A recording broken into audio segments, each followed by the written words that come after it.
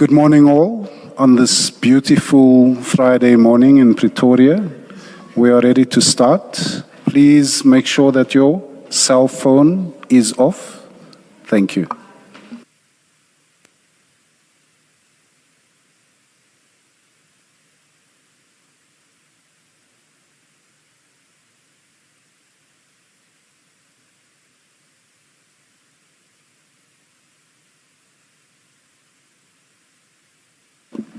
Good morning, Ms. Selolo. Good morning, Chair. Good morning, Commissioners. Good morning, Mr. Magagula. Morning, Commissioner. Thank you.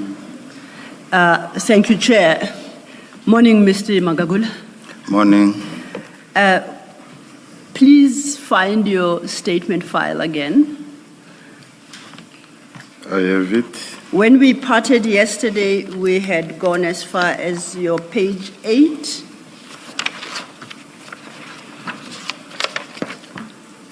And at page 8, you had dealt with the case of Boxbed Cast 262/03/2023, the blue lights matter. And that's where we stopped yesterday. So we are going to pick it up from there. Thereafter, you deal with the next case, correct? Yes. You call that the Patfontein Cast 86. Ms. Silo, maybe before you do that, Yes, can I just ask a question relating to the first one? Absolutely. That was dealt with. And this is just a general question.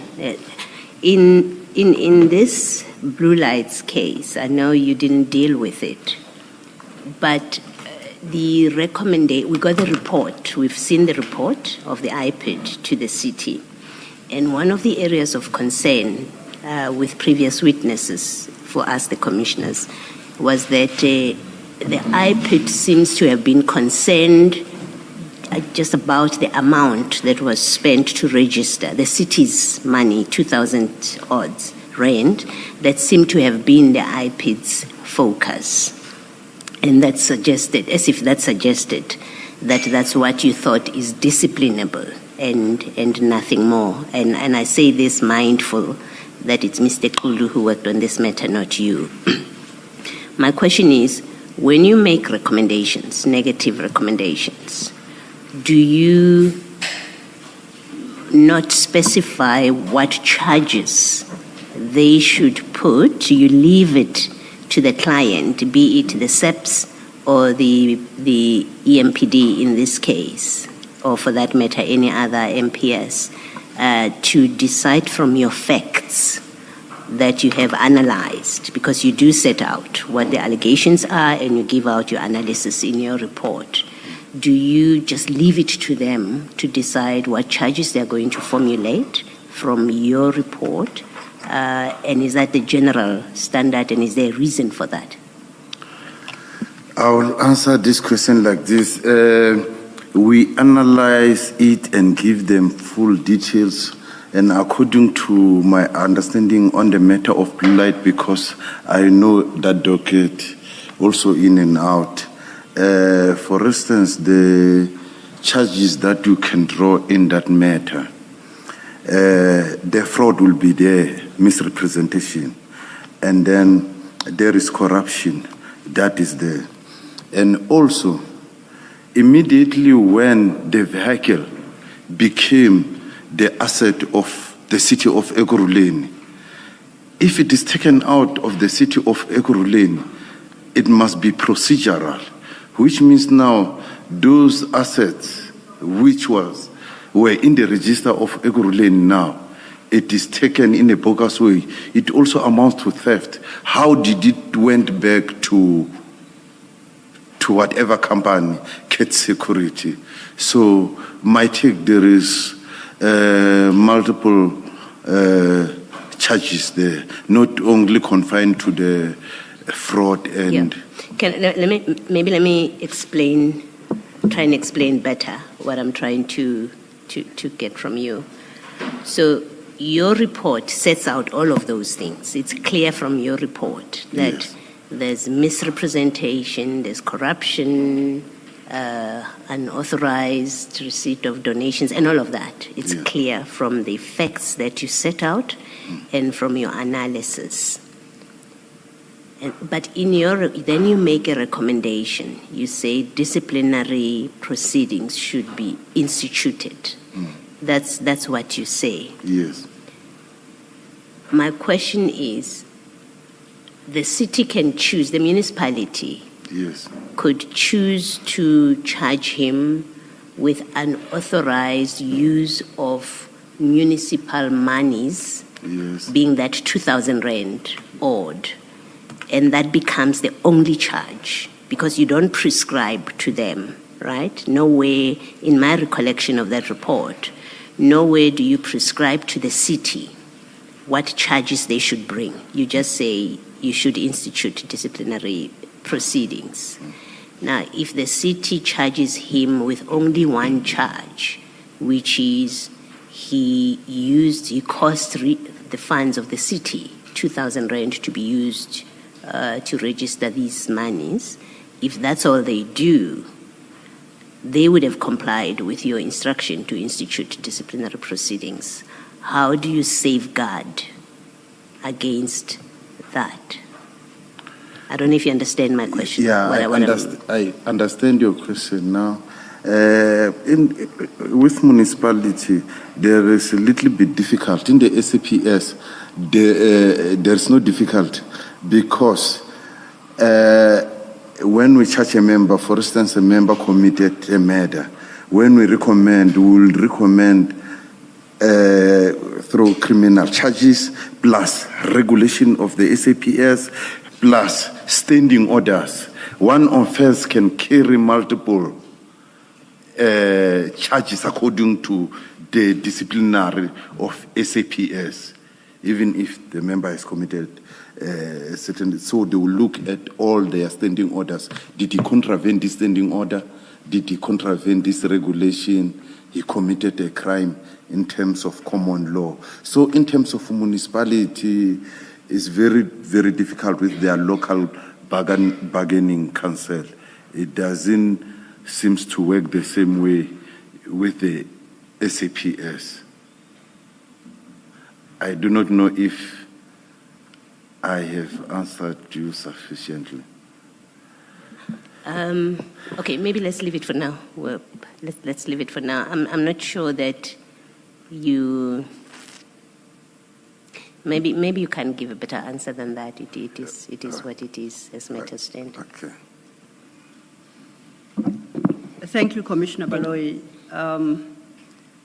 I will try perhaps and engage the witness during break and see if perhaps you could get a better understanding of the question posed to him.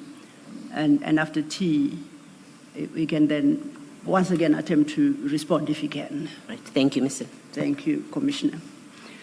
Mr. Magagula, I had referred you to your statement at page 8, and we're moving on to the next case. This case you identify as Patfontein CAS 8602/2023. Do you see that? Yes. Can you deal with this over the next few pages, and at the conclusion of that at page 11, you then provide the status of the case as we speak? Yes. Is that correct? Can you highlight then the details regarding this case before you advise the commissioners as to the status of this case? Okay. Before I read my statement here regarding Patfontein, I will just state that this case was open because the complainant went to the municipality to complain. So members of EMPD assisted him by taking down his statement. The same statement that was taken by members of EMPD was used to open this case. So from the word go, EMPD was aware of this matter because they are the one who assisted the complainant to open the case. Even though the EMPD statement was not in full details you will not get the whole story, what was happening there. It must be unpacked so in order for the NPA to prefer the correct charges on this matter. So I'll start by reading. What I will be reading, it will be the second statement that was obtained after I have taken over the matter. On 8 January 2023, between 2200... You have February here. You just said January. My apology. On 8 February 2023, between 2200 and 1500, the following day, 2 EMPD members and a white male in civilian clothing reportedly raided a plot at Marigold Patfontein. I didn't write here. The 2 members we are referring to Adrian Norman Mackenzie and Keisha Listol. And the civilian person we are referring to Etienne van der Walt.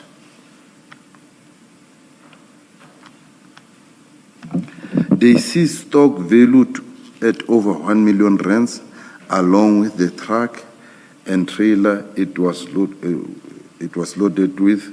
On the suspect allegedly fled on arrival of the police. This is the summary of the suspect, which is the 3 members I'm talking about. This was their own allegation, this small paragraph. Mr. Magagula, this white male civilian, was he a reservist or a police informant, or was he just an ordinary citizen? This civilian is not. It's not a reservist. He owns a security company, registered security company, Titan Security, if I'm not mistaken.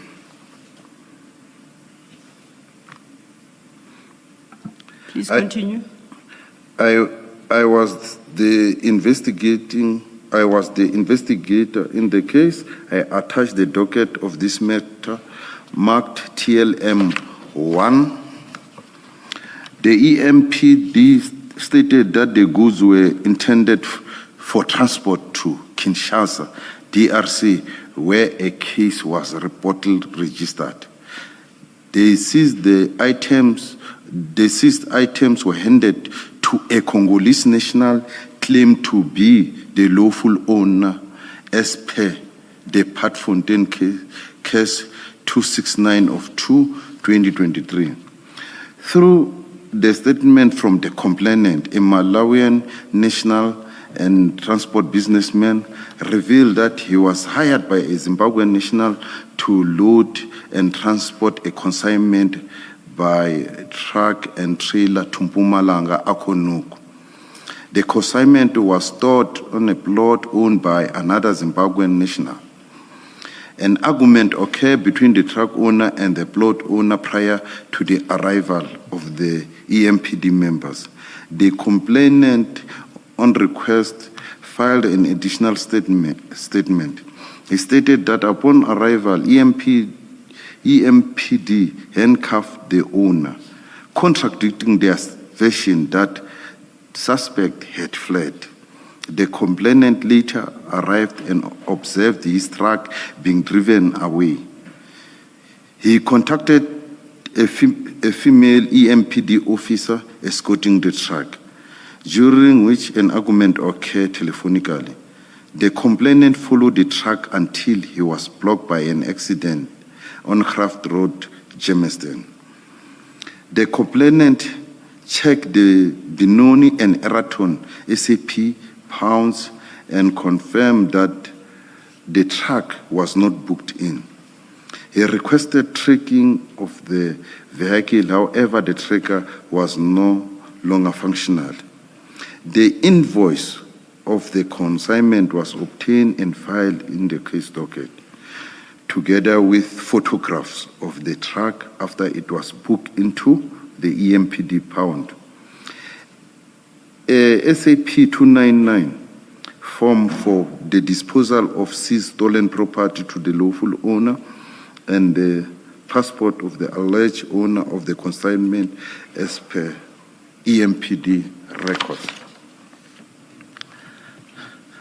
The statement of the owner of the plot, a Zimbabwean national, has not been obtained. The said owner has declined to make a statement, citing fear for his personal safety. His evidence is material and essential to the substantiation of the case against the EMPD members implicated in this matter. I further state that the statement of the owner of the goods has not been obtained, as his whereabouts are presently unknown. Despite reasonable efforts, he has not been located. I further state that, as previously indicated, the EMPD engaged the service of a truck driver to remove the truck from the plot and transport it to the municipal pound. The said truck driver cannot be traced, and his statement has not been secured. As a result, his role and level of involvement in the matter cannot be determined at this stage. There is a prima facie case against EMPD members and the civilian involved. This is evident from the fact that the exhibits contained in the truck were not recorded in the SAP-13 property register. Furthermore, no case was opened by the EMPD members in relation to the impounding of the truck and its trailers. May I stop you there for the moment? Mr. Magagula.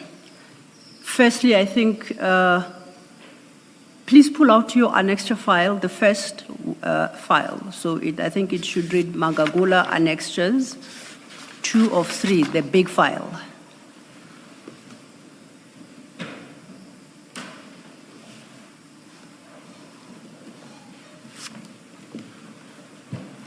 And I note at your paragraph, the file is... the spine should read your name, Thulani Magagula, Annexures File 2 of 3. 2 of 3, yes. Yes, please. I got it.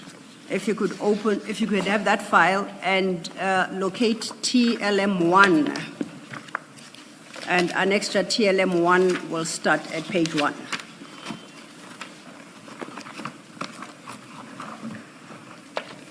Now, before we deal with that paragraph you were at where I stopped you, I think we need to rearrange the file ever so slightly. At paragraph 28, you say this incident occurred on the 8th of February 2023. Yes. Correct? You have annexed so far 4 case dockets. Yes. In these proceedings. Yes. And only this one concerns an event of the 8th of January 2023. The others are on different dates. Is that correct? That's correct. Okay. Now, if you go to that same file, to page 272,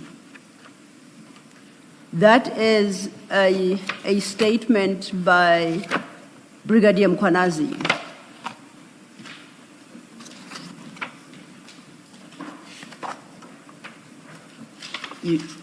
Are you there? Not yet. 272. It's a page. Page 272, top right corner. In red at the in top. Red.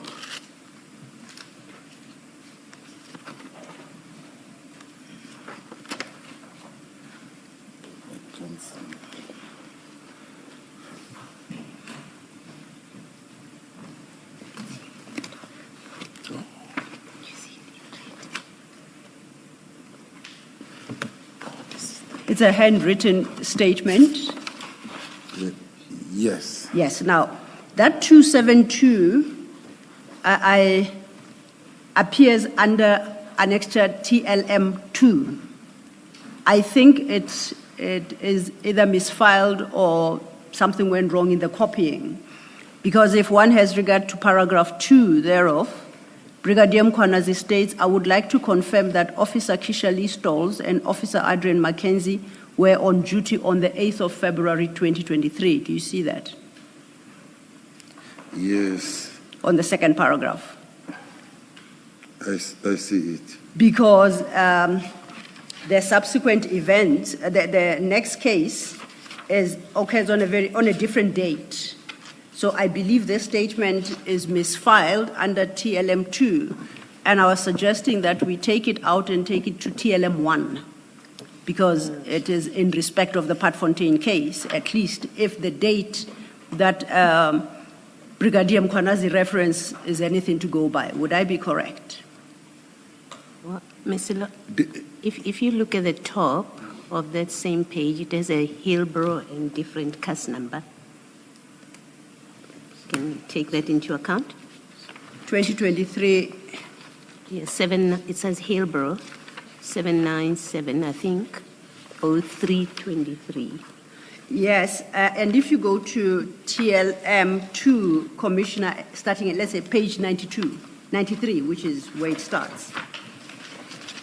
As I understand it, that case is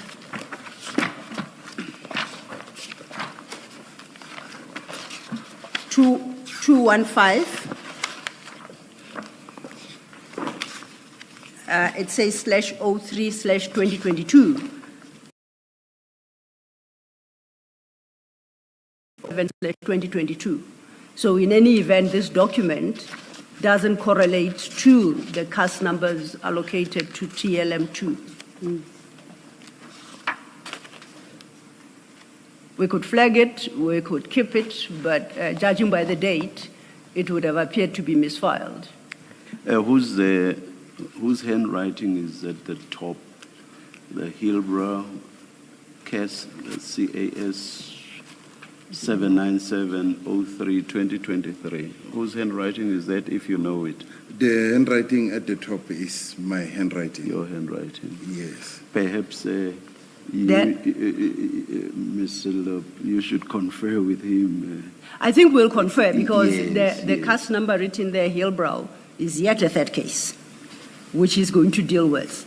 So we will flag it for the moment, and we'll come back and deal with this statement and see what is the correct docket it belongs to, okay? Yes. Maybe also when you confer to note in that page 272, the Yes. very last line in brackets, it says Stones. That's Hillbrow. Sorry. Thank you. Getting back to your statement then, but please don't close that file. You were at your paragraph 38, where you say there's a prima facie case against EMPD members. You had indicated at the start of your testimony that the original complaint against these members was laid by the complainants with the EMPD. Yes. Please turn to page 64 of TLM1.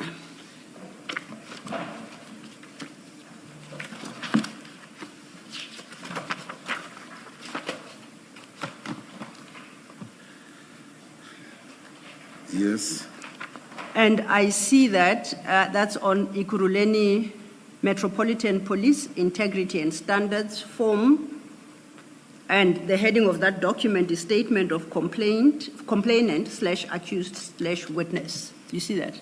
Yes. Then it starts and say I and states a name. Who is that person who has completed this form? The name written there. It is the complainant, Yusuf Thomas Milos. The statement was taken by Metro Police Officer Owen Mark Prinsley. And if you go to page 66, that is the end of that document. I see this was actually deposed to and commissioned on the 11th of February 2023. Is that correct? Yes. Now, would you like to deal very briefly then with what the complainant at the time disclosed to EMPD regarding this incident?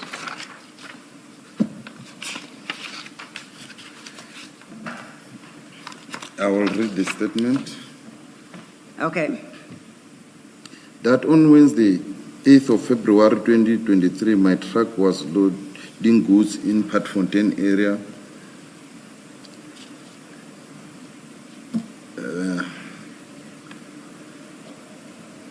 Around 2000, I was called that there are police officers there who claims the goods we were loading were stolen. I told my drivers not to move the truck unless to the police station. Brian, who hired the truck, insisted we go to offload the load, but I refused. And further,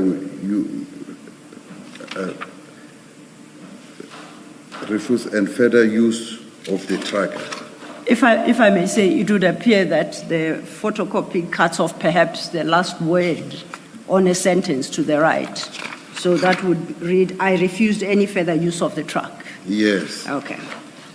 May continue. In the morning of Thursday,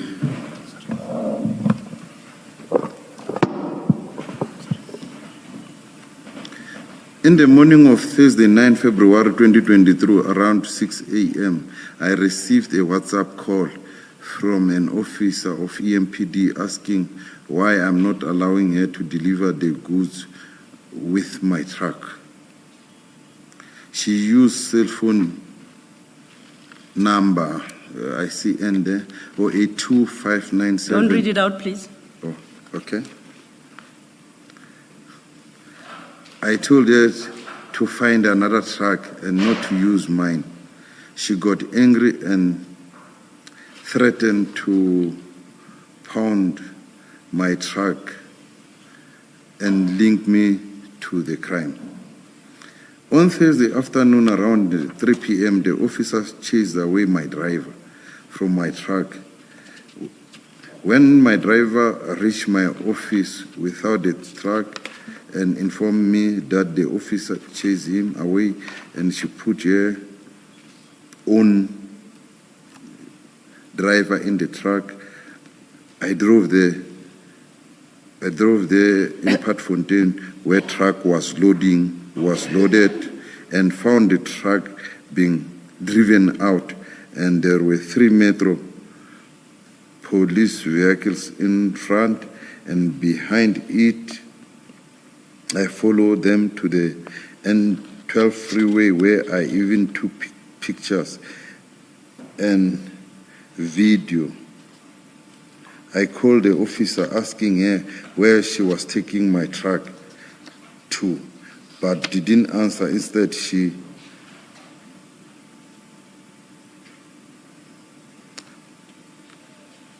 blocked my number.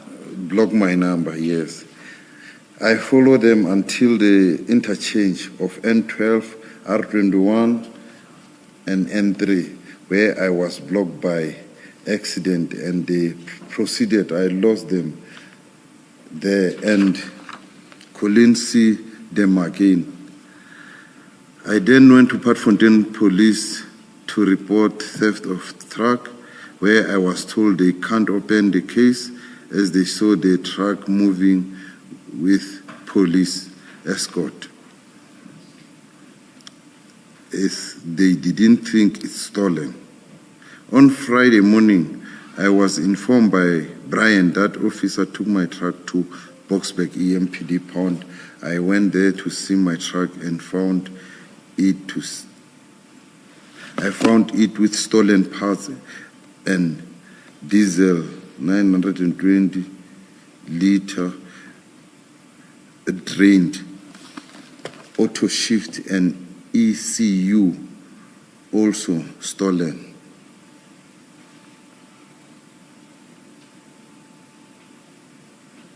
And this, you say, is the statement of the complainant? Yes. If you go further on page 67, there is another statement.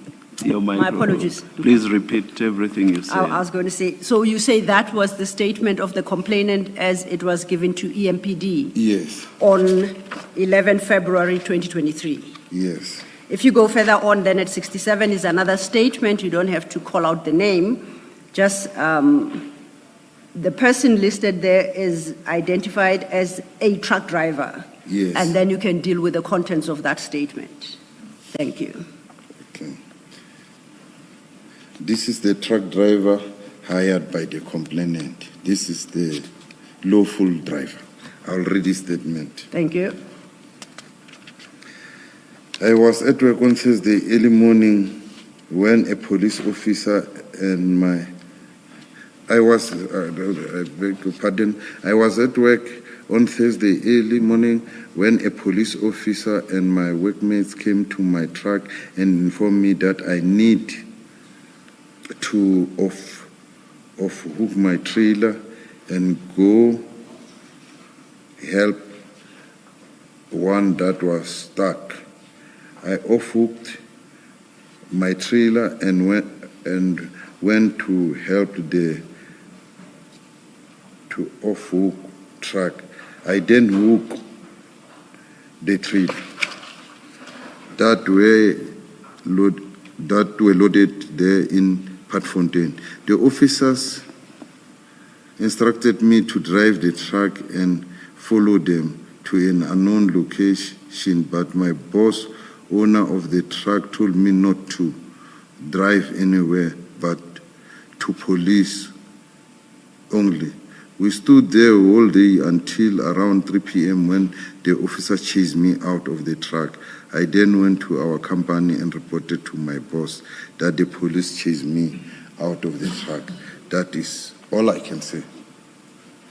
And if we go further, then at page 69, I see that, well, the deponent signs, it appears to also be dated 11 February 2023, and it's commissioned at the bottom on the 11th February 2023. You see that? Yes. Now, if to go back to page 57,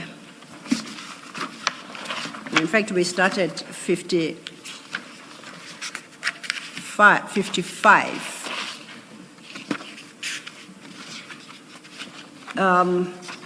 Are these the documents pertaining to the truck in question? Yes. Now, I'd like to move forward to page 59. Page 59 to page 63 are pictures in your docket. Yes. Are these the pictures? What pictures are these? There are 5. In page 59 is the picture of the load that was loaded in the truck in a form of boxes. And the next page? And 60 is a picture of the truck and its trailer with registration shown. And now at page 61? It shows the trailer. And also at 62? Is the trailer. And 63? A trailer and a little bit of the horse. Okay. Now, where do these pictures come from? These pictures were taken whilst the truck was at the pound of EMPD by the victim, the complainant.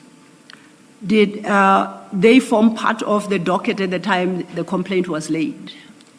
No, it didn't form the part. They were provided to you? Yes. With the document, then, I originally referred you to the complaint to EMPD at page 64 and the second report at page 67. What do you suggest the EMPD could have done about this matter? What is contained in those documents, and what would it have enabled EMPD to do? The EMPD should have opened a disciplinary hearing against the members because they had the information at that time. Furthermore, to get more evidence, the important part, it is the pound itself. The pound plays an important role because it's where we found who booked the truck in. What was the reason for booking the truck in the pound? Is there any case number for the truck to be booked in? And EMPD is in better position. They know when a car must be pounded. One or two mistake in a vehicle doesn't warrant the car to be pounded. For instance, the car, when you look at the inner teeth, it says this car is white, and here they are seeing black car. Maybe during the registration, because the car now has been owned by many people, there might be somewhere where something went wrong. So it doesn't warrant for the car to be booked in, to be taken out of the road. So you need to follow up and do further and give a traffic fine if it warrants a traffic fine. So the EMPD was in better position to go to that pound to see what was the reason for this truck to be pounded here. So, and when you look here,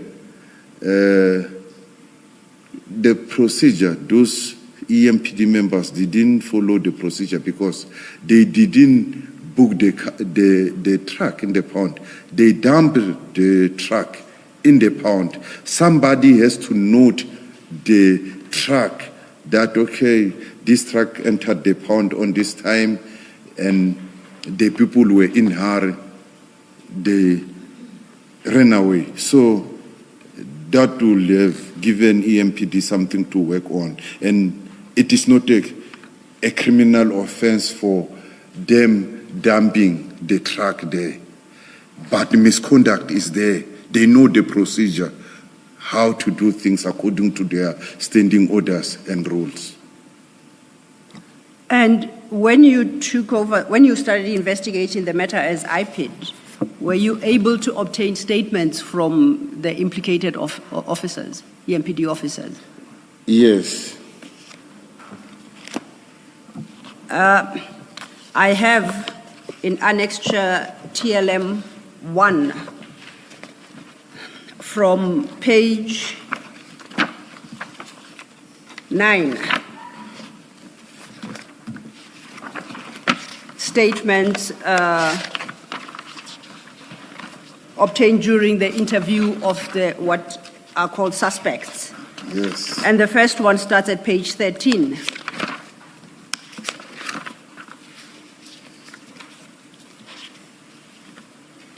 And that would appear to be a statement, according to page 13, line 1, of Keisha Lee Stolz, a white female employed by EMPD as a constable. And the second paragraph then states, on 8 February 2023, at that time, at 2300 hours, she was contacted by a confidential informant regarding a suspected stolen load in Patfontein on a plot. Then she sets out her version of what transpired. Yes. The next statement is at page 24. And that now is the statement of Adrian Norman Mackenzie. And he states, I, Adrian Norman Mackenzie, employed by Ekurhuleni as a Metro Police officer, gave statement. At paragraph 2, he then states, on 8 February 2023 at about 23 hours, I was contacted by Kay Stolz, who informed me that she had received information about a suspected stolen load that was in Patfontein, and that she had informed our supervisor also that we must proceed to Patfontein. You see that? Yes. So these you obtained on the 2nd of May of 2023, as reflected at page 18. Yes. Is it your case that the EMPD had the necessary information to start investigations, internal investigations, And they would have obtained the very statements that you 3 months later, obtained from Mr. Mackenzie and Ms. Stokes, who confirmed that they are the police officers involved. And then based on the facts of the case, MPD would take a decision whether or not to institute disciplinary proceedings. Is that your case? Yes, it's my case. And to add more there, we have a good relationship with the EMPD. When a case is open against any member of EMPD, they knock at our door to ask for more information, and we gladly give them those copies, even if it is in an initial stage. And when the case progresses, they need more information, they come to us. The person who usually communicate with us, who is sent, is Binel Musepe, who comes to the office most of the time. So our communication line is open to them at any given time. Just so that we are clear, the complainant made a statement to EMPD. Yes. So how did this case end up with IPID? Because it was now a case at Patfontein Police Station. And then EMPD referred it to IPID? The police, the Patfontein referred it to us now. Oh, okay. And who reported it to Patfontein SAPS? Is it EMPD or is it the complainant? It will be EMPD because the SAPS in the first place refused to open the case for the complainant for the fact that they saw the truck being escorted by members of EMPD. So they didn't believe that the truck has been stolen because they said we saw the truck being escorted by Metro Police. So now EMPD is coming back with statement now to say, can you assist in opening the case? Now, because it's law enforcement, now the case has to be cast now. Okay. Maybe then explain how it works, because what we've seen with the blue lights case is that EMPD laid a complaint with the SAPS. And as I've understood the evidence, then from the SAPS, it came to IPID, this case. From the SAPS, they informed, IPID became involved. You did, and then an investigation was done into that matter, which resulted in a report and a negative recommendation to institute disciplinary proceedings. Why is this Patfontein case treated differently by IPID? Because a complaint, as you tell us, a complaint was laid with Patfontein SAPS by EMPD. Why does IPID not then do the same as you did with the blue lights, where you do your investigation and then you provide a report to EMPD on the basis of which they then institute disciplinary proceedings? Let me clarify the blue light. The complainant, which was EMPD, came to IPID, and they didn't went to the police straight to complain. EMPD came to IPID to complain about the issue of blue light, and we informed them that we need statement. We cannot open a case without a statement. And then they provided such statement, and then the complainant himself, Commissioner Spies, filled in, assigned the statement and 3MA and 3MP, and then I took those documentation to the police station to open the case myself on behalf of him, because every document was there. So in the matter of Patfontein, the complainant himself was not assisted by the SAPS. He did go as usual, as a normal complainant, to go and open a case at a police station. But for reason known by the police that we saw the truck moving with EMPD, we do not think the truck was stolen. So we are refusing. So the complainant was not satisfied with that because he wanted his issue to be registered. He went to EMPD. So EMPD took down his statement with their powers. They went back to the police station to clarify that this statement, this docket must be open as previously not accepted by the police. What I'm trying to understand is at which point, so you because you say that EMPD had sufficient information, they could have instituted disciplinary proceedings. Yeah. I'm not quarreling with that. What I'm trying to understand is, does this mean, therefore, because the case was reported to EMPD and EMPD has the necessary information, does it mean IPID itself, when it becomes aware of this case, however you became aware of it, you don't do the investigation which ends up in recommendations to the city? That's what I'm trying to understand, how the process works. Yeah, now I understand the question clearly. It will go the same way as Blue Light. After the completion of the investigation, we will do recommendation to EMPD because the case cannot be finalized without the recommendation both to the department and the DPP. So it will go the same way. So currently the investigation is not yet finalized. That is why the report is not yet out. Thank you. Thank you, Mr. Magagula. Thank you, Commissioner Baloyi. Mr. Magagula, that then takes us to paragraph 39 of your statement at page 10.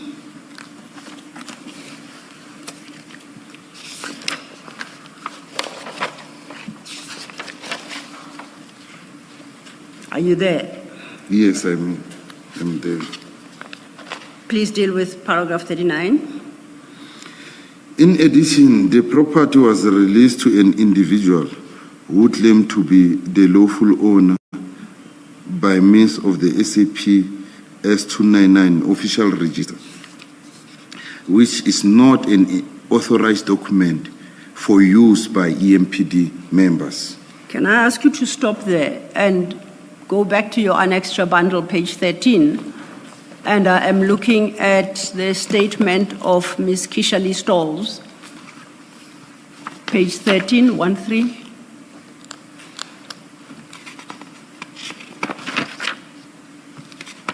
Yes, I'm there.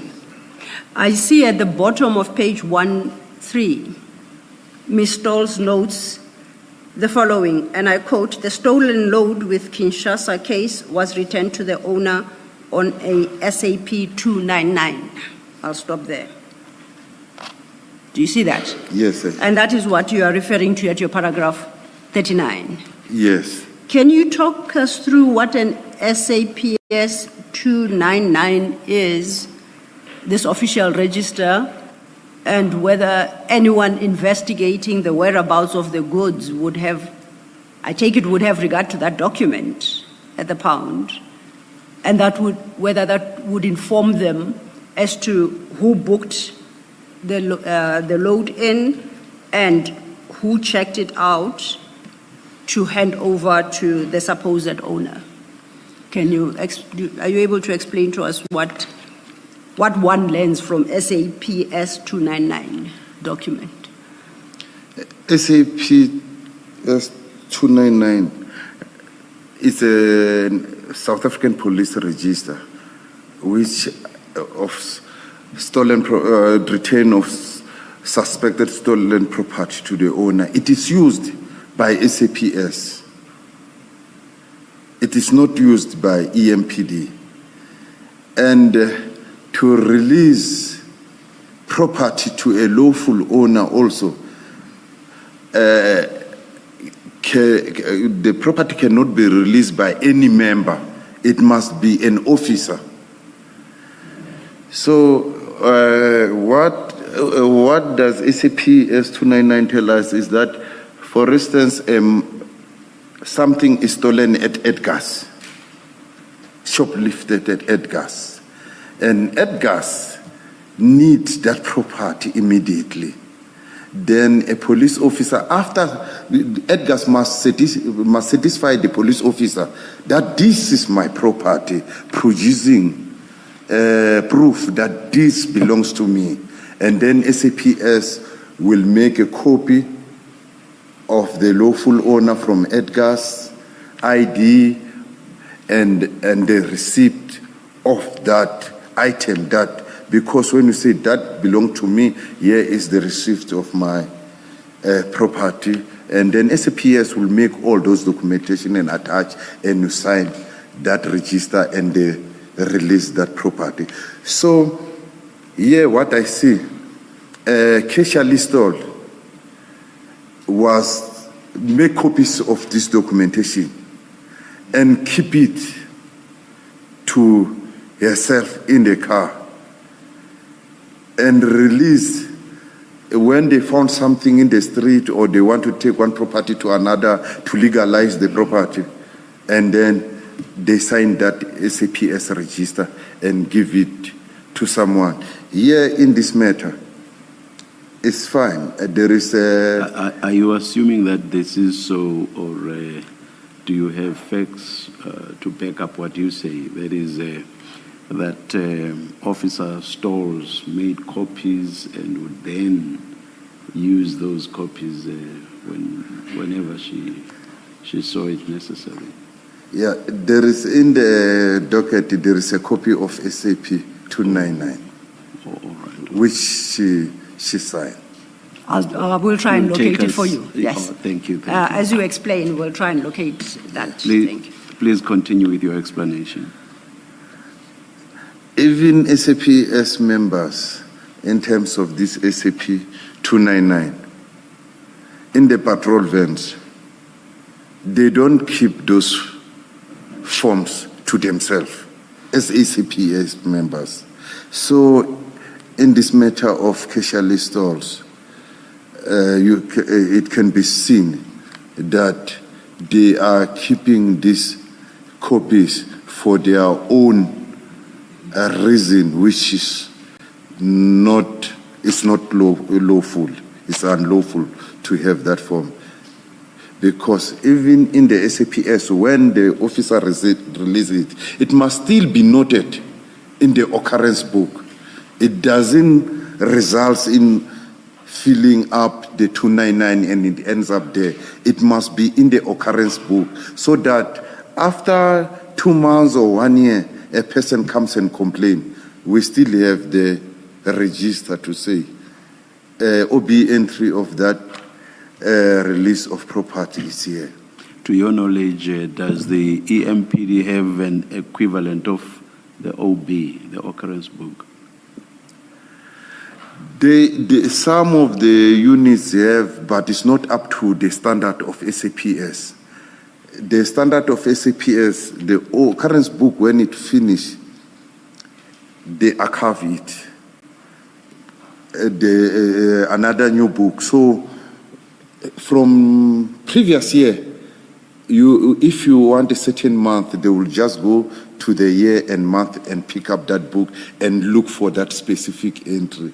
So for EMPD, it's some of the units, they have it. It is not, I cannot call it officially, because if I can go to them that I need an OB of your success or your duty on, duty off for year 2025, I might not get it. Thank you, Mr. Magagula. I was quickly flipping through Annexure TLM1. My challenge is I don't know what an SAP 299 looks like. And for the moment, I cannot find a document that, but as I understand, this is the complete docket. During tea, we will try and locate SAP 299. We were still at your paragraph 39 when I stopped you, line 3, where the second sentence starts now. Are you with me? Your statement, page 10. Yes. Paragraph 39. Yes. You had read the first sentence when I stopped you and I asked you to deal with SAP 299 official register, you remember? Yes. So we are now at your second sentence at line 3. If you can take it from there. The investigation has not been finalized. It's don't you said that there was also no specified? No, there was also, yes. There was also no specified location at which the alleged lawful owner received the consignment, in bracket goods. The investigation has not been finalized, and accordingly, recommendation to the EMPD and referral of the matter to the DPP have not been compiled. Such recommendation and referrals remain pending the obtaining of statement from key witnesses identified above. Would you say the investigation has stagnated at this stage? That's my sense when I go through what you narrate about this specific case. Would you say the investigation has stagnated, or would you say you still have leads? I don't want you to tell us what those leads are if you do have them. But it seems to me the investigation has stagnated. Some people have disappeared, people that you would have loved to take statements from, and one that is available and whose statement you would like to obtain is refusing to give you that statement. So it's on that basis that I'm asking you, would you say the investigation has stagnated? I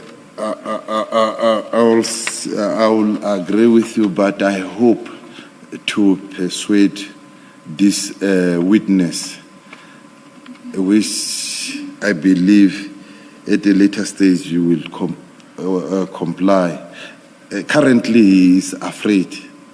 I don't want to lie. To communicate with him, I communicate with him. He says he's afraid of the police. The question will be, hey, Magagula, you know the police, they will kill me. Then I don't want to be in that position. So I'm trying to show him that there is witness protection, all those type of resources that the state have to, that they can provide him with to be safe. So currently it is stagnated. It is not moving. Besides offering witness protection, are there any other means of obtaining a statement from a recalcitrant would-be witness? I do have a plan which, if I can reveal it, everyone is listening, the police officers will be knowing how Magagula is going to handle this matter. And then my focus, and by no means imputing impropriety on you, but my question was about lawful means. So are you saying you do have lawful means? Yeah, it is a lawful, it is a lawful one, 100%, where the witness will be comfortable. And they won't be forced, it will be voluntary. Okay. Thank you, Mr. Magagula. Thank you, Chair. Commissioner. Mr. Magagula, my concern is this case is from February 2023 and it's now February 2026. I don't know, maybe I see it differently. The statements you have from the owner and the truck driver and the two statements from the EMPD officers and the failure to use proper documents to release the property. And you say the manner in which it was impounded was also improper, how it was not recorded in the subs 13. Are those facts not sufficient to make recommendations of a disciplinary nature? Because I'm concerned that if you do manage to persuade this other witness to give you a statement, and it's now 2018, 5 years after the event happened. 26.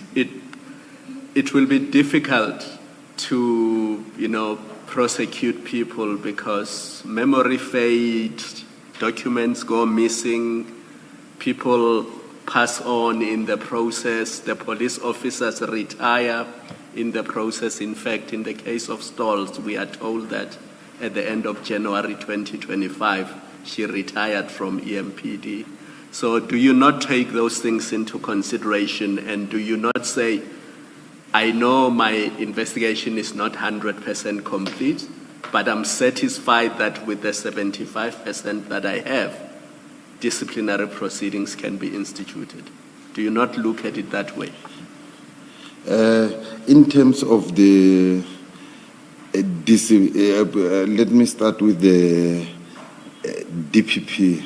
The best way, as things stand, we have a prima facie case where I can start with the Director of Public Prosecution, making an inroad in the Director of Public Prosecution to find which charges I can prefer, because these members here, if you look at them, they want to run away. The manner, their modus operandi, because the case was registered as theft of the truck. Now, the truck, when you look at the transaction, it is not stolen, because at the end of the day, they have returned the truck to EMPD. So they wanted to kill that charge of a truck. They were very, very clever on that, but it's not cleverness. Now, they have a second problem. The truck was moving in good condition, and it was intended to go to Mpumalanga, Akonuk, which is about 500 kilometers from Patfontein. So it shows that the truck was in working condition. 3 days after the owner received the message that the truck is in EMPD pound, there is another charge now, which is then theft out of motor vehicle. Some parts of the truck on its own, some part were stolen. The owner has to go and buy parts of the truck to put it in order for the truck to be able to be drivable again. Even diesel, as I read this. There is a part, liters. diesel also, but there are parts of the truck. There are parts of the truck that were stolen there. So it's theft out of motor vehicle, not theft of the truck, because that one they tried to make a U-turn, because theft, it will be to deprive the lawful owner of his property permanently. So here they can come and say, we didn't want to deprive him permanently. We booked the truck in the pound. So in terms of that, I'll look at that area of that charge of theft out of motor vehicle. We have another challenge. I have another challenge in terms of the charges. Their aim, the intention of the officers was not about the truck. It was about the property that was inside the truck. The property worth more than 1 million rand. That property that was stolen there, it was not recovered. They allege that they gave the lawful owner somewhere. The importance of the witness which hired the truck owner to transport these goods. That statement is very, very important in that aspect.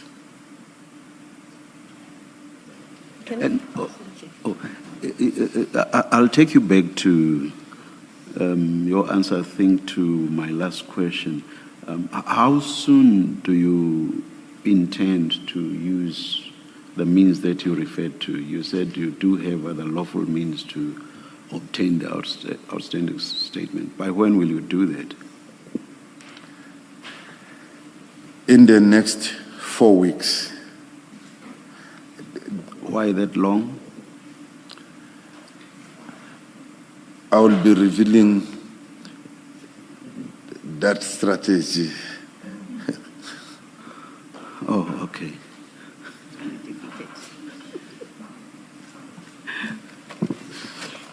Mr. Magagula, this is a follow-up on Commissioner Khumalo, but slightly different. You have listed certain shortcomings. For example, the use of the SAP 299 document. You say they should not have. It's a wrong document to have used, but also it should not be in their possession because it's not an EMPD document. Yes. That's one. Just keep note of this list. You've got that. And then there is the release of the goods according to stalls. The goods were released to an owner, but there's no record of who that person is. It just says the owner. You say that there was no case opened for impounding the truck and trailer. You also say there was no location, no specified location where the goods were released.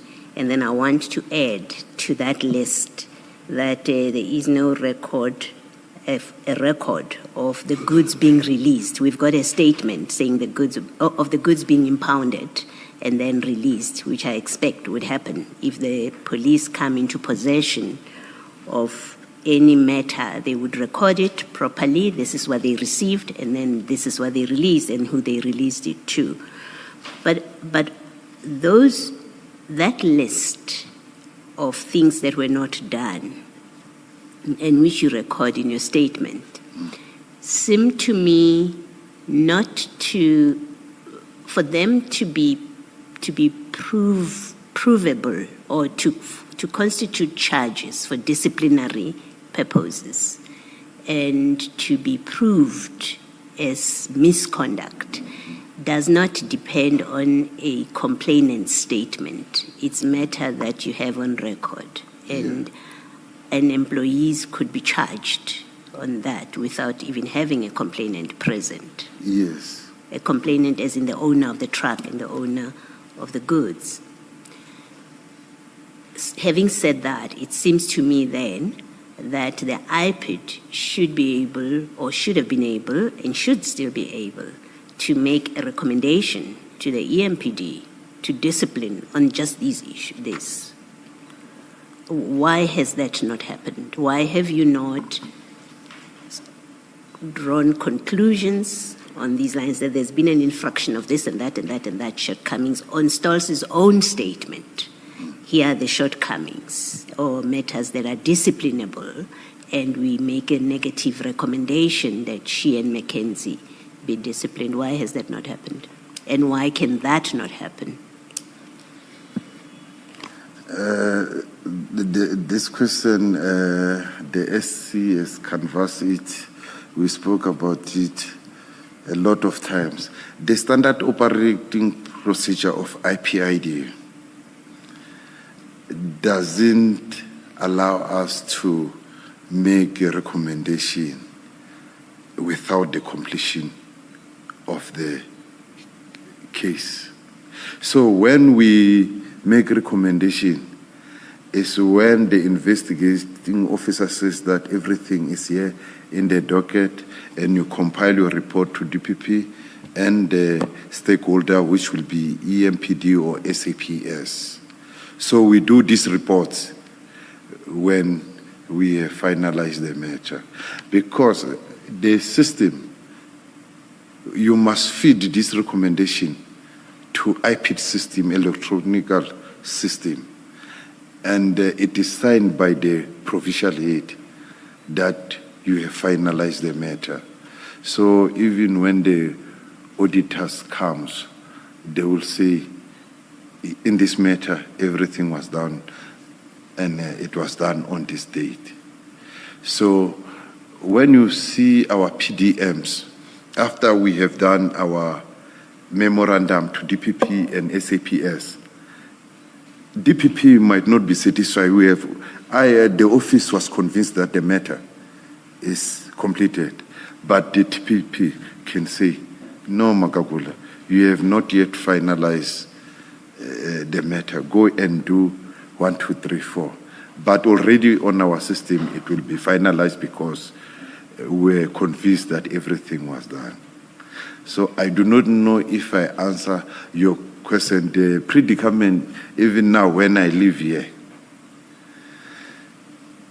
is because I can do the recommendation. But will my boss sign it because the standard operating procedure says that you must do recommendation when the matter is finalized?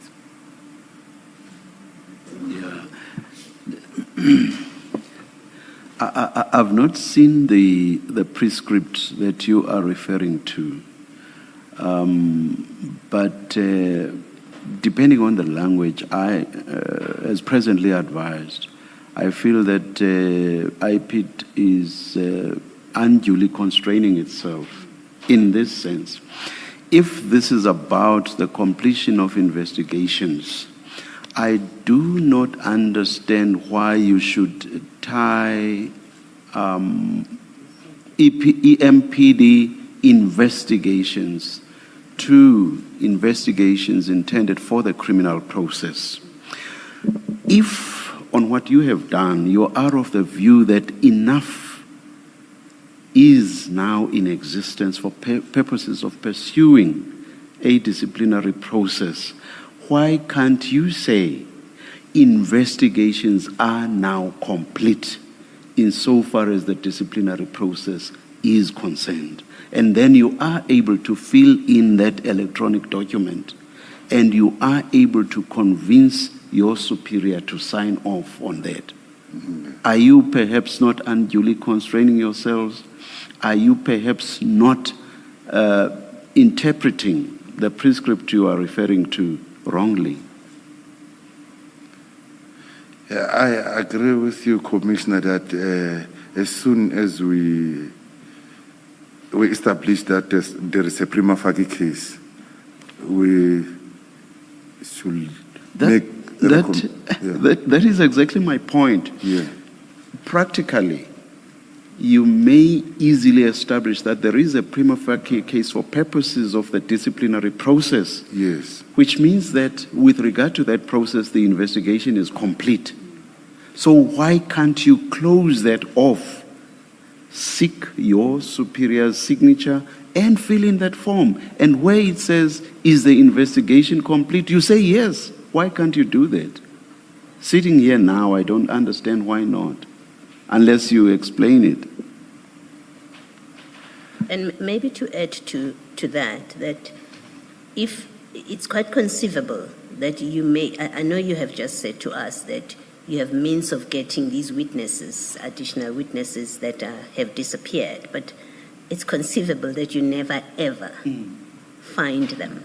And the way you describe your standard operating procedure and your reasons for not having recommended yet disciplinary action to the EMPD, that could be the end of this case, because you never get those witnesses. And so you have officers where there's a prima facie case against them, which gets proven on a balance of probabilities, and in respect of whom your witness statements are irrelevant, right, for reasons that I've earlier discussed with you, but they actually walk scot-free because your standard operating procedure says until you've bedded everything together and you have a docket that goes that's approved by the DPP, you may not recommend to the EMPD to institute disciplinary proceedings.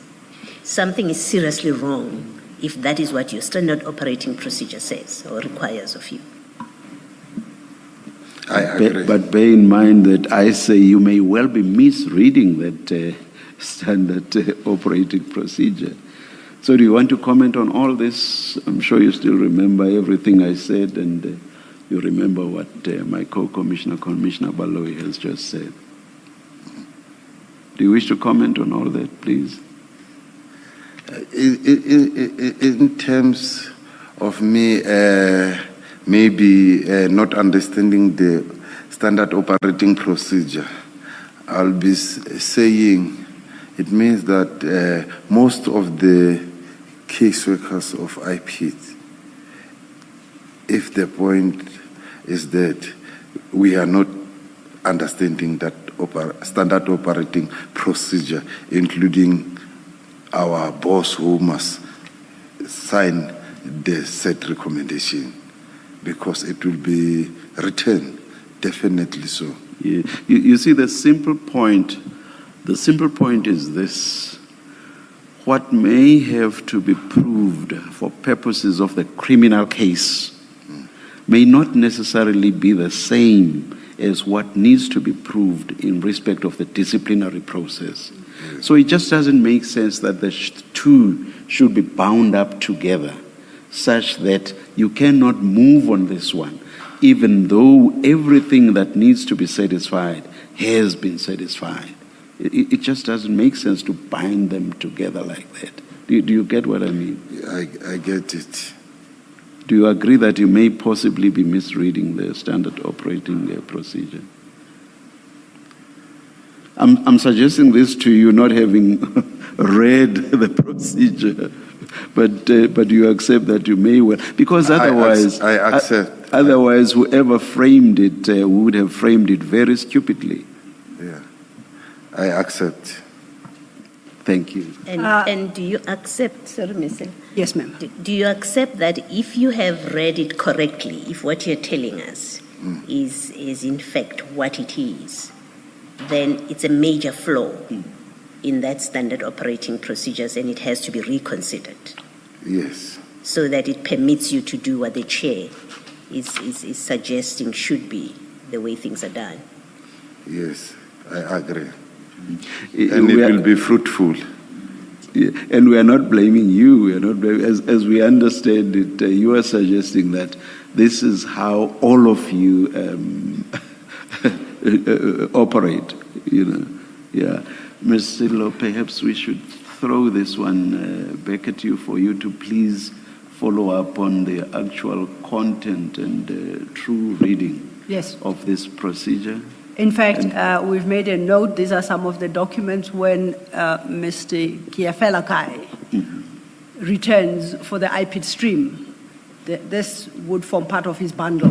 Yes. To talk generally about IPID and the SOPs and any other regulatory instruments they have. However, although I'm hesitant to tell the commissioners this, we have tracked it down. It's an SOP dated 25th March 2019, but I won't put it to the witness. The witness hasn't been confronted with this document. It would be grossly unfair, but we will pick up the issue. And I suggest so, confident that it need not detain us regard being heard to the peculiarities of this particular case. Yes, it's still a live issue that must be answered in regard to the others. So if I may just deal with the witness, confining ourselves to this case, to address the very concern that the commissioners raise, that why could disciplinary processes not be initiated within EMPD regarding this Patfontein matter, and to determine whether failure to do so was caused by the delays on the part of IPID. The reading of the statement doesn't fully answer that question, but the reading of the docket, I think, to a large extent does. So perhaps if I take the witness through those documents. Yes, Ms. Law. Thank you. Before we do so, Chair, my very able attorney has assisted with SAP 299 or 229. I don't know whether it's experience in being arrested or in arresting or solving criminal cases, but that is to be found in TLM1 at page 33. Mr. Magagula, if you go back to your annexures file, remember the annexure file we're working through, looking at your docket in this Patfontein matter? Please go to page 333. Are you there? Yeah. I'm advised, and I see at the top right corner, unfortunately, the page number is imprinted over that it reads SAPS 299. Is that that SAP register we spoke about earlier? Yes, it's the register that I spoke about. Okay, the chair had asked us to locate it, so it is located. So I don't know if the chair would like to consider some questions on this SAP 299 that Ms. Kisha Stolz references in her statement to say the goods were returned to the lawful owner. Not at this stage. Not at I'll this see stage. if I can. Then just apply to my note it mind for the to- record. Thank you. Then, Mr. Magagula, in order then to deal with the issue that the commissioners engaged you on regarding delays in institution of disciplinary processes within EMPD, we need to run forward into your statement, and I would like you to turn to page 19 of your statement.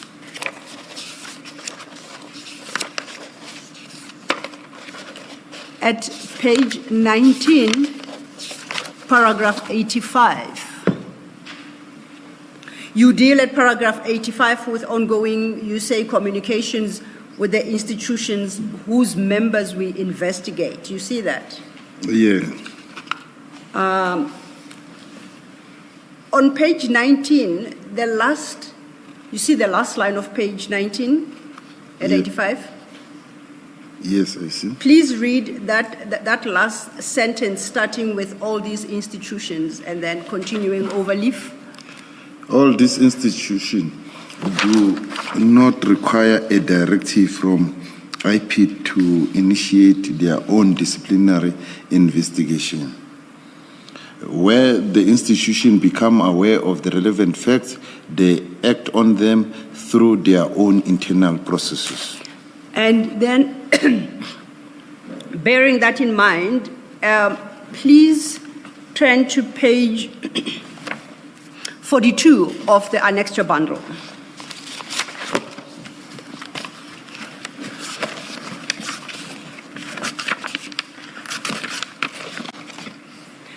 At page 42, I find a statement, again on the Ekurhuleni Metropolitan Police Integrity and Standards, form. This F1 goes forward to page 45. It's signed on the 19th of February 2023. Now we must remember that the incident occurred on the 8th of February 2023.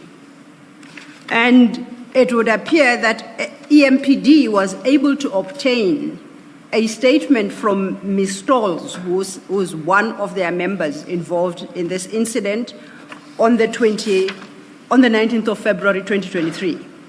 She relates the incident as she remembers it or knows it. And just to highlight a few aspects, at page 42,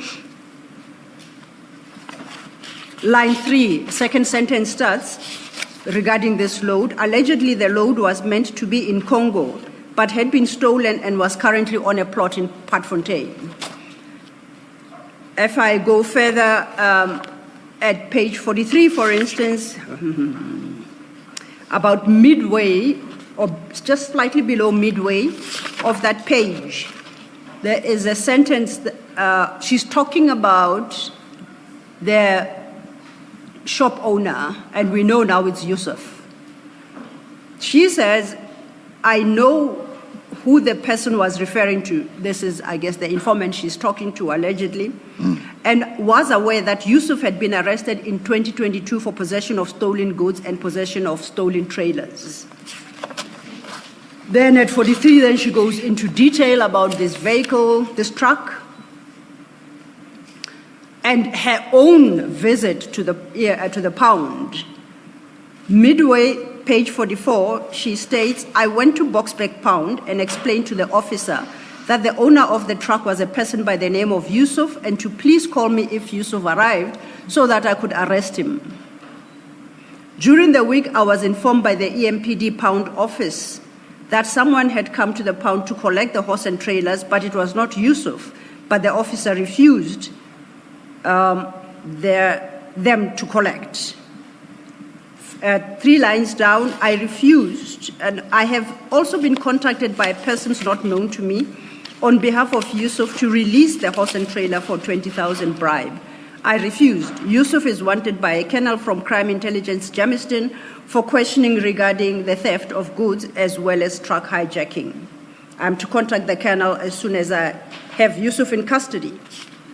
And then it goes on at page 45, where she alleges that Yusuf wants to bribe her and has threatened her and her career. Now, this statement she makes on the 19th of February 2023, do you confirm that? I confirm. If you go further at page 46, it's a similar statement, again on an EMPD, Integrity and Standards letterhead. This is by Adrian Mackenzie. Yes. The other officer we know was involved. On this,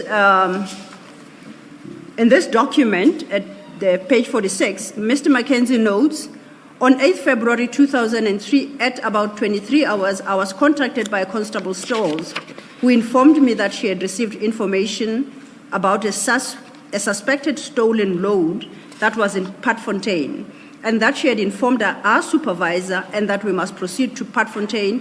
When we arrived at the plot, we saw a horse and 2 trailers. Do you see where I'm reading? Yes. Incidentally, before I continue, do you know who their supervisor is? Their supervisor, I know him as Julius Mkhwanazi after their arrest in Benoni case. Okay. Then if we go to page 48, then he gives his version of the incident. At page 48, importantly, the start of the page reads, we reached Boksburg where the owner of the load, who gave proof of ownership and relevant documents, took possession of his stock.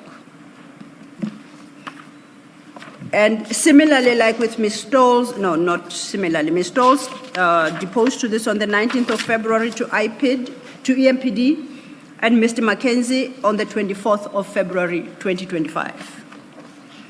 Now,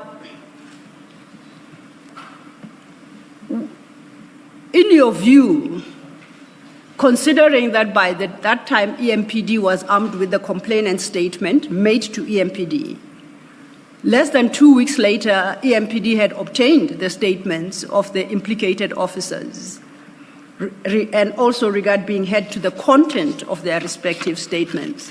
Was that not sufficient for EMPD to trigger its own internal processes and start an disciplinary investigation, as you say at paragraph 85 at the bottom, that all these institutions do not require a directive from IPID to institute their own disciplinary investigations? Where the institution becomes aware of the relevant facts, they act on them through their own internal processes. Yes, they have enough evidence to start their own disciplinary action. Even before I took over the investigation, they have all the facts. Because this person who obtained this statement works in that unit, which takes disciplinary action against members. Because it says, if you look at the top, integrity and standard. So this person is from that unit. So here they were supposed to have taken, they are aware even before IPID knew about this matter. And if I can take you then further to page 90 of the same file, we're still in TLM 1. Page 9? 9090. Okay.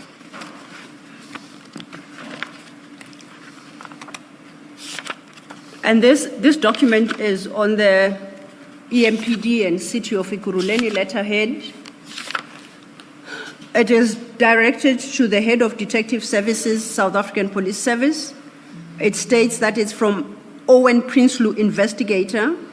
It's dated the 13th of February 2023.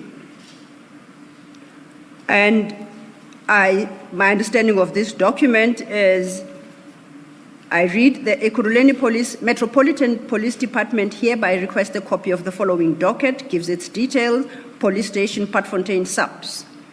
It continues, the COE investigation unit requests the information to assist in completing the internal investigation. EMPD reference number is as given. And then, thank you in advance. It's signed by Owen Prinsloo, COE. I take it that the City of Ekurhuleni Investigation Unit, EMPD. Do you see that? Yes, I see that. I read that to be conclusive proof that EMPD was fully aware of the facts and that, in fact, EMPD had initiated some form of investigation and had appointed an investigating officer for this purpose. Would that be your understanding as well? Yes, I agree. To your knowledge, do you know whether or not EMPD ever initiated or firstly concluded this investigation and or initiated any disciplinary proceedings against the implicated officers? I will say I do not know currently what is happening. What I know is that Warrant Officer Kirsten recently asked copies for this docket again from me, from Integrity and Standard, and I provided here with the copies of this docket. So since from that time, this was in an initial stage of the investigation, and she recently asked me now. So I don't know at which time, and when I asked her through WhatsApp, what was the purpose for now? She said it was because of civil claim. So according to my experience with EMPD, now I'm talking my experience with EMPD, the cases that we have done. When we give them copies, they open their DR, they put them there, and we run with our investigation criminally until the member is found guilty. Those are the successes that they will have departmentally, not because of their investigation. Even if we have provided them with the copies, remember, criminally runs for a long time. There is a serial rapist in EMPD, which Nomsama Sugu was doing. That case ran for many years, and that serial rapist was found guilty, so he was given multiple life sentence. That member was still working for those years. The member was a white officer by the name of Cummings. He was raping minor children. It's on record, this one. But his dismissal was not because of their departmental. It was because of the criminal conviction. There was another case that I have done of a white male officer who was working at K9, also raping a child of his friend. He was also found guilty. They had, Binel was, every time she was with me giving her the copies, but today she will say I didn't give her. She was following me even in Alberton. That member was found guilty at Palm Ridge Court. It was the time that member was dismissed. Not by their internal processes. They will have our copies, but nothing will happen. They will park it there. So they are depending on the outcome of IPID criminal investigation. So some of the copies that we give them, those copies when we give them, they use them to wage a war against each other. Because when we give them copies, it is allegation against a certain member. So those copies, when it is kept there, they know, oh, when you have a case of assault or whatsoever. If he does something, they will say, we will expose you, remember. So it is not for a good purpose. That unit, those people that were working there, they were working there for the longest time. So each and everything that is happening there, it is because of them. So when there are failures that must be pointed, they will be pointing, hey, Magagula and IPID, don't give us this. We can go as far as 2020 and looking at their departmental hearing, the members that were dismissed, and we look why they were dismissed. They were dismissed because of their departmental hearing or because of criminal conviction. So the two examples that you give, the rape convictions, had IPID furnished EMPD with negative reports? Yes, those. I would imagine that it had. Yeah, this one.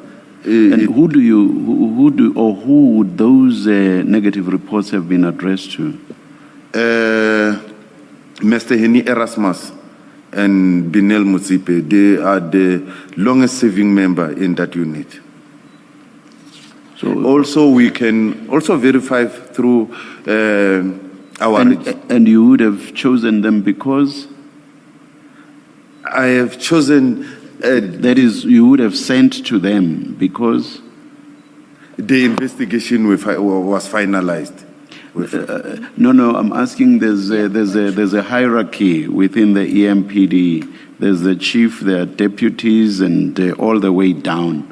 So I'm asking who you addressed the negative reports to, and you mentioned the two officers. So I'm asking, why did you choose those two officers when you otherwise have this hierarchy within the EMPD? A recommendation to EMPD goes to that office. So the chief has mandated that office of Colonel Erasmus to deal with our recommendation. So you always address to that office? To that office. Oh, all right, thank you. And perhaps just to close that, if you look at page 20 of your statement, paragraph 88, you state that you have, and this is in a slightly different context, but just to understand who Mr. Erasmus is, you state that you also have ongoing engagements with Mr. Henny Erasmus from the EMPD Integrity and Standards Unit regarding matters under investigation now. Following on the chairperson's question, who within the Integrity and Standards Unit what role does Mr. Henny Erasmus play? He is the commander of the Integrity and Standard. Is he the head of that unit? Do you know him to be such? He is the head of that unit. And as I saw from the documents that we were looking at and the statements given to the EMPD, like at page 64, it reads Ekurhuleni Metropolitan Police Integrity and Standards. So that would be his office taking these statements and the complaints. Yes. Thank you. Commissioners, I've eaten into your tea.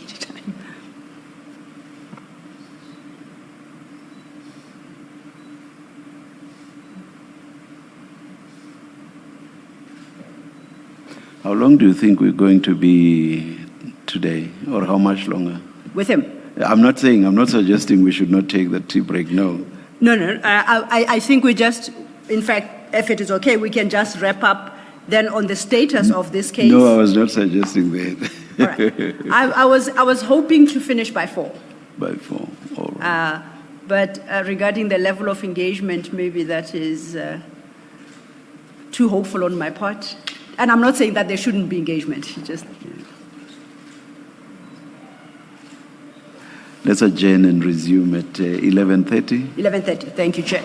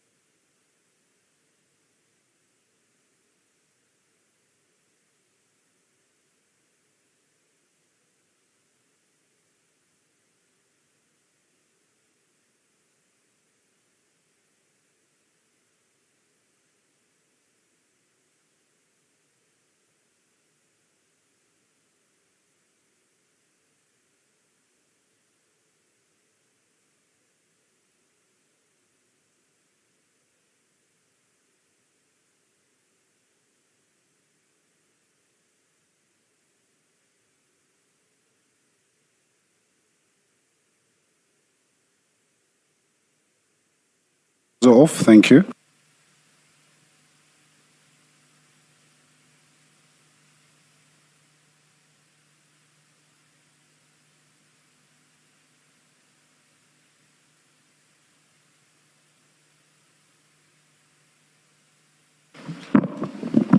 Yes, Ms.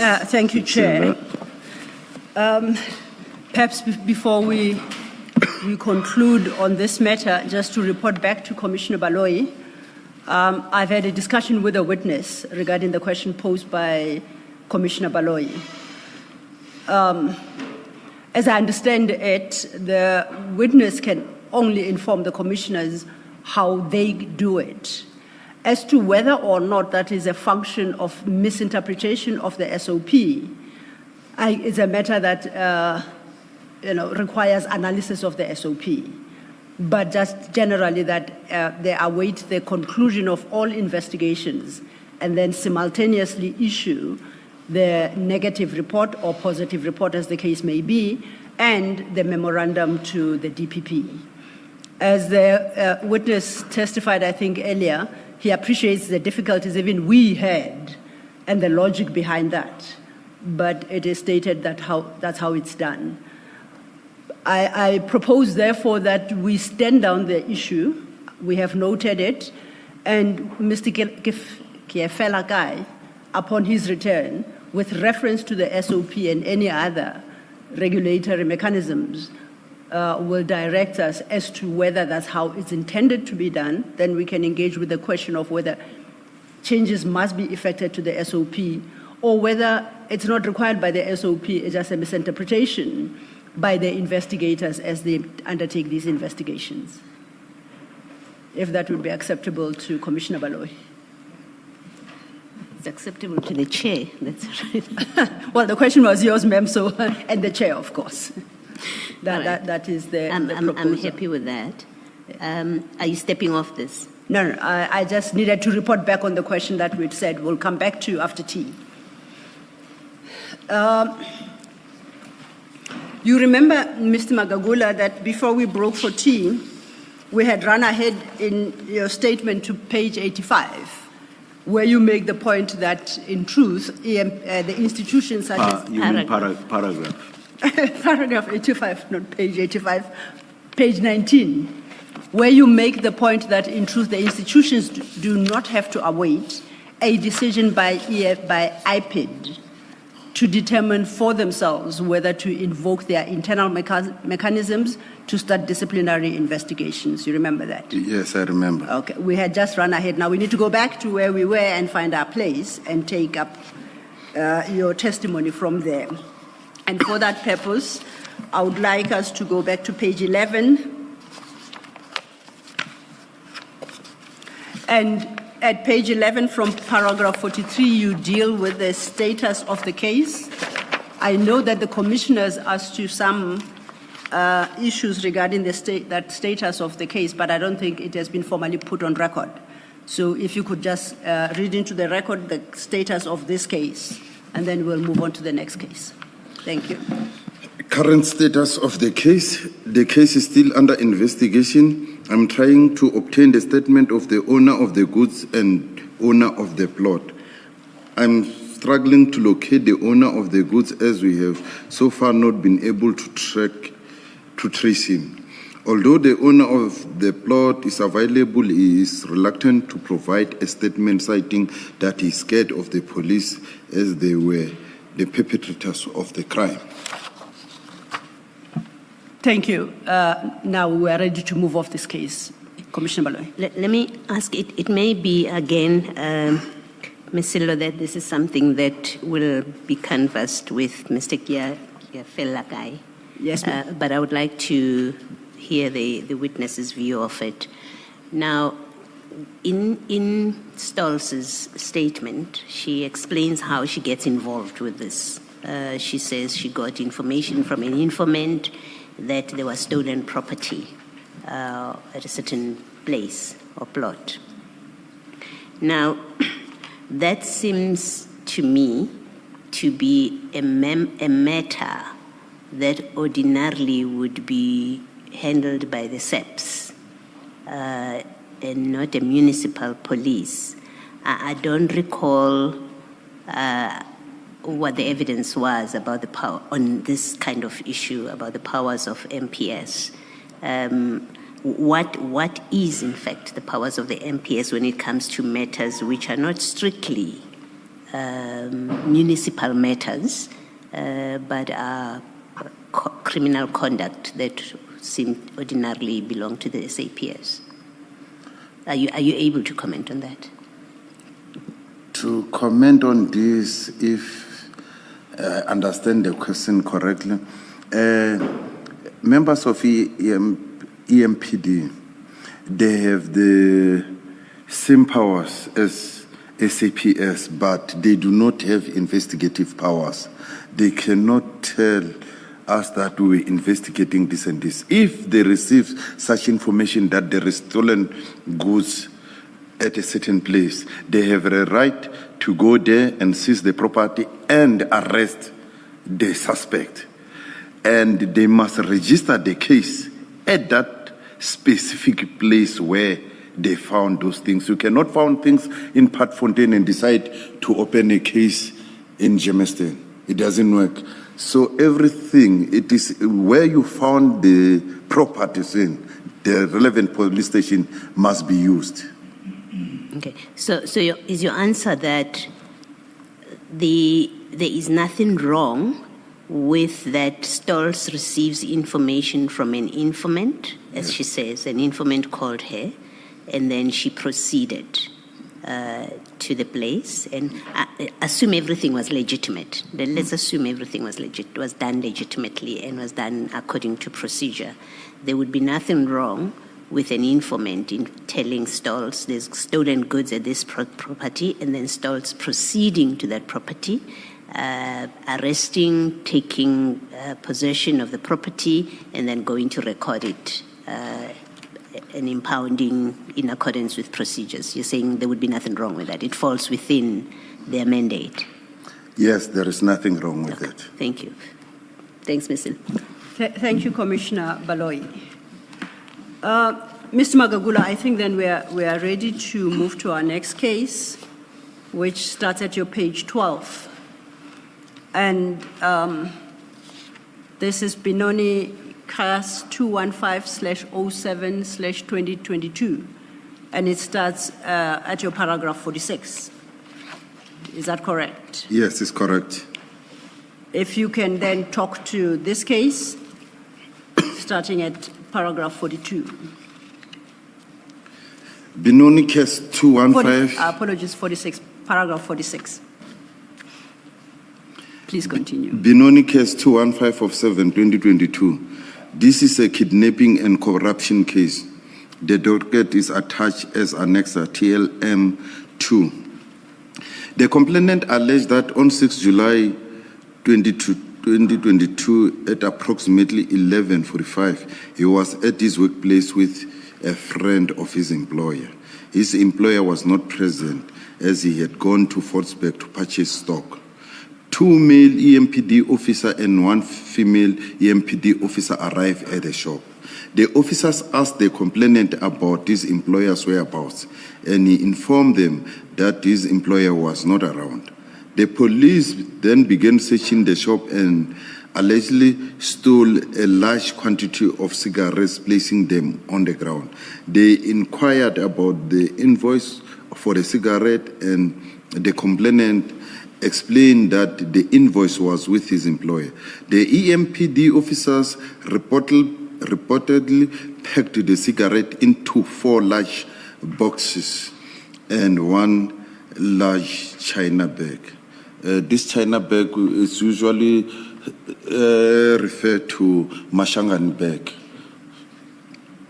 The employer's friend was instructed to leave. The employer's friend was instructed to leave and immediately complied.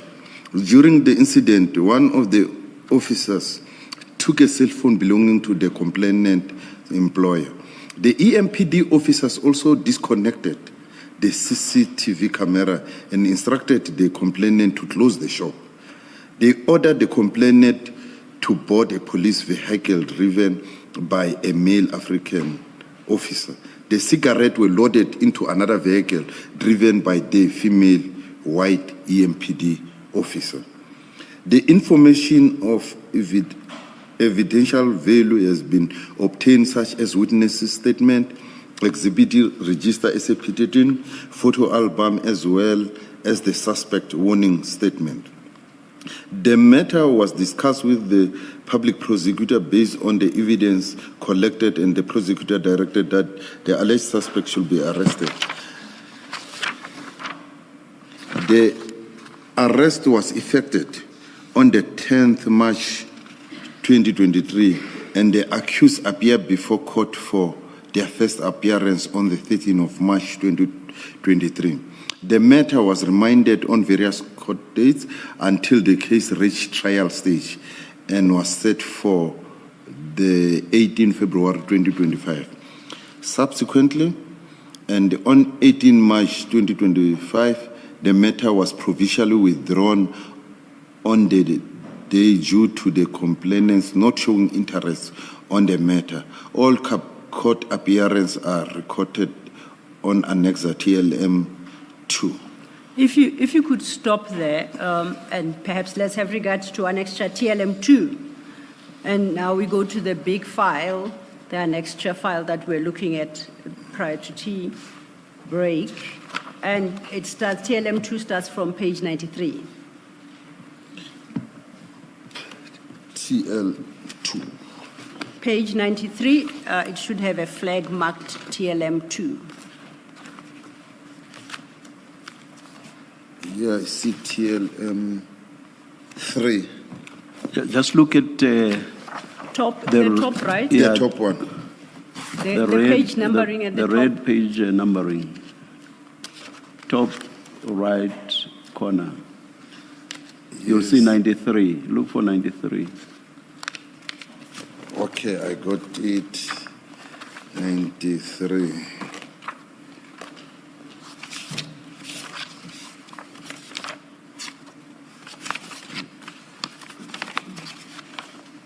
Yes. Page 93. And you will see that just before page 93, there is a page that is, and onto that page, a flag is attached. Do you see that?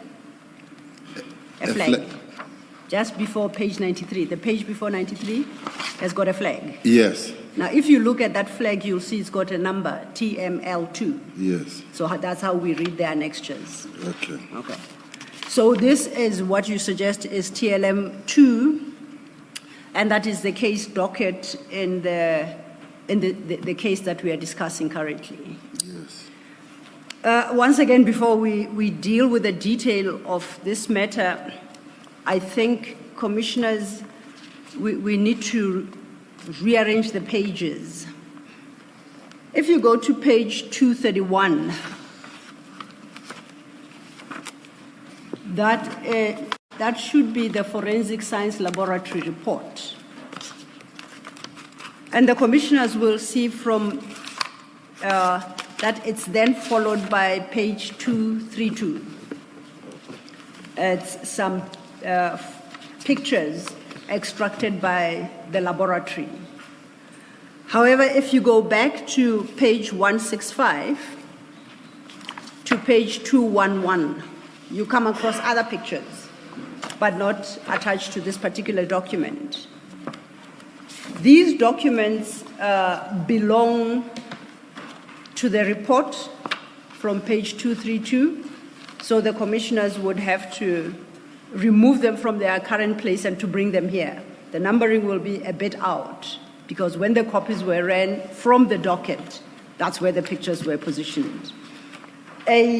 When one considers the actual report starting at page 226, the laboratory report, and in particular from page 227 at the bottom, there is a long list of these photographs that are listed there. But the photographs that immediately follow are fewer, and the other photographs seem to be, misfiled at page 165 to page 211. So if you could just make, the commissioners would make, we will come back, we'll come and readjust your files accordingly. Rather take us to whichever you want to take us to. Sorting out that, Then we'll leave that to you. Okay. Yes. We then, Mr. Magagula, do you confirm that my interpretation of the docket is correct? Yes. Okay. We will make the necessary changes to the commissioner's files. You indicate that in this matter, I think best if we go to page, the second set of pictures, because I think it speaks more to what you have just said. And for this, I'll refer you to page 232.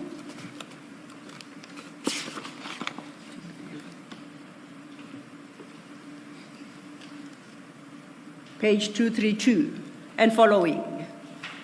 And you stated that from these pictures, the specific members of EMPD can be seen in the shop of the complainant. Yes. So they are currently being projected, and we'll just scroll through them. Do you confirm that these are the members of EMPD who undertook this quote-unquote operation? Yes.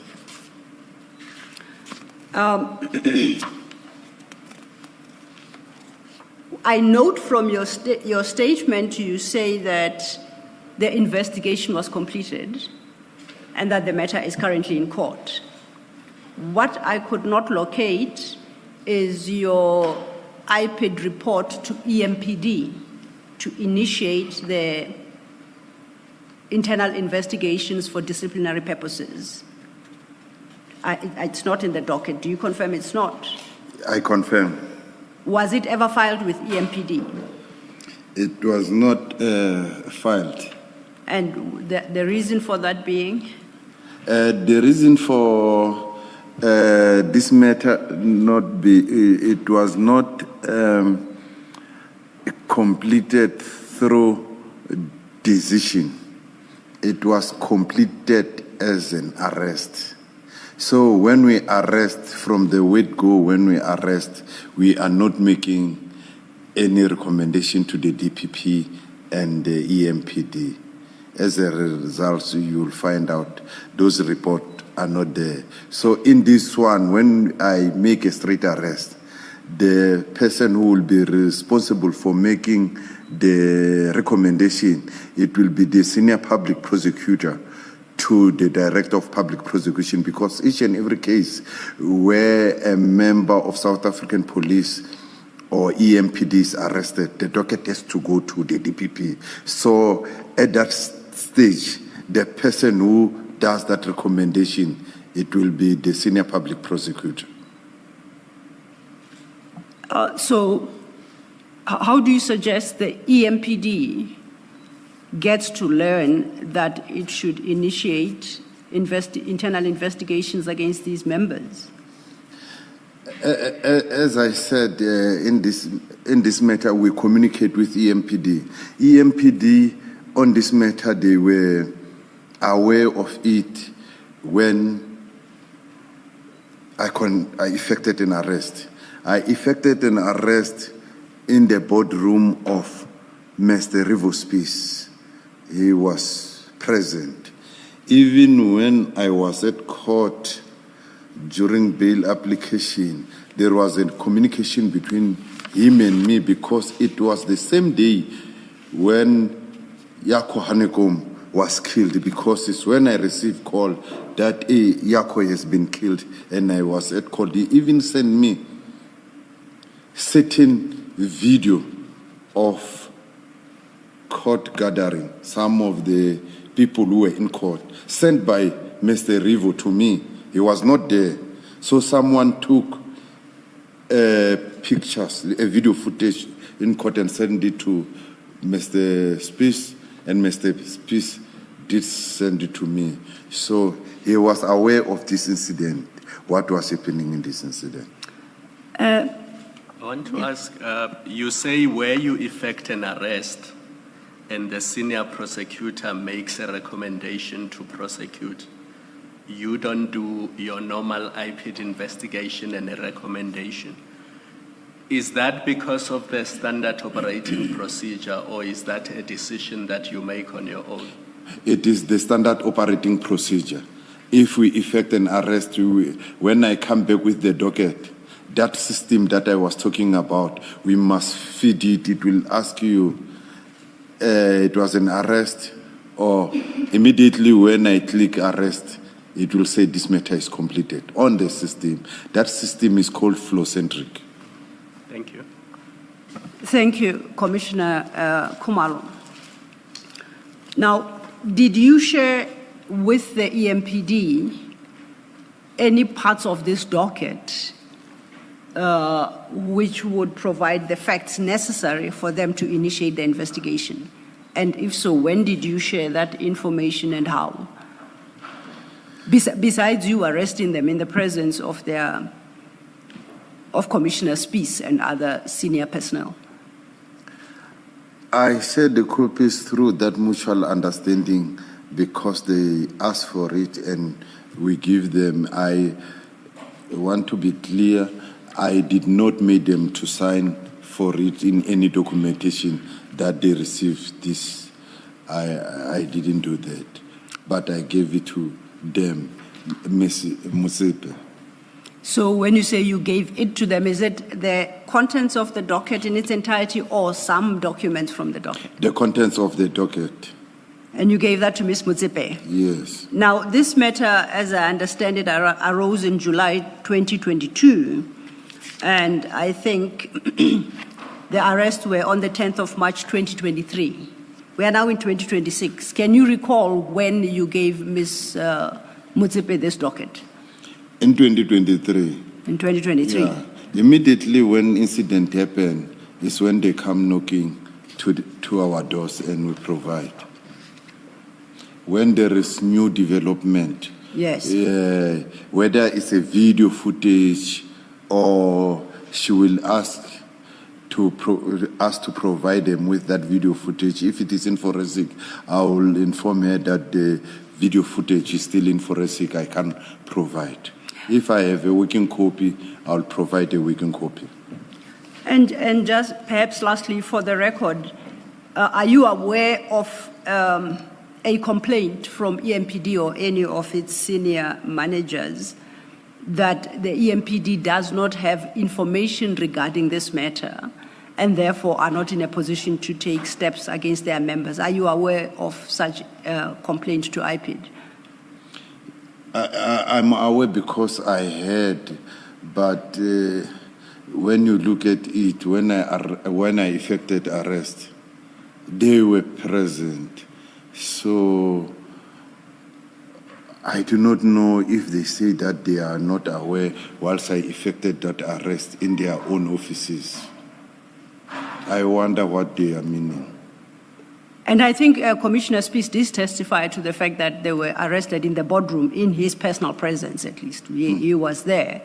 So are you suggesting that that was at least sufficient for EMPD to take an initiative to establish why it is they are being arrested and to seek such information as they require to take disciplinary action? Yes. Okay. You had dealt with your paragraph 51 and you had informed us that this matter now is provisionally withdrawn from the court roll. Sorry, Ms. Yes. These pictures, I mean, there are names of people that are in the statement of the implicated person.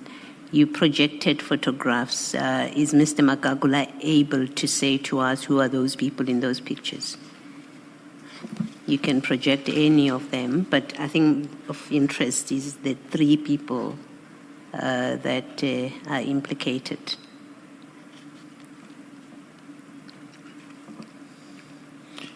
The first picture there, there's a screen closer to you.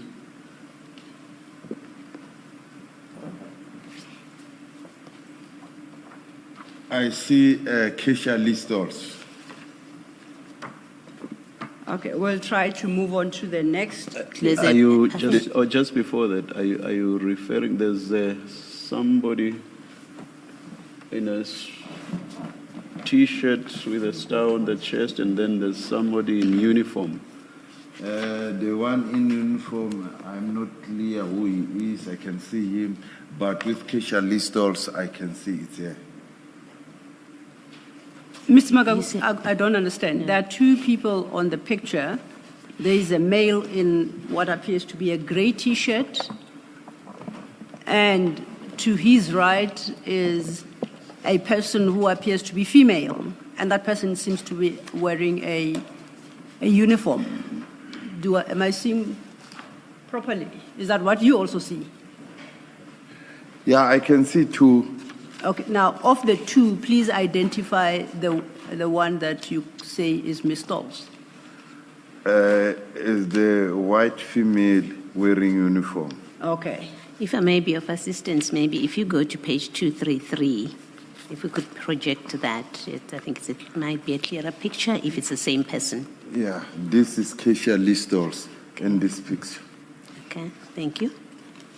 And I think we'll have to go to, I suggest, page 165.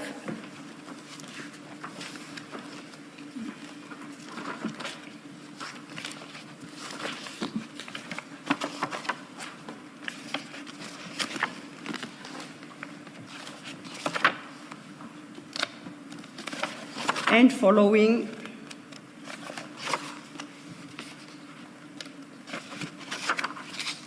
I don't know if you can recognize the gentleman there.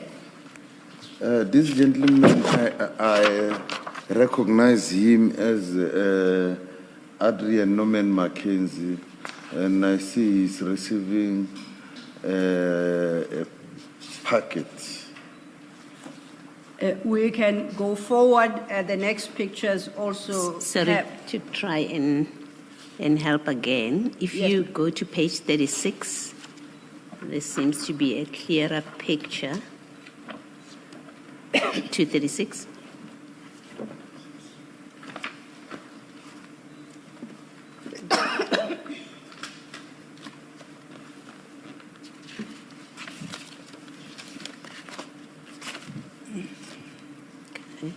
Is Mr. Mackenzie in that picture? Behind Keisha Listols is Adrian Norman Mackenzie. Thank you. Thanks, Mr. Thank you, ma'am. To go then to 165. Sorry. 165.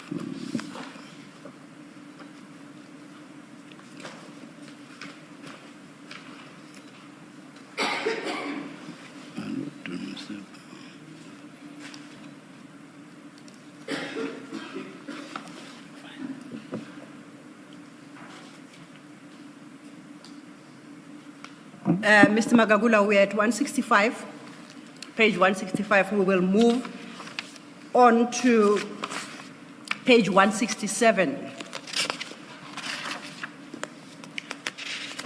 I see there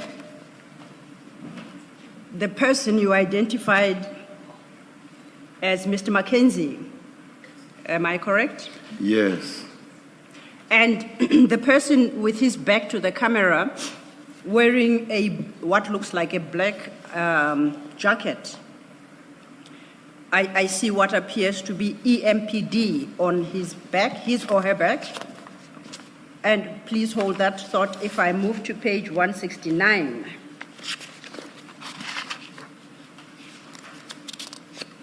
There are two pictures there, and it would appear to be the same person, this time leaning over, and I think the letters EMPD are clearly visible. Do you see those? Yeah, I saw those three individuals. Do you know the person wearing this outfit marked EMPD? Yes, this is Bafana Twala. This is the person who recorded, exhibited Benoni Police Station. Ms. Sillo, aren't you able to find a picture that shows shows the person's face. You could. May I request Should 2 we? minutes? Yes, let's adjourn. Let's adjourn.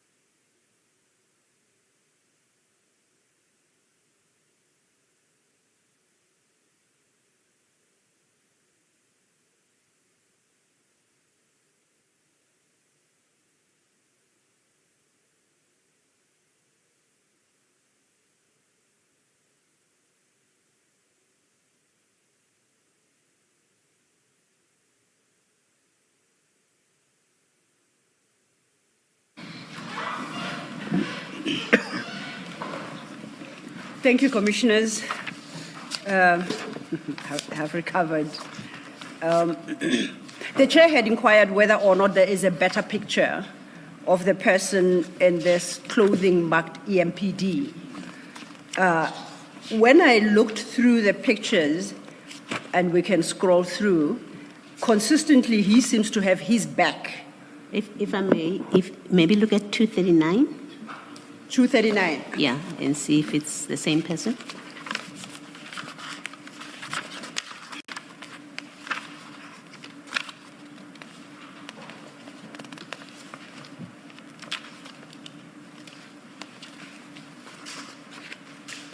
Mr. Magagula, you at 239?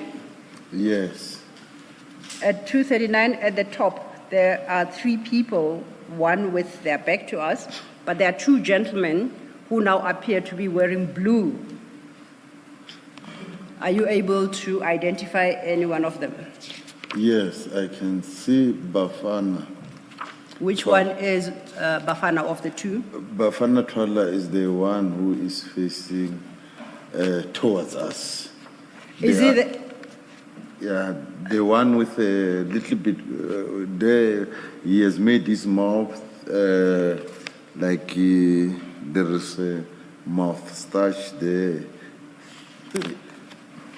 So I see one seems to be looking at something in his hand, and the second one seems to be interacting directly with this third person and reaching out or handing them over something.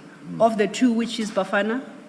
The one looking at whatever it is in... The one stretching his hand with a gun holster in his leg. That's It's Bafana. Yeah, that is Bafana. And Bafana's full name is? It's Bafana Twala. Bafana Twala. If then I can go further at 240 still, there is somebody either placing into a box or taking out of a box something. Who is that, and can you tell what they're doing?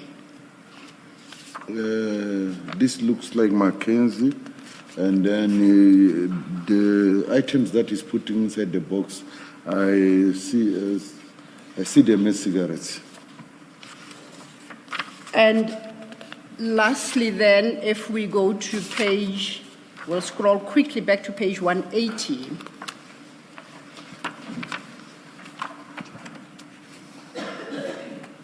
In fact, from page 179, there is a bag you described. And I understood you to say that they put the cigarettes in a particular bag, and you...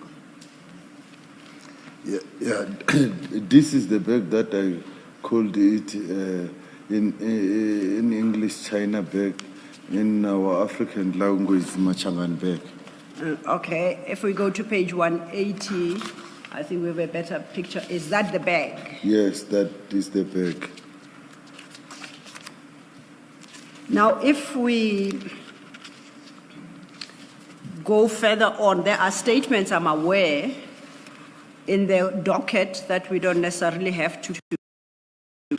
Some of those statements, and the complainant statement says they arrived, the EMPD members arrived and left in vehicles, and I think they describe them as golf vehicles. VW Golf? Yes, they were driving onto vehicles. And if we go to page 189 to your recollection and following,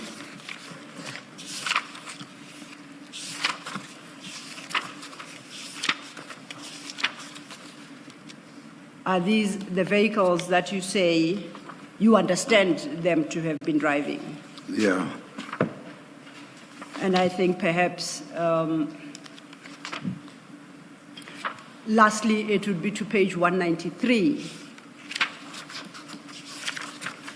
And at 193, at the top picture, I see two people leaning against a white vehicle with a third next to an open back passenger door. Do you see that?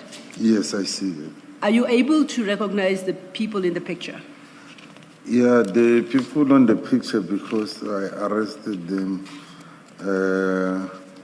I'll say are those three members that were searching the shop. Please say that again.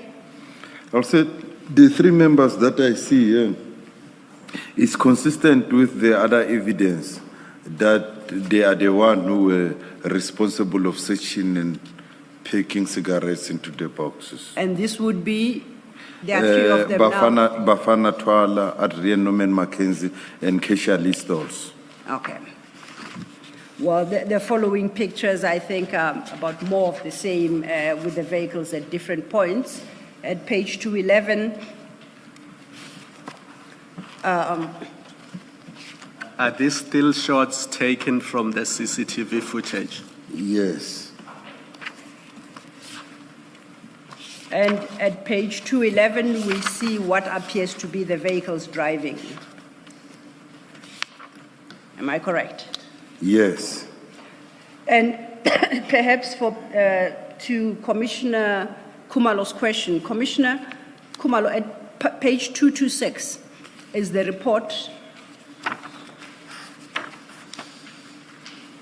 of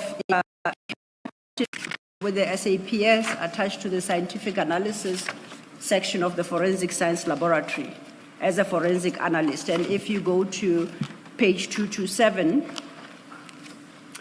it lists at items 3.1 and 3.2 what was received by the laboratory. That's one SanDisk memory stick with a serial number and one DVD with a serial number. And then further down under paragraph 6, he or she then lists the photographs extracted from those clips there. Thank you.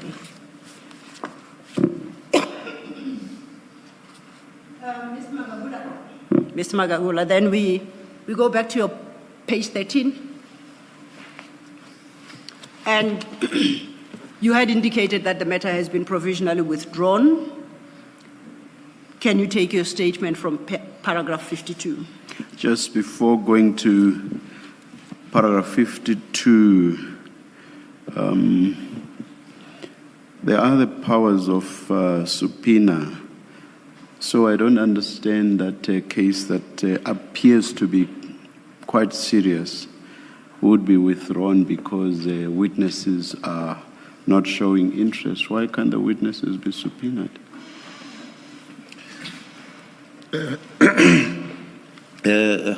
I'll answer this question like this. This matter was not before court only for that day which it was withdrawn. It was previously at court for trial before the provisional withdrawn. Because these witnesses, when I was given instruction to subpoena, I went to the witness to subpoena. He told me that he's not interested. At some stage, this case was prosecuted. The prosecutor that I was given, it was not the prosecutor from the regional court in Benoni. This matter was appearing in Benoni. This case was allocated an advocate from the Office of the Director of Public Prosecution in the North Gauteng. So each and every time this case was appearing in Benoni, he was the one who was coming to come and prosecute it. So at some stage, because I failed to subpoena, because he doesn't want to sign my subpoena, and then I informed the court, and then they said that they are giving me an opportunity to re-subpoena him, to give him an ample time. On that day when we came out, I pleaded with my advocate because they told us that he went to Boksburg to stock something. We went together with the advocate to look for him, and while phoning the victim, we looked for him, we did not find him there. We left. He said, Magagula, I'm giving you another opportunity for the 18. If he is not interested, you'll post a statement regarding your predicament. And then I was given time. There is an attachment of my subpoena, I went there. The complainant was very, very disrespectful. I found him. I spoke to him about the subpoena that is needed at court. He said that, Magagula, you promised me that you're going to give me the remaining cigarettes that is in the SAPD. You didn't give me. And now I'm no longer interested in the matter. So the complainant was interested in what was remaining in the SAPD. So based on that, he was no longer interested. I wrote the statement as per instruction of the advocate that if he is not interested, you must depose the statement. The complainant till today, I'm sure, even though it has been a long time I have not gone to the shop, I believe he's still there. So the long and short of what we are saying is that you did not serve the subpoena. Yes, I did not serve him because he didn't want to. So in terms of forcing him through the court processes, that will be the duty of the advocate to instruct me that let us serve him with warrant or whatsoever. See, if there is criminality, as it is suggested there is, it appears to be serious criminality. Yes. It involves police officers. I do not think that a matter should end just like that, just because a witness is refusing to accept a subpoena. I do not believe that IPID officers like you should leave matters at that just because a witness is refusing to accept a subpoena. Yes, complainants are crucial to criminal prosecution, but it's a criminal case which is at the hands of the state, which is why it will be state versus whoever, with criminal matters. So it's a public interest issue. It's not just about the complainant.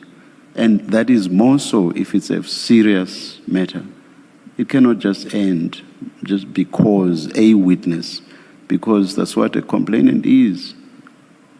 Bottom line is they are a witness. So it cannot end just because a witness is not willing to accept a subpoena.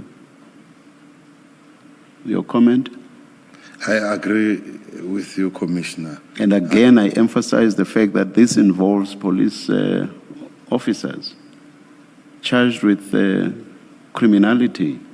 It cannot end like that. Otherwise, our criminal justice system is imperiled.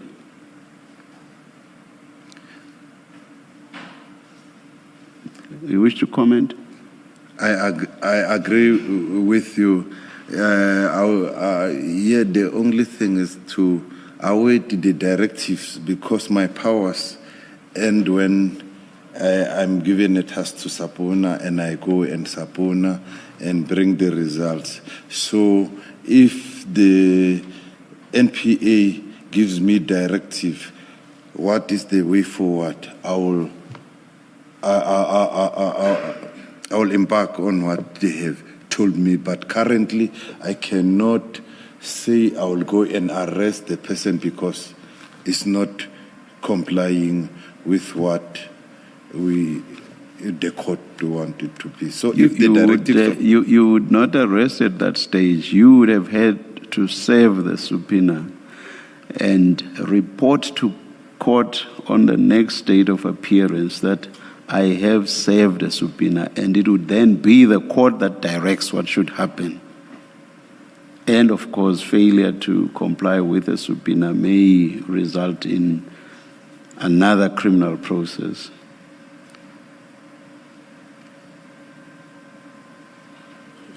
Comment?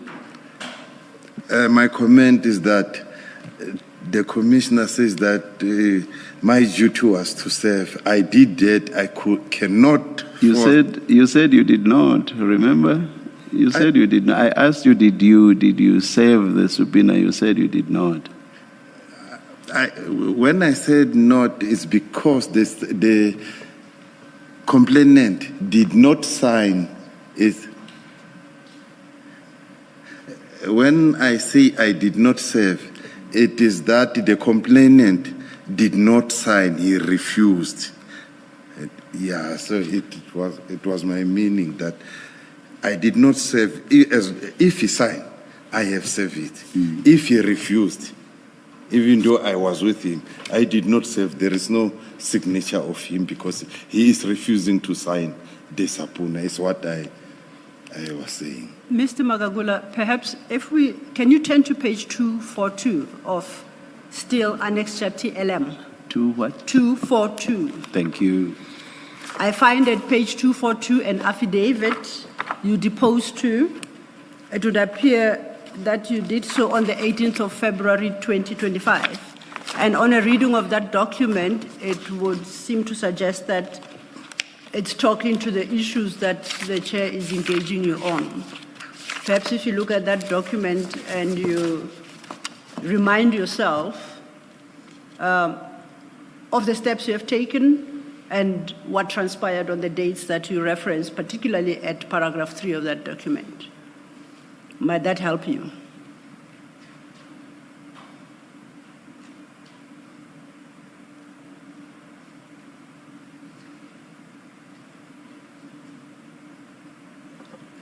At paragraph 3, you say, on previous trial date to subpoena the victim, I found him in another shop, and I explained the purpose of my visit. The victim was disrespectful to me and said he's not interested. The present visit, which was on 2025-0204, the victim was cooperative and he informed me in a human manner that he's not interested anymore in the case. Do you see that? Yes. So do you confirm? That's your affidavit. Yes. I think it says, I, Thulani Magagula, state under oath. Yes.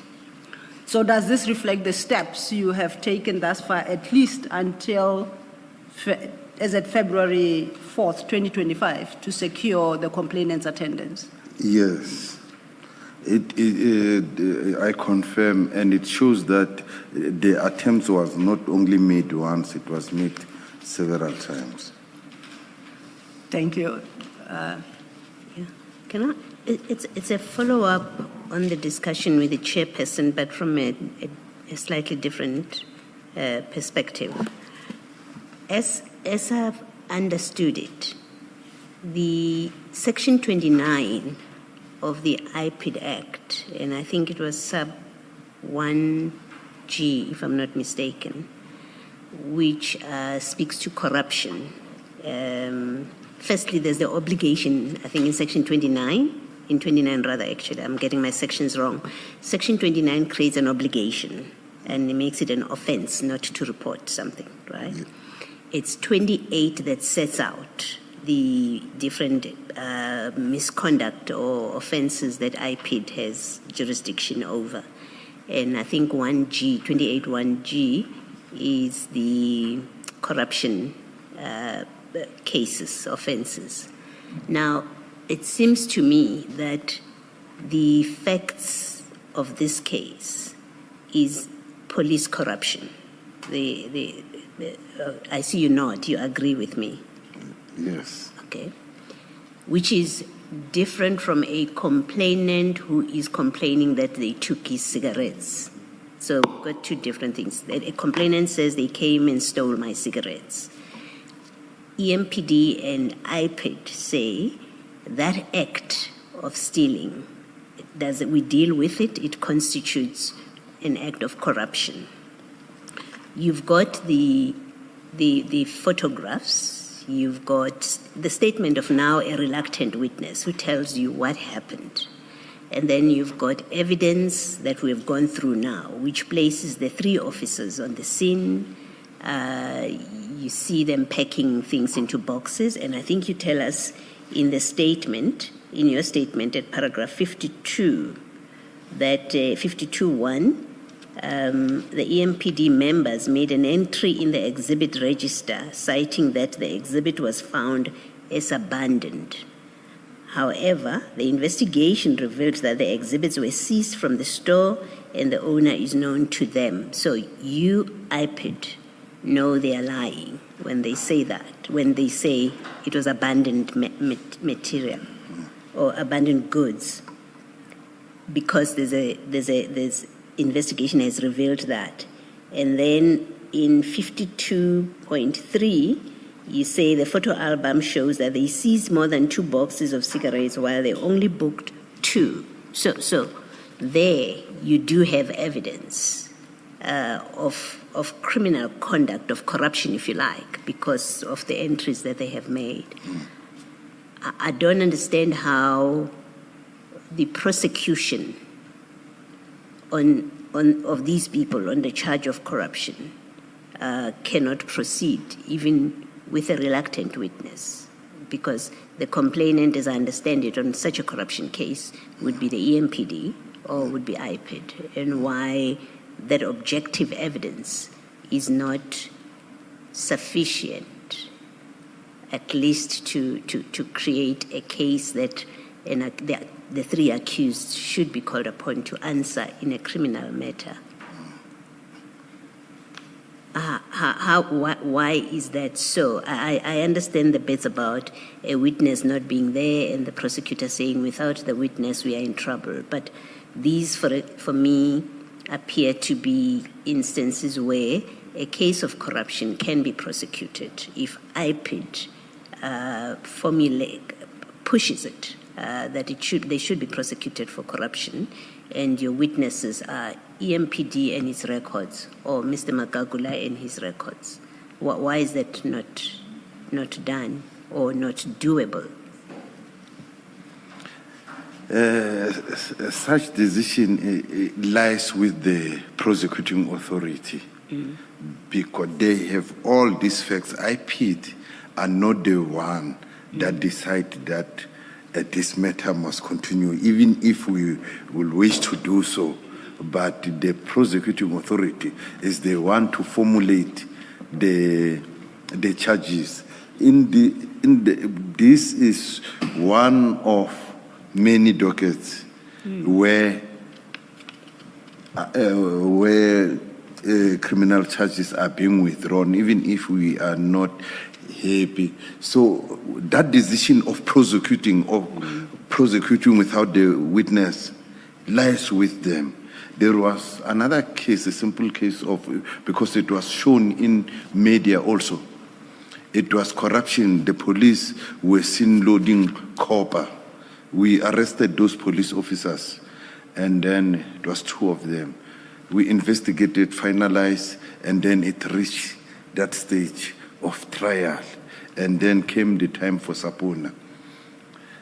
We tried to locate the address of the witness. Now the witness was running away from us. At some stage he was picking his phone until he did not pick his phone. And we had the DPP did not immediately, like in this case also, did not immediately withdraw the case. They said, make effort. At the end of the day, we didn't find the complainant, and then it was withdrawn. So without the victim, the powers lies with the prosecuting authority. So we as IPID, we cannot say. Does the IPID engage, and not on a case-by-case basis, but as a going activity, engage with the NDPP,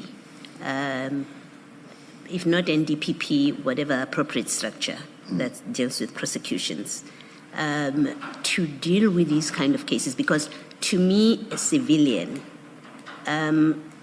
it doesn't make sense that just because the complainant to a case of theft has disappeared, police cannot be, EMPD members are not charged for corruption when there is objective evidence of that constitutes a criminal offense, right? Is there a process where you engage? And I want to give you context of it, that we've had evidence, for example, about KZN, political killings, that there were complaints about matters being withdrawn, and the police were complaining that the prosecution withdraws cases on the basis that there isn't enough evidence to proceed with prosecution. And the police believe we have given you sufficient, and as a result, a forum was set up where now they engage with each other, and they go to a point where now there's a proper understanding of what is possible, what is doable, why certain things are not happening. It seems to me that it should be the kind of things that are addressed, not on a case-by-case basis, but as, if you like,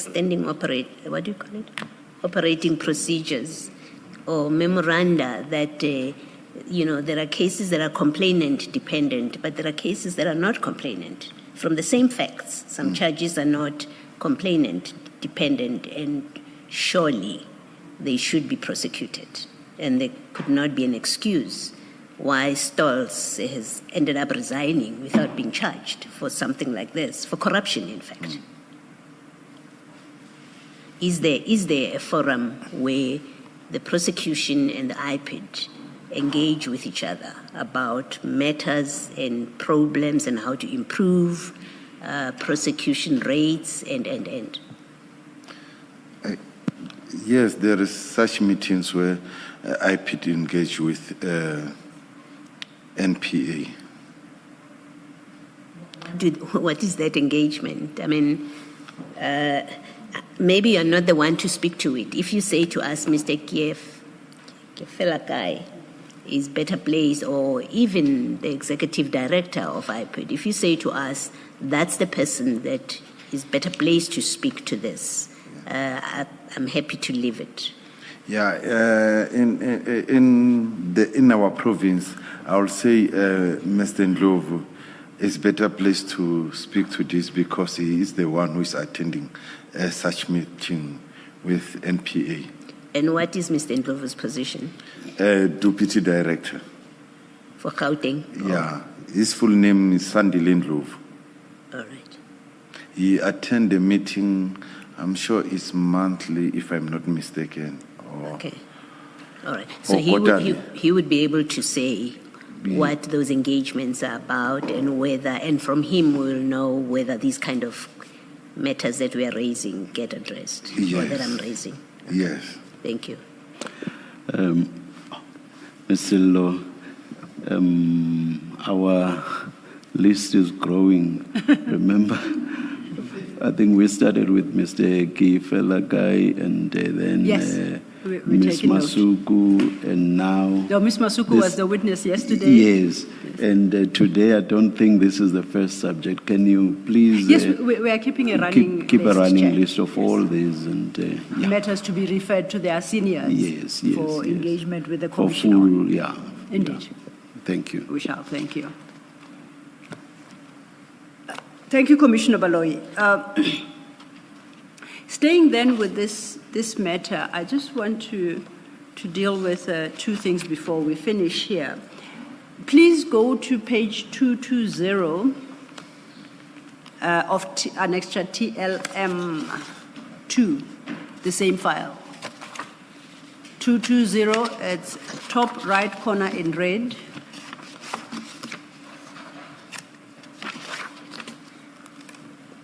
That is a document bearing Benoni cast number 215/07/2022, and it's just headed memorandum. What is this document? Who's the author of this document?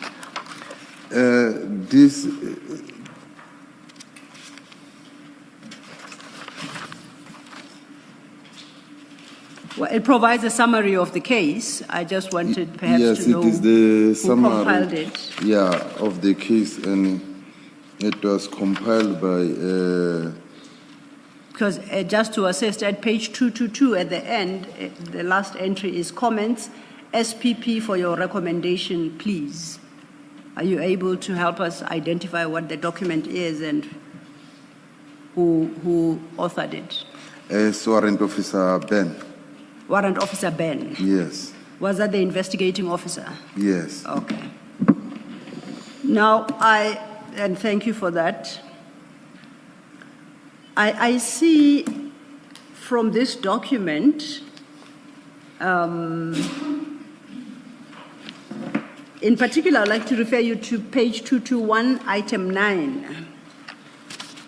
And at item 9 is a summary of what would appear to be Constable Mackenzie's statement, as was obtained in this matter.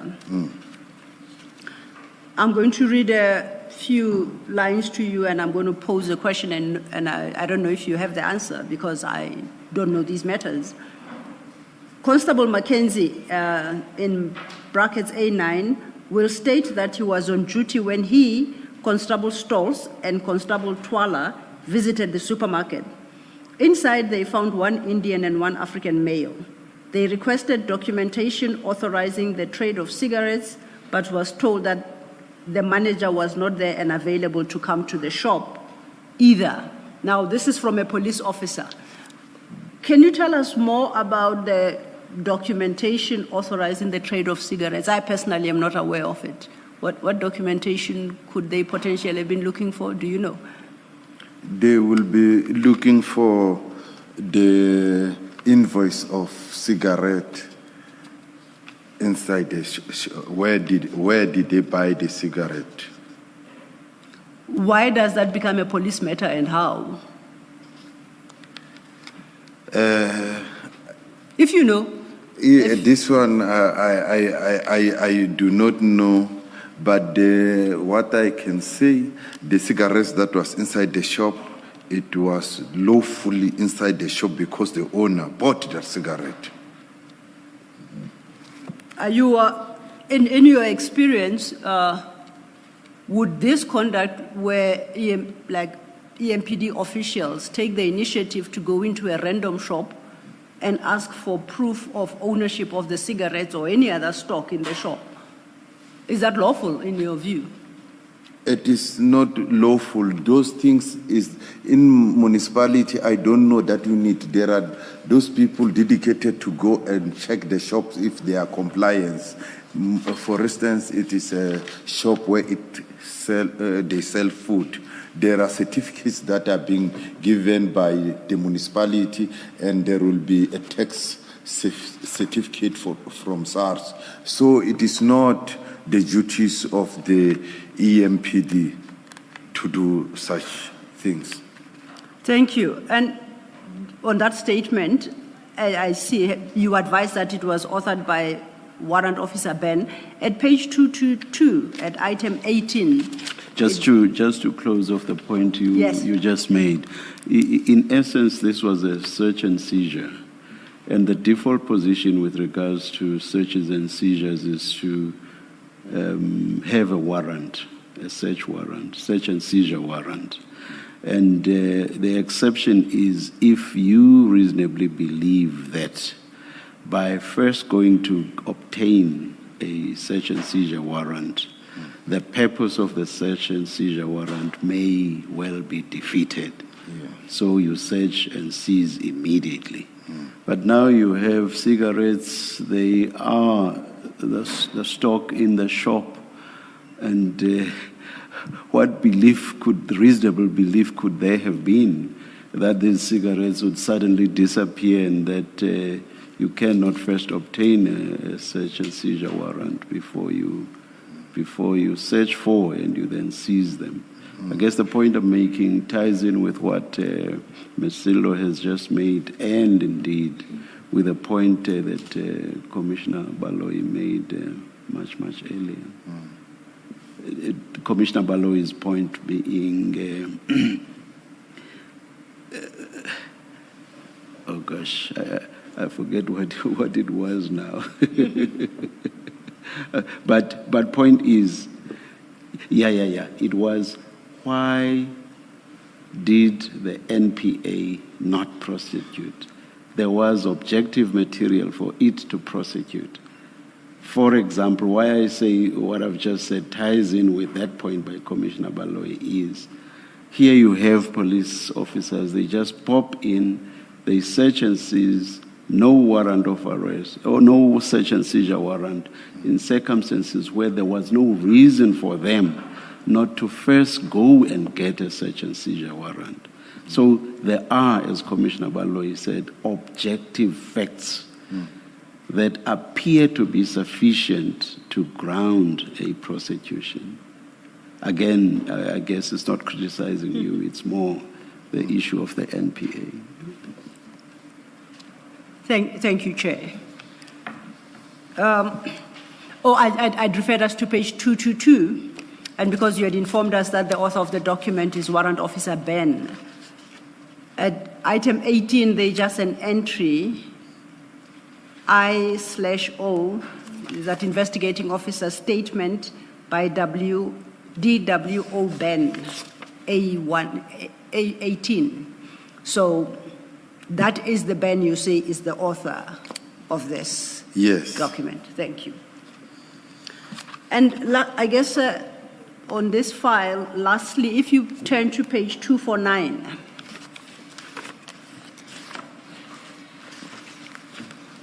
This is a handwritten document.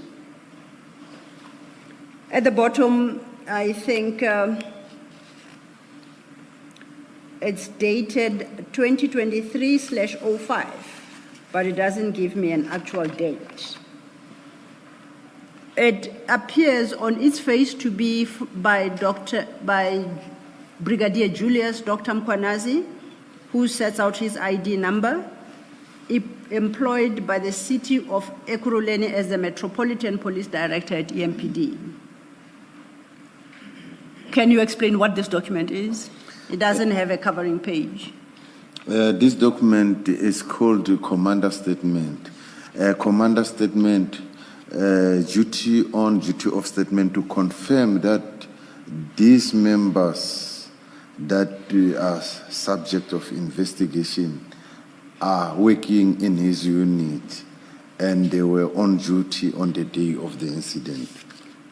Now, I'll come back to this question. Just to place on record what then Brigadier Mkhwanazi tells us.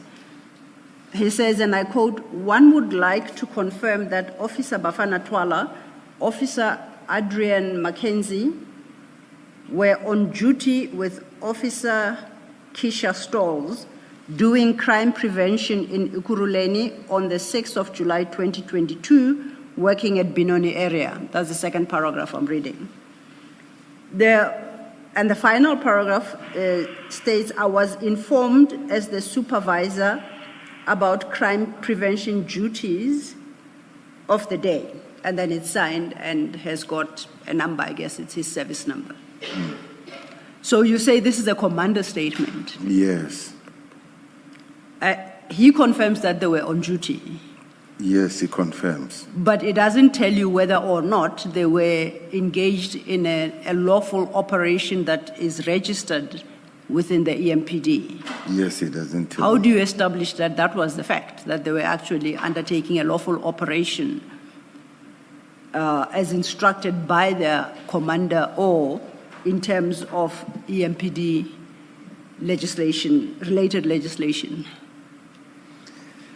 In this statement, he never told us anything about the operation, if it is lawful or it was unlawful. But the purpose of the duty on, duty off statement is to also touch on that. Now, I think this is the second statement we see from Brigadier Mkhwanazi. And I think his commander statements are famous for brevity. We dealt with a document called SAP 299. You recall, it was an official form. Yes. That then has to be completed. We have in the files an SAP 13 that you have referred to. And once again, that is an official document that poses certain questions that must be responded to. Is there a document that prescribes how a duty on, duty off report by a commander should be and what information he shall provide? Or is it up to every commander to decide what information to provide? There is no such document to state what the commander must state in his statement. Now, you as an investigating officer for IPID, when you receive a document such as this, which simply tells you that they were on duty on the specific date, and then the commander says, "I was informed as the supervisor about crime prevention duties of the day," and that's it. What value is this document to you, to your investigations? This document, the value of it, it will show me that, okay, these members is to confirm that indeed they are EMPD members, and then they were on duty or off duty.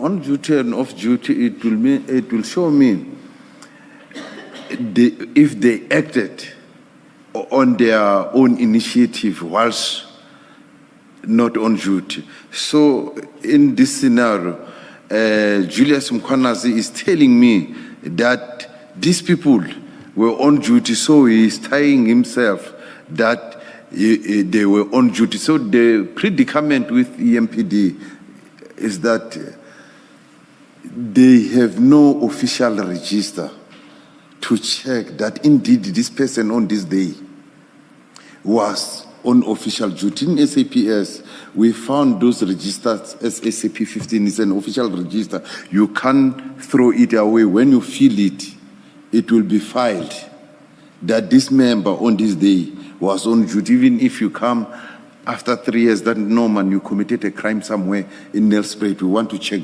that you were on duty on that day. So this one of EMPD, you will get that statement on that specific day when you approach them. I want to see if this member was on duty and through the car, did he book the car, the official car on that day? So you'll get you'll got those answers from those registers like but they do not have, their things are not, there is no logic. Like stalls can simply wake up 12 o'clock midnight and go and do your duties. Tomorrow, when something has happened, we come to Julius to say, can you tell us, do you know this member? Is it your member? You'll say, it's my member. Was she on duty? 12 o'clock midnight, Julius will write 3 sentences and say, she's my member. She was on duty. I'm aware she was working in the area of Captain Park. So the EMP, how they work, most especially in specialized unit, you can. It seems as if you just do the job willy-nilly. You can wake up 2 o'clock, 3 o'clock. I don't know how they work. There is no order. Basically, what I'm meaning, there is no order. If I can follow up on that, what power do you have to compel somebody like Brigadier Mkhwanazi as commander to provide more detail than I was informed as the supervisor about crime prevention duties of the day? I was informed by who? Do you have any powers? To provide more detail, yes. To compel him to provide more details? Yes. Or are you forced to accept the report as he chooses to write it with this bare minimum? No, we do have more power. We do have power to ask him to answer whatever we want, unless if he himself is a suspect, because there we must respect his constitutional right. But in terms of him not being a suspect, he must answer to what we are looking for. Then, if we go back to the questions posed to you by Commissioner Baloyi and the chair, this is a clear case of corruption. You, as the investigator, are provided with this word salad that Brigadier Mkhwanazi puts forward as a commander statement. What steps did you take to ensure that he provides you with appropriate details to be able to either support the criminal charges to be leveled against these members or the ongoing criminal case? A reading of that document just tells you it is absolutely useless. You say you have the power to compel him to provide more. Did you in this case? If not, why not? I did not compel him to give more details. At that time when I took it, what I'm looking for, maybe I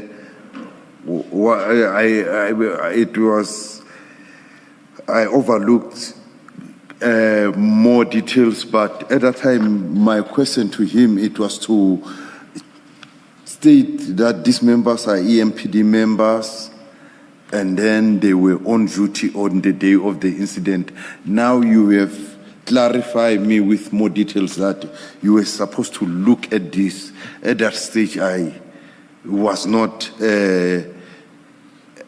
I was not clued up to look for more regarding his own statement. So I accepted this. Okay. Thank you for that. Yes, Commissioner Baloyi. Yeah. Isn't this some of the areas of improvement that you should be, especially because you've got the experience with the SAPS? Yes. You know how the SAPS does things. You've told us there's a record. You can go back 5 years and you will find the full record of a member's deployment or operation. Assuming they didn't lose their pocketbook, but SAPS has got its own records. Yeah. Surely, from experience, you should be to make your job easy, but for accountability too, for individual officers' accountability, these are areas where you should be proposing improvements because it affects how you do your work. It affects the kind of information, the quality of information that you get, and so you should be, without even prompting by the commission. I'm surprised that up to now, IPID has not said to MPS that you need to introduce these kind of records, because for purposes of our investigations and whatever recommendations we make, it is necessary for us to get that kind of information, and it must be in a formal form. Maybe it's because you guys are overloaded with work. We're asking you because I have the benefit of sitting outside, but perhaps there should be reflections on what should you be requiring in order to improve the quality of your work. Do you accept that would be of assistance? Yes, I agree with you, Commissioner. That are areas of improvement, more especially with these units, because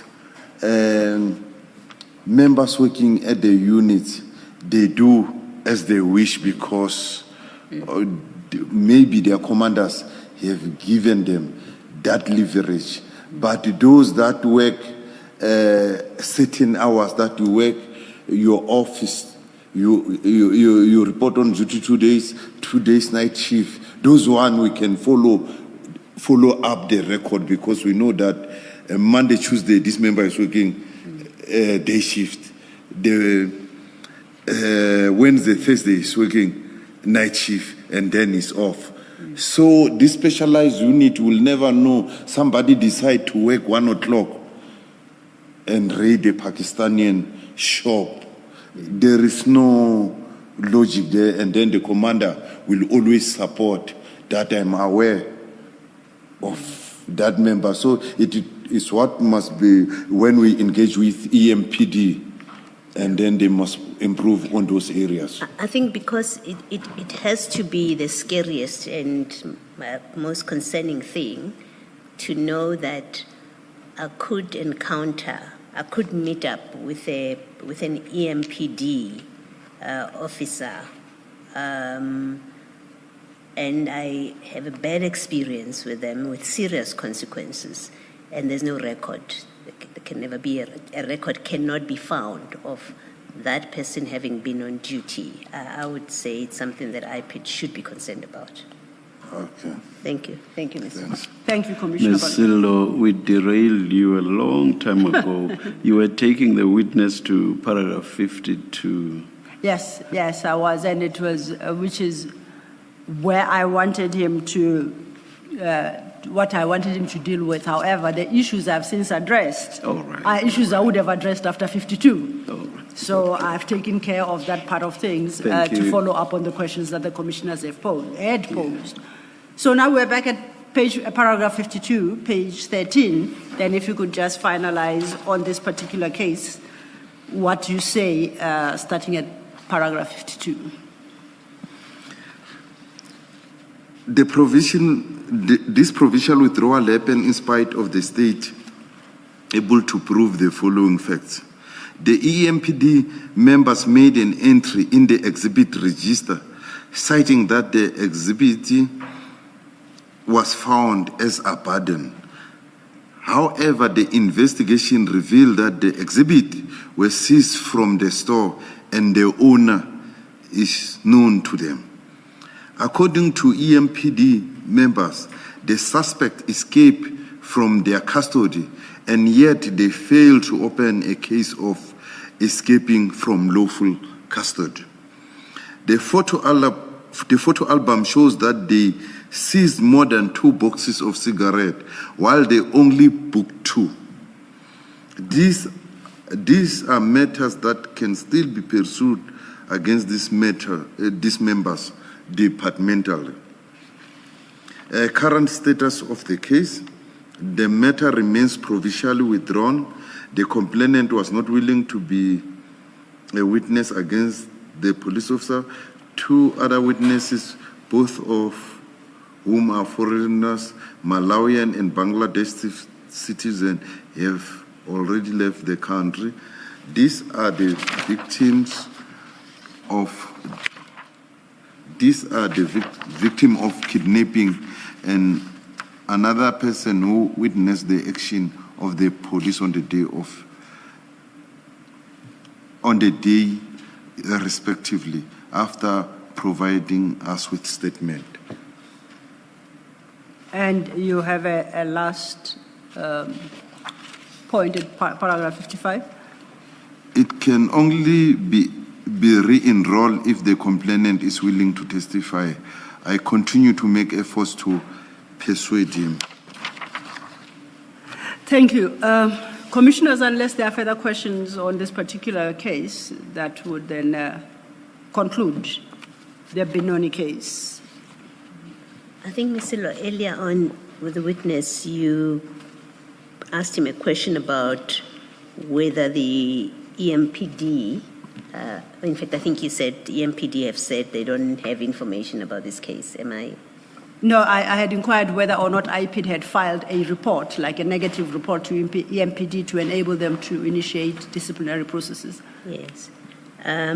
Okay, maybe let me ask my question. Anyway, I think you said in response to that line of discussion about whether a report was filed and EMPD knowing about this case, that you have provided them with documents. Are you able, as you sit there, to say what kind of documents and you provided them? And I ask because you say here that departmental action, notwithstanding the problem with the criminal prosecution, the department, and when you say department, I take it you mean EMPD, can act on this matter. Is that, when you say department, who are you referring to here? Yeah, departmentally it can be pursued successfully because we have, without even using the witnesses. Yes. Based on the facts of the registers. Yes. And the escape of, it is them who is telling us in their statement that this suspect of them of cigarettes escaped from them. Yes. So if a suspect escapes, you have a duty to open a case of escaping from lawful custody. So their employer can ask why you didn't open a case of escaping. The victim in his statement has stated that at some stage when they were traveling to Benoni, he was told to give them something, and then so that they can leave him, and he gave them an amount of 200, and they said, you must go. Yes. But when they wrote their statement, they changed the scenario as if he escaped. Yes. I guess what I'm asking is what you have in 52.1, 52.2, 52.3, which is what I referred to earlier, that all of that seems prosecutable criminally and is not reliant on the complainant. what you've listed there, 52, 1, 2, 3, is that material that you have given to the EMPD or that you have a way of knowing that they are in possession of, including the photographs that we looked at? Yes, this they have. They have what we have here? Yes. Okay. All right. No, thank you. I'm answered. And just perhaps to follow up on that, earlier I'd understood you to say that you had given the entire docket to Ms. Binel, you said? Binel within Mutse- the Integrity and Standards Unit. Yeah. Was that your testimony? Yes. So for the Commission to establish the extent to which EMPD was aware of what transpired in this matter, Ms. Binel, or at least Mr. Erasmus, should be able to advise the commissioners accordingly. Yes. Is that your testimony? Yes. You're saying we should turn to Mr. Erasmus and we'll get our answer? Yes, and through annexes which I have, I'm sure we are still going to go through Yes. this to prove that I have given them the copies. Okay. I had made a note, Ms. Sillo, that she gave the docket to EMPD. She gave it to Ms. Motsepe in 2023. Yes, that is in TLM 11 and 12, I think. Yes. Let us adjourn you. and resume at 2 p.m. Let's adjourn. Thank you, Chair.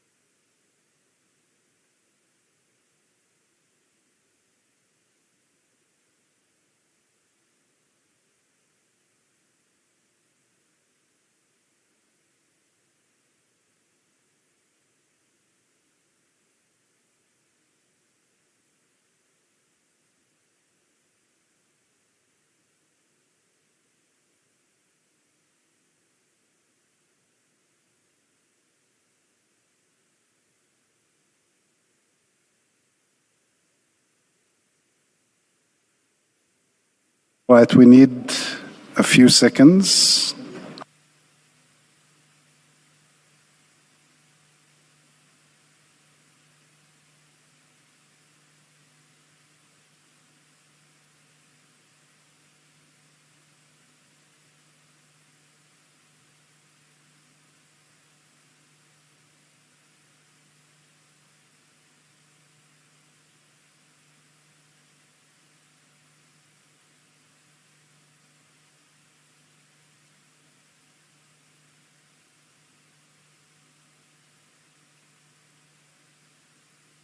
We are ready to start. Please switch off your cell phones. Thank you.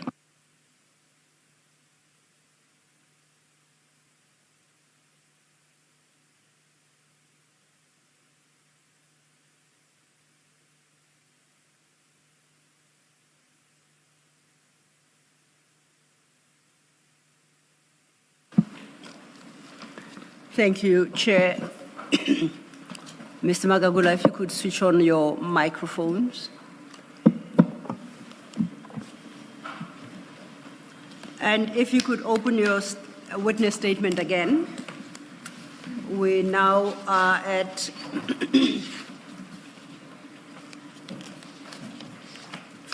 page 14, and we are dealing with the third case.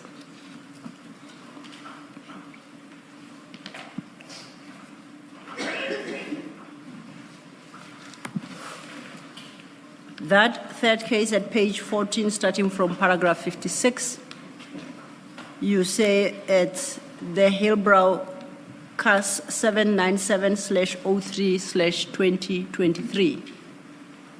Yes. I think you set out the facts regarding this case. So if you could just briefly summarize what they are and what happened, starting from paragraph 56. This is a case of corruption and impersonating of a police officer and involves the theft of precious stone from a citizen. I attached the docket of the case marked TLM3. Apologies, Mr. Magagula.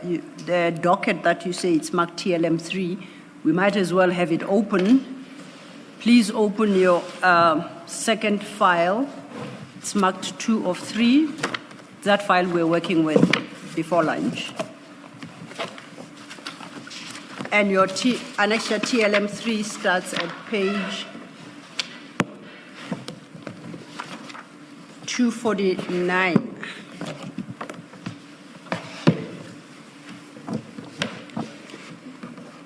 At 250, my apologies. This file. Is TLM? TLM3.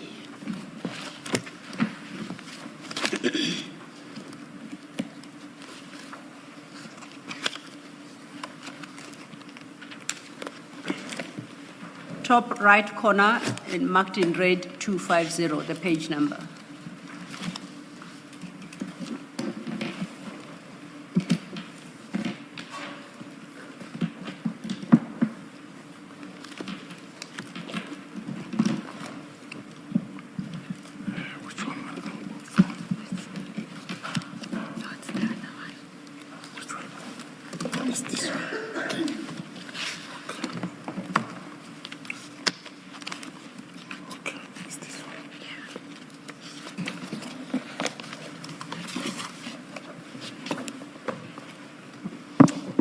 Have you located it?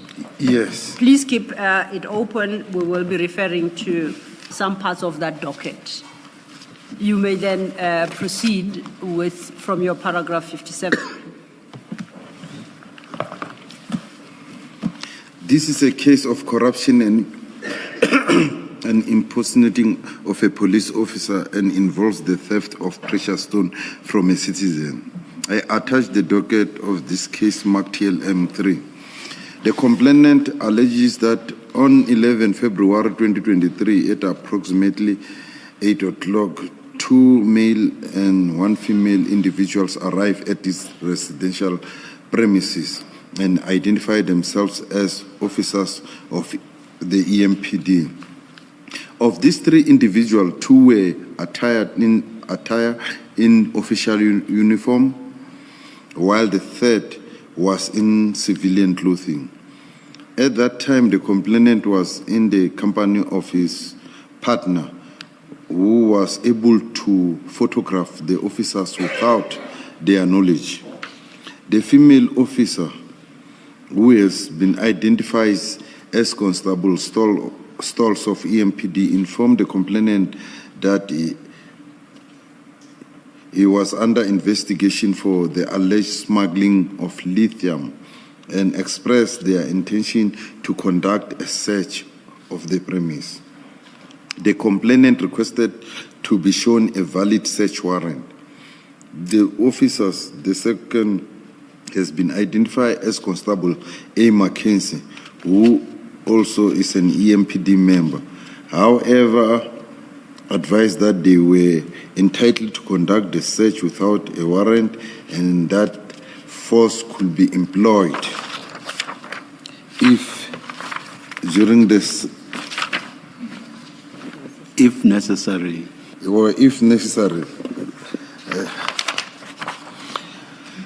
During the search, the officers discovered low-grade sugilite and manganese. 6 boxes of sugilite were seized with an estimated value of 14,926,412 rands. The members reported at West Bank that they were tracing a suspect of business robbery, whilst in their own statement they say that they investigating a suspect dealing in lithium. From the evidence obtained of this operation, in brackets, the photographs and CCTV footage, the only people identified are the EMPD officers. No one is identified as being from the Johannesburg Metropolitan Police Department, JMPD. Neither Brigadier Mkhwanazi, who is their supervisor, nor the police officers involved have submitted evidence of a joint operation, as these officers claim it was. The onus lies on them to produce evidence of a joint operation, if there is any. The members stated that they seized the articles and handed them to JMPD officers. Once again, there is no proof that they booked any articles from the operation on the SAP 13 register. Indeed, they could not, as there is no case, as they claim by them registered by SAPS of such an investigation. It is proven that they abuse their powers by operating outside their jurisdiction, i.e. Ekurhuleni, and misled the Rosebank SAPS about the basis of conducting operation within Johannesburg. This amounts to misconduct by these EMPD members based on the fact that they were operating outside their jurisdiction without proof of the necessary authority. Thank you. You have provided in the docket the photographs that you referred to at paragraph 61. You state there that from the evidence obtained of this operation, the photographs and CCTV footage, the only people identified are EMPD officers. Do you see that? Yes. Commissioners, for the record, we are going to put up the pictures. If the commissioners could make a note, you will recall when Chief Mapieye was testifying, he testified to a letter of demand received in respect of semi-precious stones by EMPD. I think that it's demanding a recovery of about 16 million, if memory serves me well. Attached to that letter of demand is a series of photographs, which unfortunately were in black and white. What we are about to put up, which comes from the docket, are the same photographs, except this time in color. So we would have to attend to your files. We had undertaken to provide better photos and substitute what you currently have at Annexure JM24 of MAPIA with the color photographs. If you could just make that note. So you have in your docket, Mr. Magagula, from page 344, a series of photographs. Annexure TLM3 at page 344. Yes. You have a series of photographs. And there are, I think on my count, 3 photographs from 344. So it will be 344, 345, and 346. That is the first photograph. I would like us to move to the second and the last photograph. On these photographs, you say the only people identified are the EMPD officers. You say that at paragraph 61. Do you confirm? Yes. From these photographs that are in the docket, are you able to say where those photographs were taken? Is it at the complainant's residence where the crime took place? Yeah, it was. Or the seizure of the semi-precious stones took place? Is that the complainant's residence? Yeah, this is the complainant resident. There are 3 photos. Are you able to identify any of the people appearing in these 3 photographs? Yes. Please do. Let's go back to the first one at 344. The one with a red T-shirt is the victim. Yes. The one with a brown shirt with a gun in his waist is facing the other direction is Etienne van der Walt. Yes. And for the record, Etienne van der Walt is not an EMPD member. Etienne van der Walt is not an EMPD member, is not a police officer. Okay. It is when we say there was someone who was impersonating a police officer, it is Etienne van der Walt. Okay. And Etienne van der Walt, we also found him in Pat Fontaine case. We also found Etienne van der Walt in the Brakpan murder case. Yes. Then the other 2 people? The lady seated down is Keisha Lee Stolz. Yes. The man standing there is Adrian Norman Mackenzie. We'll just quickly go to 345 and see if there's still the same people you identified, except for the victim. Yes. And the last photograph at 346, it would appear like the victim is at the bottom left corner of the photograph, and the 3 other people, Van der Walt, Stolz, and Mackenzie, still around the table. Is that correct? Yes. Thank you. You then say you obtained evidence of CCTV footage. You say so at paragraph 61? Yes. Can you inform the commissioners what you did with that footage? I obtained the CCTV footage and I sent the footage to Forensic Science Laboratory in Pretoria to compile a photo album. Before you proceed, commissioners, I note the report that referral and other documents are missing from our files, from the docket.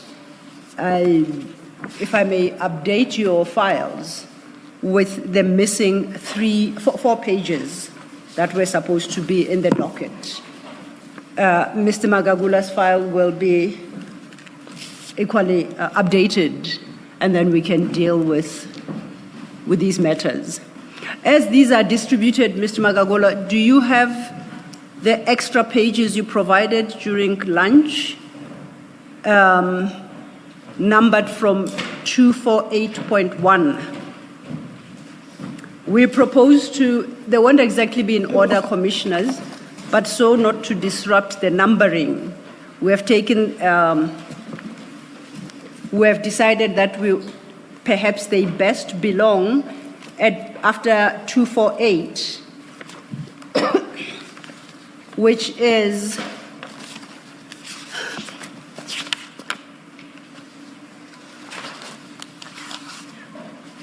okay. I'm trying to find the logic of why 248.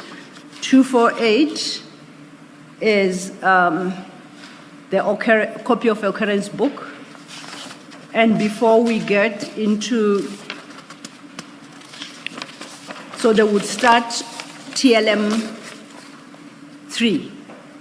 So if we could just put them there, but as he continues, we will realize that they are not in their right place. For the moment, we will do so that they stay together, because they are updating the docket as we currently have it. Yeah, because if they are 248.1, then they should be just before 249. And it is because 249 was misfiled, if the chair remembers. That is the statement, commander statement from Mr. Mkhwanazi. The short Julius yes, Mkhwanazi. For the previous case. Okay. Yes. All right. Thank you. This is exactly the reason I always say I will rely on you to stick with it. just for the record, for the readers of the transcript, to know what happened and how other documents made their way into the files. Just in case I missed it, were the precious stones ever found? Because I saw in your statement that the officers say they handed them over to JMPD. Were they ever found, the precious stones? The part of it, small part of it, as we progress, we found them, and it will unfold when the SC is asking me some question, the bigger portion. Thank you. Thank you. Have you found your, Mr. Magagula does have the new pages 248.1, the loose pages that you provided during lunch, yes. You had indicated that you then, still at 61, you sent the CCTV footage to the forensic laboratory. Yes. Please have regard to page 248.1, the loose pages you just received, to 248.2, and tell the commissioners what that document is. This document is covering minutes about the summary of the incident, which I summarize and take the video footage to forensic to compile a forensic album. And I see at isn't there discrepancy here? I thought the number was 14 million rands. The witness has it as 14.9 million, yes. No, it says on page 248.1, 14,000 rands. Oh, on this, the document referring the one you just gave us now, 248.1, at paragraph 1. Yes, the commissioner is correct. It estimates the value at 14,000 rands in this document. Mr. Magagula, you understand? Look at this document. You see the second paragraph. The first is just a one-liner. See the paragraph that starts with the words, "It is alleged by the complainant." Yes. On the third line, and this document seems to have been generated by you, if you look at page 248.2, Yes.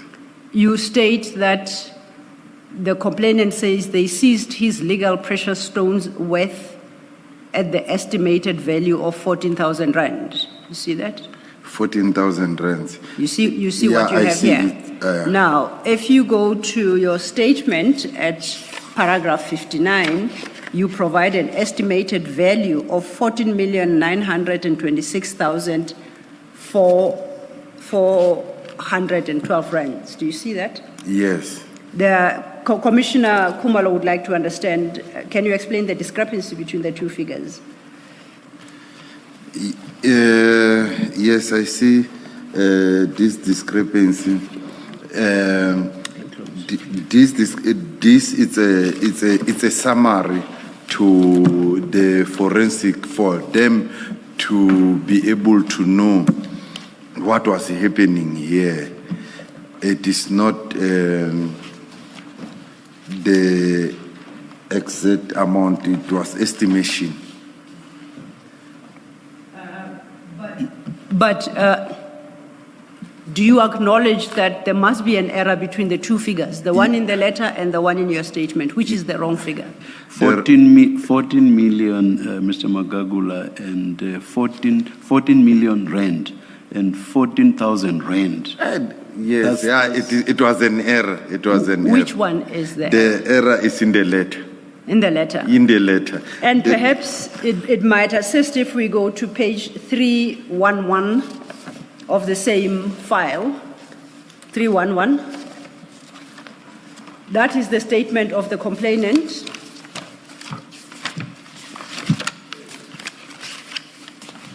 And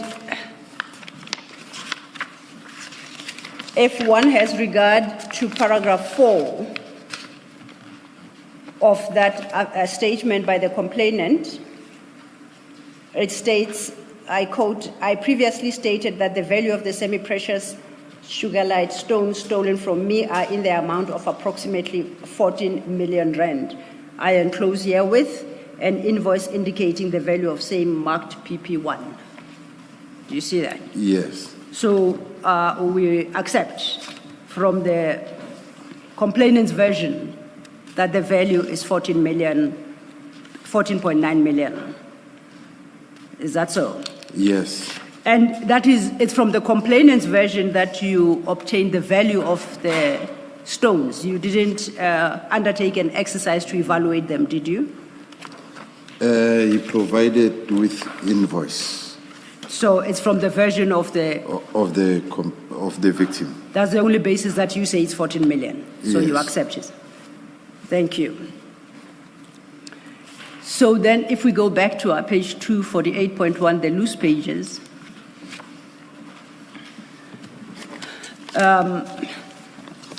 you say there that you were forwarding to the laboratory at paragraph 3, kindly receive the following for analysis: 2x2 memory stick containing video footage of the incident, and then you provide the serial number. Then it states the video footage shows the incident that we are discussing. Correct? Yes. Where did you obtain this video footage from? The video footage, if I may go to.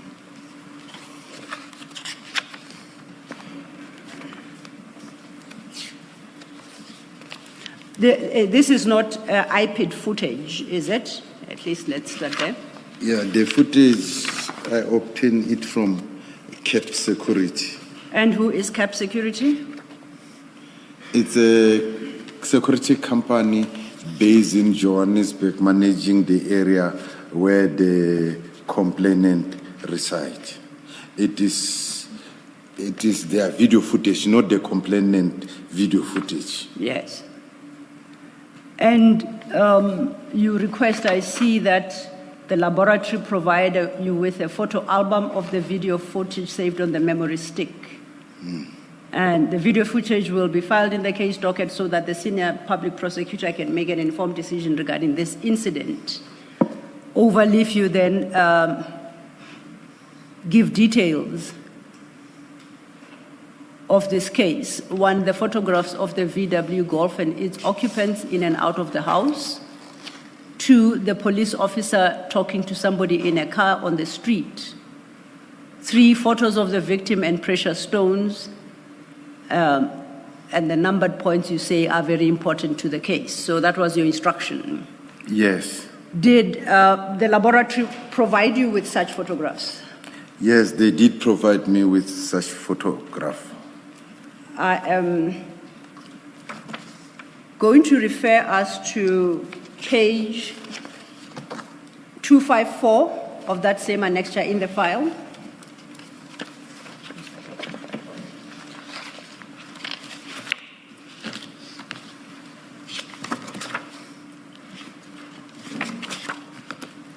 And at 255 and following are pictures showing part of the streets and the parking area. Can you confirm what place this is? What are we looking at on the screen? This is the place of residence of the victim and the street thereof. And if you go to your paragraph 65, you state that Constable Mackenzie, one of the implicated police, filed a further statement on 15 January 2026 confirming the presence of Brigadier Mkhwanazi at the scene. The statement is part of the docket. Right? Were you able to determine where in these pictures you say Brigadier Mkhwanazi was, whose presence was confirmed by Constable Mackenzie? In this picture, I cannot see. There was an interesting car which, upon receiving the photo album, I was interested in. It is not this picture. Okay, we'll scroll. This appears to be the gate to what looks like a complex. We'll scroll to the next and the next.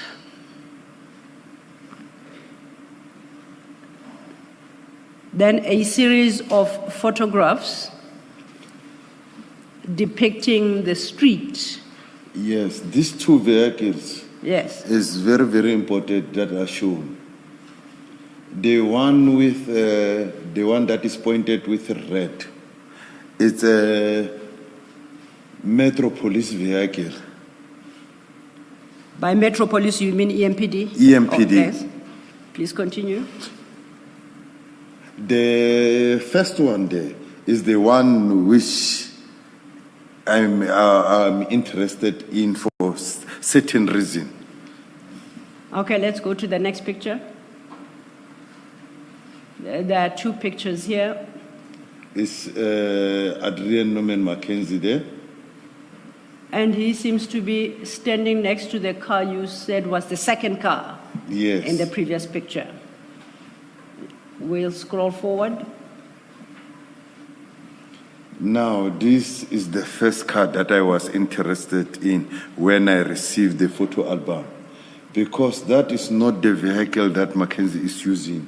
And Mackenzie in this photo album is seen standing next to the driver's door of that vehicle.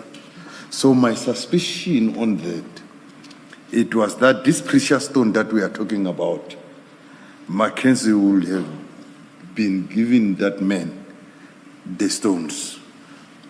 And if we scroll further on, I think it's a close-up picture of what we have seen, Mackenzie next to that car you say you're interested in. Yes, so now you can see there was an individual inside because he is talking, he's leaning towards that vehicle. Yes. And if we continue, So this photo, make your point. Please go ahead. this photo album is the one that interested to confront Mackenzie again to tell me exactly who is that person was inside the vehicle. So upon interviewing him,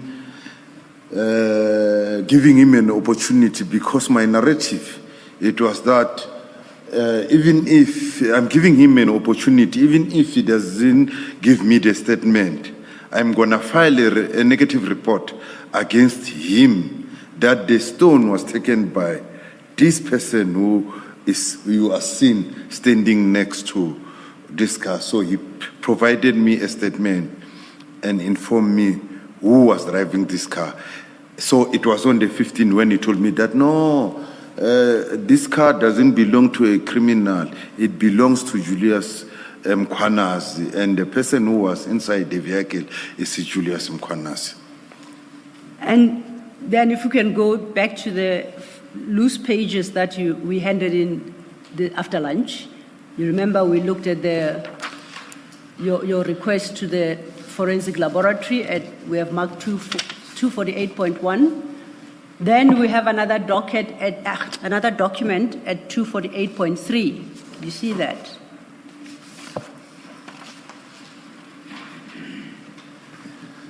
Do you see the document I'm referring to? 2.4? 248.3, at the top there, it's handwritten. Yes.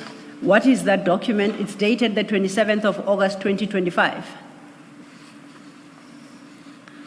Okay. This was the results from forensic laboratory. This is covering minutes, giving me the results accompanying the photo album that they have compiled. I note at item 2 of that page, it states a 212 statement and a photo album are attached as requested. Yes. You confirm. What we have on the screen, is that part of the photo album you received from the forensic laboratory? Yes. And if we stay on that and you go to the next page of the papers you were holding right now, Yeah. it should be paginated 248.4 at the top right corner. Yes, I have it. I see it is dated 15 July 2026. It's January. 15 January 2026. I'm 5 months ahead. Do you confirm? Yes, I confirmed. As a brief one, are you able to read into the record? Yes. Firstly, let's identify what this document is, and then you can read it into the record. This is the additional statement of Norman Adrian Mackenzie regarding the photo album shown to him by me. Now, can you read? It's got 4 paragraphs. Are you able to read them into the record? Yes. On the 13th January 2026, Assistant Director Thulani Magagula from IPID presented me with a photo album of the case in Hillbrow for me to give a small description of what was going on. I went to a white motor vehicle that was occupied by 2 black males that came to the scene to check on us on the day in question. The driver was Director Julius Mkhwanazi,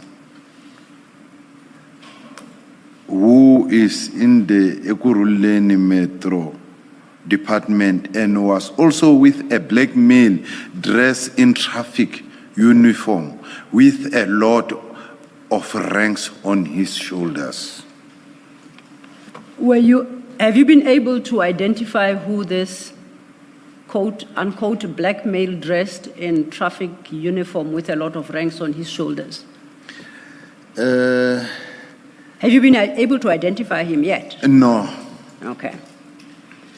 Now, I'm sorry, Mr. Lo. After this statement, did you go back to Julius Mkhwanazi and obtain his statement to confirm his presence?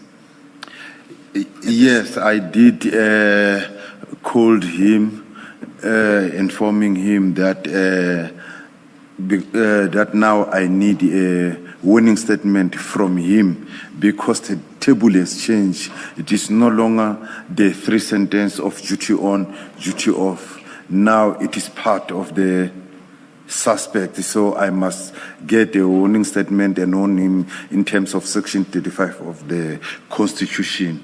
At the time when I called him, he informed me it was towards the weekend that he need to consult his legal practitioner. He will come back to me. And indeed, at a later stage, he came back to me because I keep on calling him that it is important. I need this statement. It's crucial.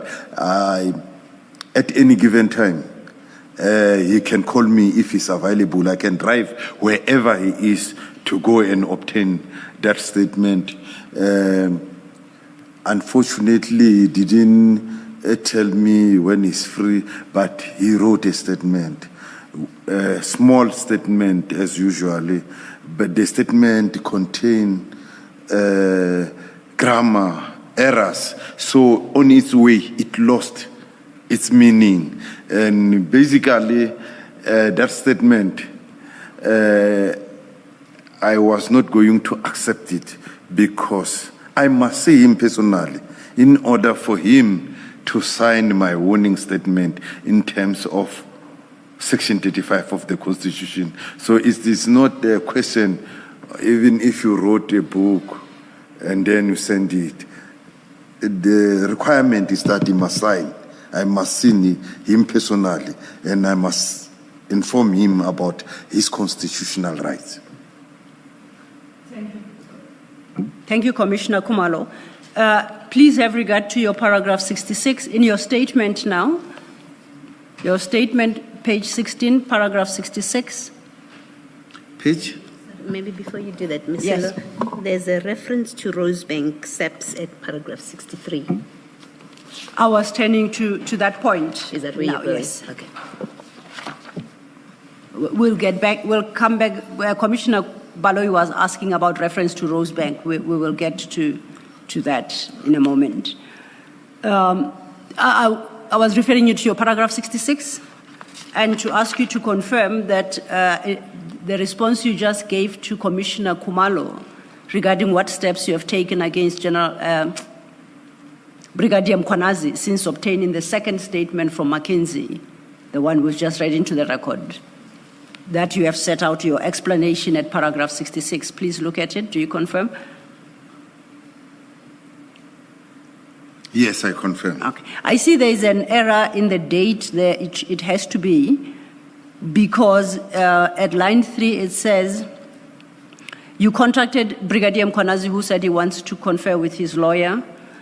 This after Brigadier Mkhwanazi had submitted a statement on 5th February 2025, which I rejected. The year is wrong. Yes, the year is wrong. That was really my question. 2026. So we should correct that to 2026. Yes. Thank Because you. I had assumed that in 2025 a statement was obtained, and then Mackenzie gives his statement in 2026, and then... Indeed. Yeah. And I'll just confirm that this is the statement that you say you received and rejected from Brigadier Mkhwanazi. That was the first statement from him, was it? Or was it a second statement? This one that I'm looking for, it is the second statement as per warning statement. The first one that I obtained from Brigadier Mkhwanazi, it was the duty on, duty off statement of those members because his involvement was unknown at that stage. Okay. I was going to then ask us to turn to the various statements that you have on file, and in the course of doing so, we will answer Commissioner Baloyi's question. At paragraph 63 of your statement, page 15, you note, it is proven that they, being the EMPD officers, abuse their powers by operating outside their jurisdiction, i.e. Ekurhuleni, and misled the Rosebank subs about the basis of conducting operations within Johannesburg. You see that? Yes. You have a series of statements. In particular, I would like us to start in Annexure TLM 3 from page 273.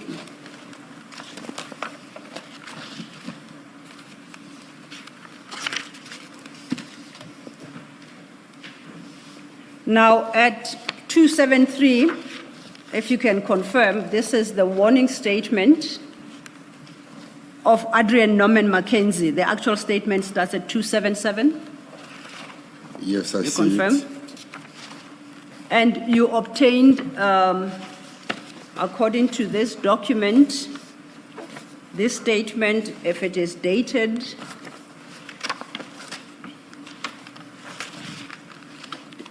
do you have a date for when you obtained the statement? For Mackenzie, yes. I Mackenzie. will.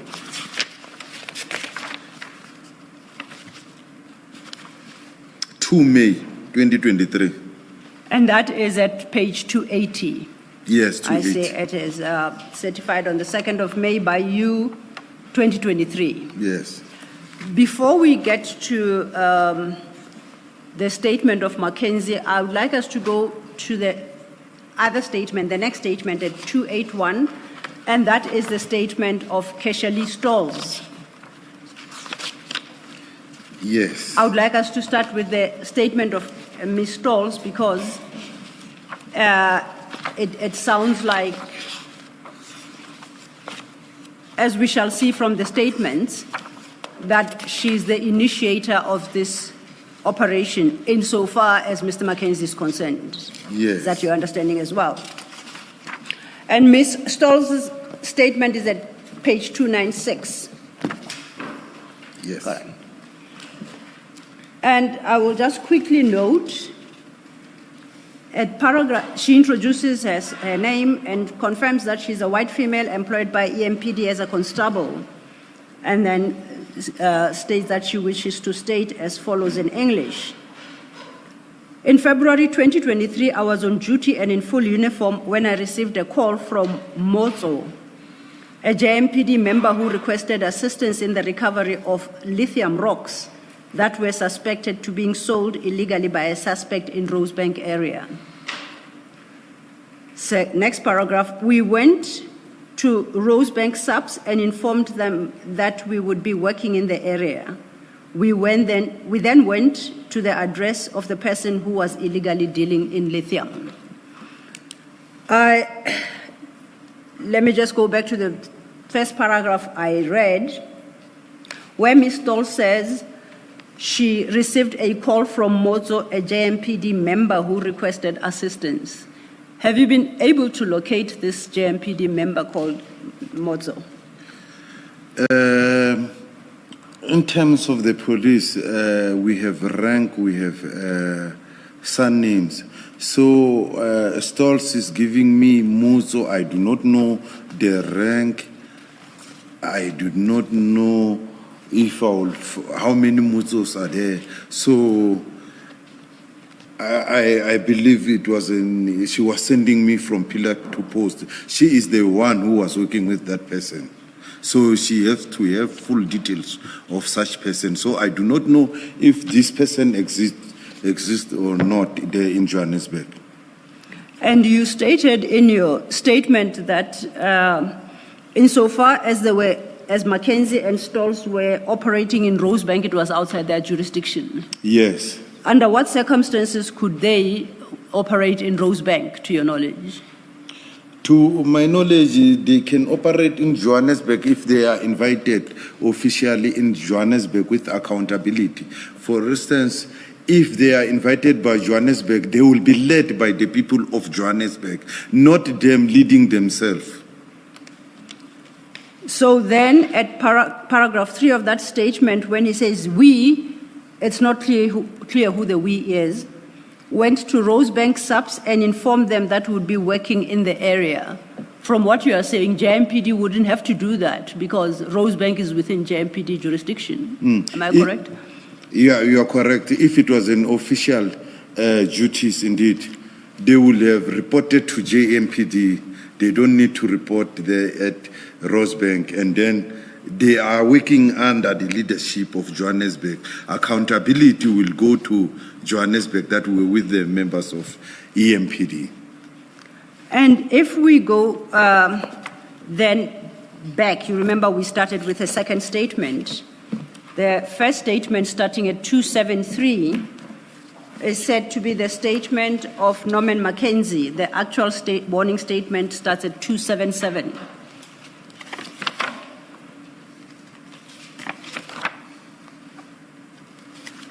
And are you at 277? Yes, I'm there now. That is the statement of Adrian Mkhwanazi. It says, I, Adrian Norman Mkhwanazi, employed at Ekurhuleni as a Metro Police officer, state the following. And at paragraph 2, and I quote, on the day in question, I was on duty in full uniform and equipment when Constable Stolz told me she got a call from a JMPD member who needed assistance with recovery of stones in Rosebank. 3, we went to SAPS in Rosebank to make a OB entry that we will work in the area, and we went to the suspect area in Rosebank. You confirm that? Yes, I confirmed that. And lastly, then, if we go to page 299,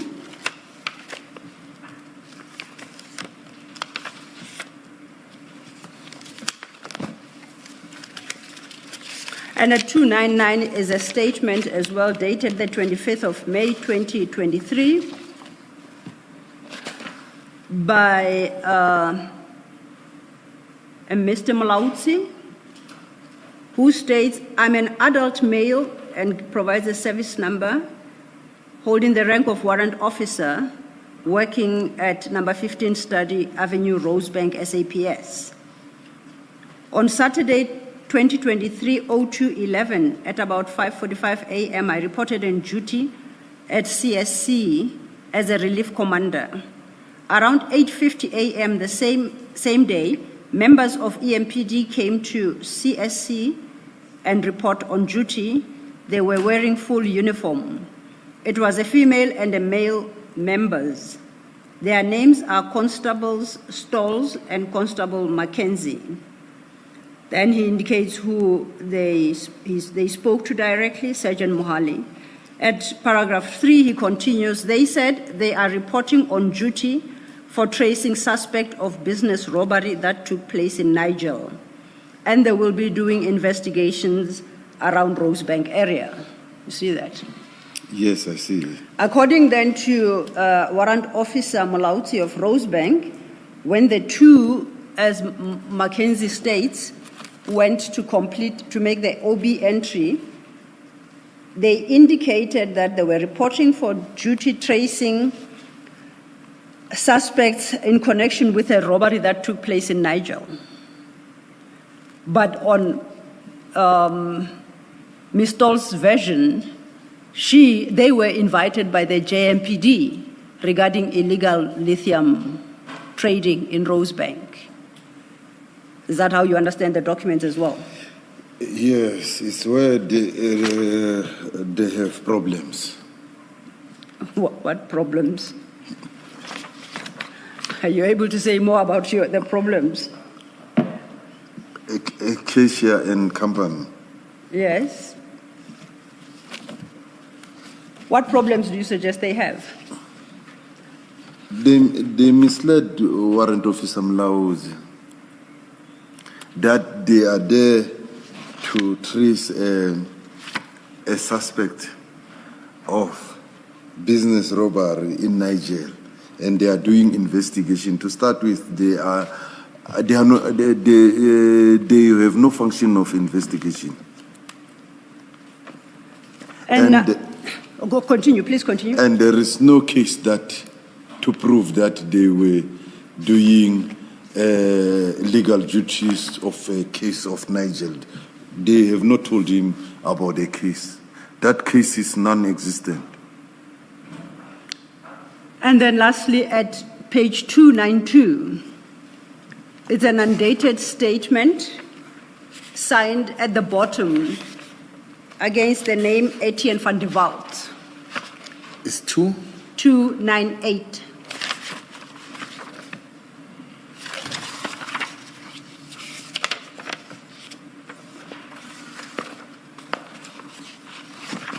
Yes, I got it.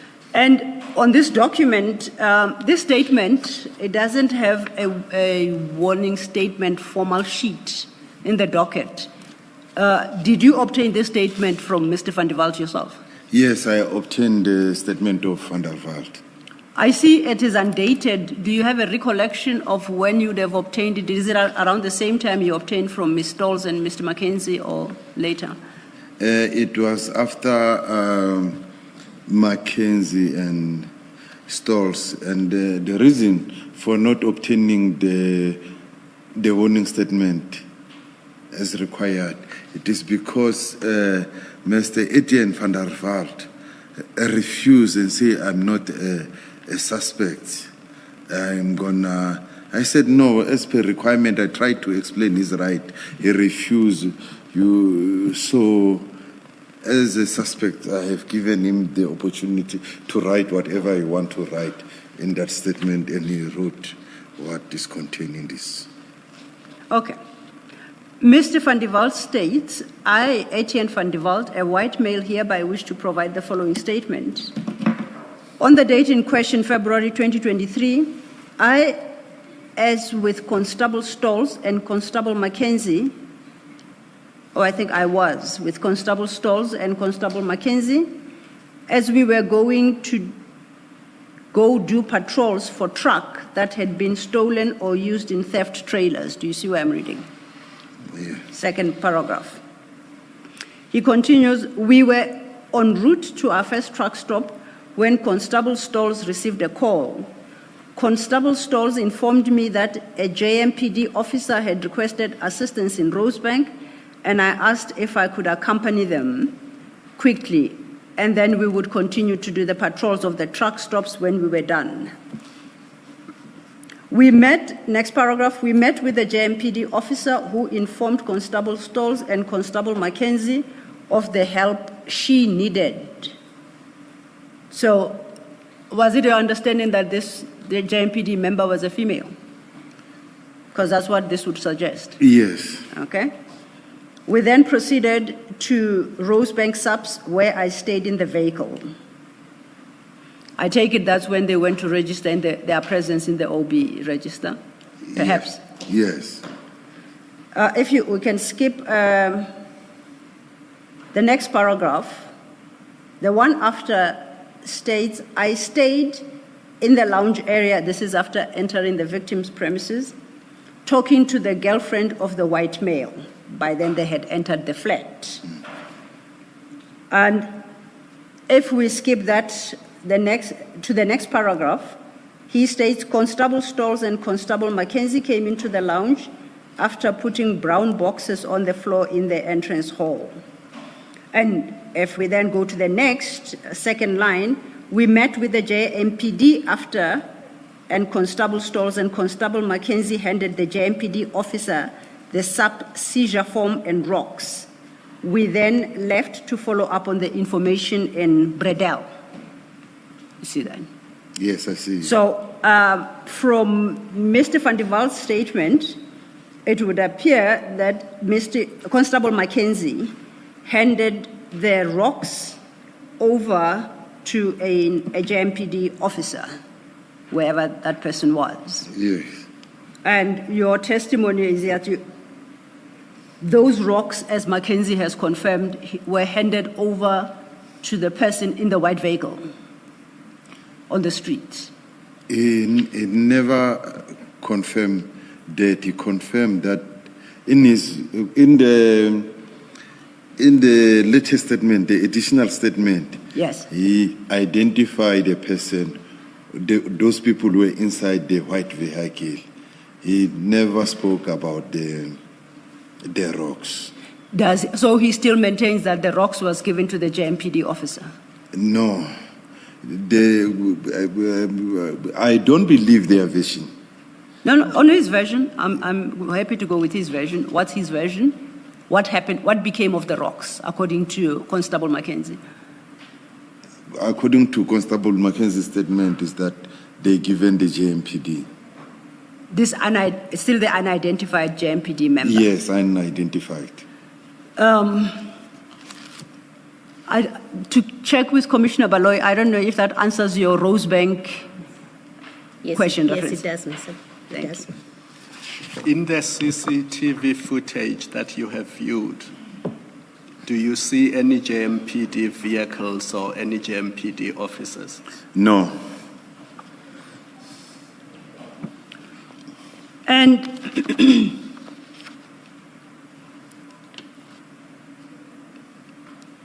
I see that we did discuss this, that now you are waiting to obtain a warning statement from Brigadier Mkhwanazi. What's the next step thereafter?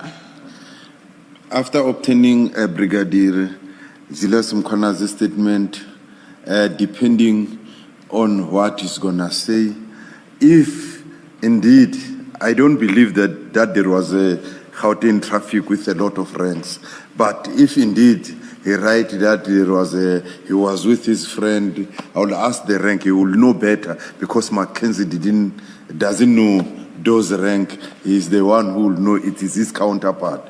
He will tell me that I was with this person. So it means that the same person I must obtain his warning statement is also part of that illegal operation. And then after that, I take the docket to the Director of Public Prosecution for decision. And then if they say Chaile, and then I go and arrest them. It will depend on the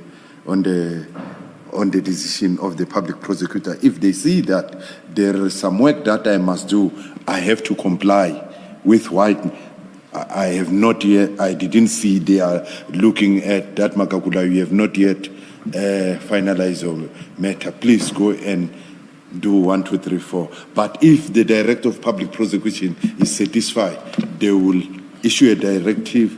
These people must be charged with these following counts. I will not predict, but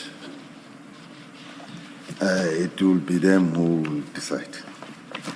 And the commissioners are aware, and this they learned from Chief Mapieye when he testified, that on the 15th of August 2023, the complainant submitted a notice to Ekurhuleni, the city of Ekurhuleni municipality, of his intention to institute action against the municipality to recover the value of the stolen property. Now, that what he terms to be stolen property. So that evidence is already before the commissioners, and the commissioners will recall that's when Chief Mapieye submitted JM 24. So is it fair to conclude that on the basis of that letter of demand, which is very detailed, that the EMPD has been appraised of this incident by its members? Yes, EMPD was aware of this incident even before the letter of demand? The civil litigation. Why am I saying so? Commissioner Baloy asked, it was Commissioner Kumalo asked, was the stone recovered? And then I said part of it. EMPD was aware a long time ago about this incident because after the arrest of these people on Benoni Cars 215, I went together with my members to search the vehicle of Adrian Norman Mackenzie. Upon searching that vehicle of Adrian Norman Mackenzie, we recovered some stones there inside. When we searched, I booked him out and came with him to the car so that I can search the vehicle in his presence. So when we found the stones, he was there standing, and I had to ask him, does this belong to you? he agreed that this belongs to me. He even added that during the night this stone is it's just for decoration whatsoever. Each and every item that we found there, I made him to account for it, and he signed the acknowledgement that this belongs to me, this belongs to me, this belongs to the municipality. Everything that belonged to municipality, it was given to municipality. So EMPD from that point, it was on March, I'm sure it was on the 10 or 11 or 13 March where they became aware of this incident. So there is no way that they only knew when the civil litigation came. So I hear you say that you found the vehicle, you found the stones in his vehicles, but how does the EMPD become aware about these stones and therefore the incident itself? You're not, in your explanation, in your answer, you didn't explain how they became aware. I made them aware on the same day because the vehicle belongs to EMPD, and there were other properties that was inside the vehicle which belongs to EMPD. Who in particular, and what form did the making aware take? Is there a record where the stones, where you inform EMPD in writing, whether it's a form or whatever form it takes, about these stones, that they are related to the incident in Rosebank? Is there that kind of detail when you inform them? Okay.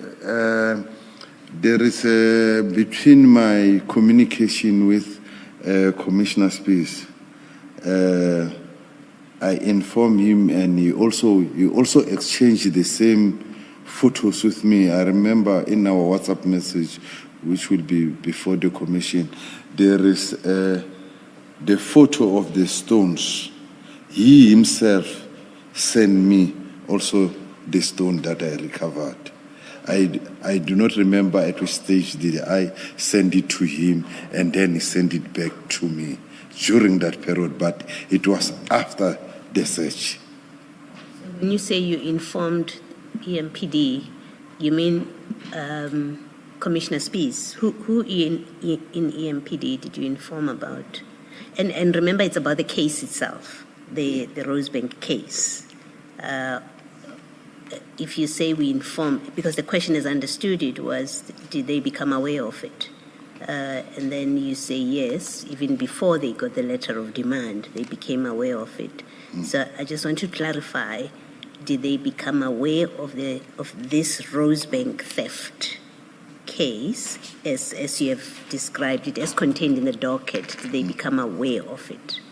And I'm not saying did they become aware of the docket itself, but did EMPD become aware that its officers were involved in a bogus operation in Rosebank, where they took these jewels or these stones from there?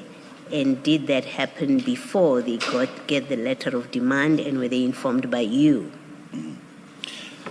Yes, Commissioner, I will try to answer like this. EMPD was aware from the word-go, even before the case was opened.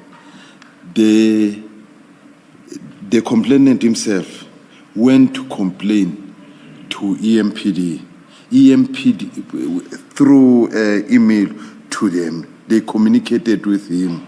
And if my memory serves me right, that email that they received from the complainant, even before the case was opened, it was sent to us. It is how we assisted the complainant to open the case.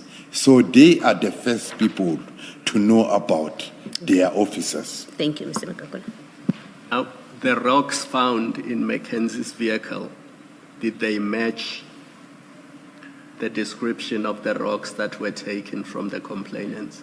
Yes, they match.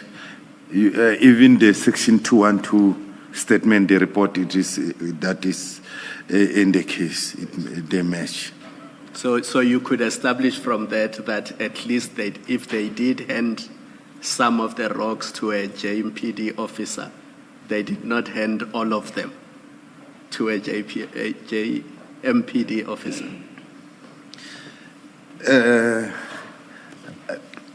Can you repeat the So question? you say some of the rocks were found with Mackenzie, right? Yes. So we can assume from that if they did hand the rocks to a JMPD officer, they did not hand all of them because some of them were still with Mackenzie. Yes. Thank you, Commissioners. Mr. Magagula, you referenced communication you say you had in particular with Commissioner Spies around this issue. In response, I think it was to Commissioner Baloi's question about how, on what basis you say EMPD had learned of the incident before the civil claim, the intention to institute civil claim was expressed. You remember? Yes. At your paragraph 86, you don't have to go there. You introduce two annexures, annexure TLM7 and annexure TLM8. And you say these are screenshots of your communication with Chief Mapieye and Commissioner Spies respectively. Yes. Okay. Now, if you can pull out the second file, the second big file, it's marked 3 of 3 on the spine.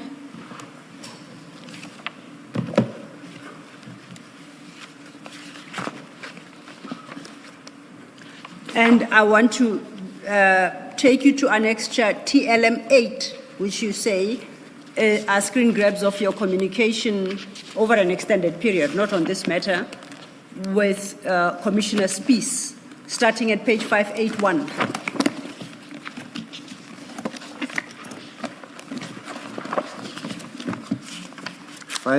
Eight one. Project and scroll. If I then ask you to turn to page 588, no, 586, let's start there. There seems to be perhaps a video clip, but then because this is a screen grab, we don't see that. Then there's a message there talking about, I think it's a number for Warrant Officer Ben of SAPS. If you go over leaf, and that also, there are two pictures there, or judging by the fact that the first it's got a timestamp of 12:08, that might be a video. But if we skip that part and go to page 590, the same picture, the same two are found at 590. Okay, you can switch off.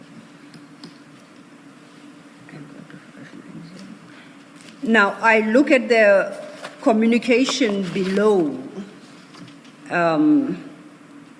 It would appear a message forwarded. I'm not sure whether it is to you or to Commissioner Spies. Good morning, Commissioner. And below that is another forwarded message, the staff from Mackenzie car. And then a last one says, must we bring to your office or Mr. Erasmus? This seems to be shared with you with what appears to be an evidence bag or a plastic bag containing some stones. Do you see that? Yes. And then it continues and says, no, bring to anyone H. Start with car and protect it as is. IPID will contact you and bring their forensics with. The next message there at the bottom reads, Mackenzie's patrol vehicle was booked in for repairs and maintenance. He stated on Friday that he left his official Tetra radio in the car's cabby home. I instructed, I think 589 and 590 are in the wrong order. I instructed go back to 589, his supervisor to fetch the radio. They just sent me the above, which are all inside his vehicle. Can you please arrange forensics to urgently attend to it? As lots of this is similar as what was found in Kisha's car and could be part of the evidence of their crimes.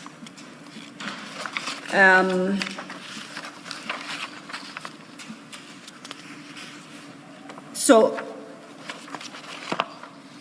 my question is that the communication you were referencing in response to the question by Commissioner Baloyi when you say senior personnel at EMPD were aware of this incident before the complaint was lodged by, the civil claim was lodged by the complainant, and in particular you rely on your communication with Commissioner Spies in this regard. Is this part of the... Yes.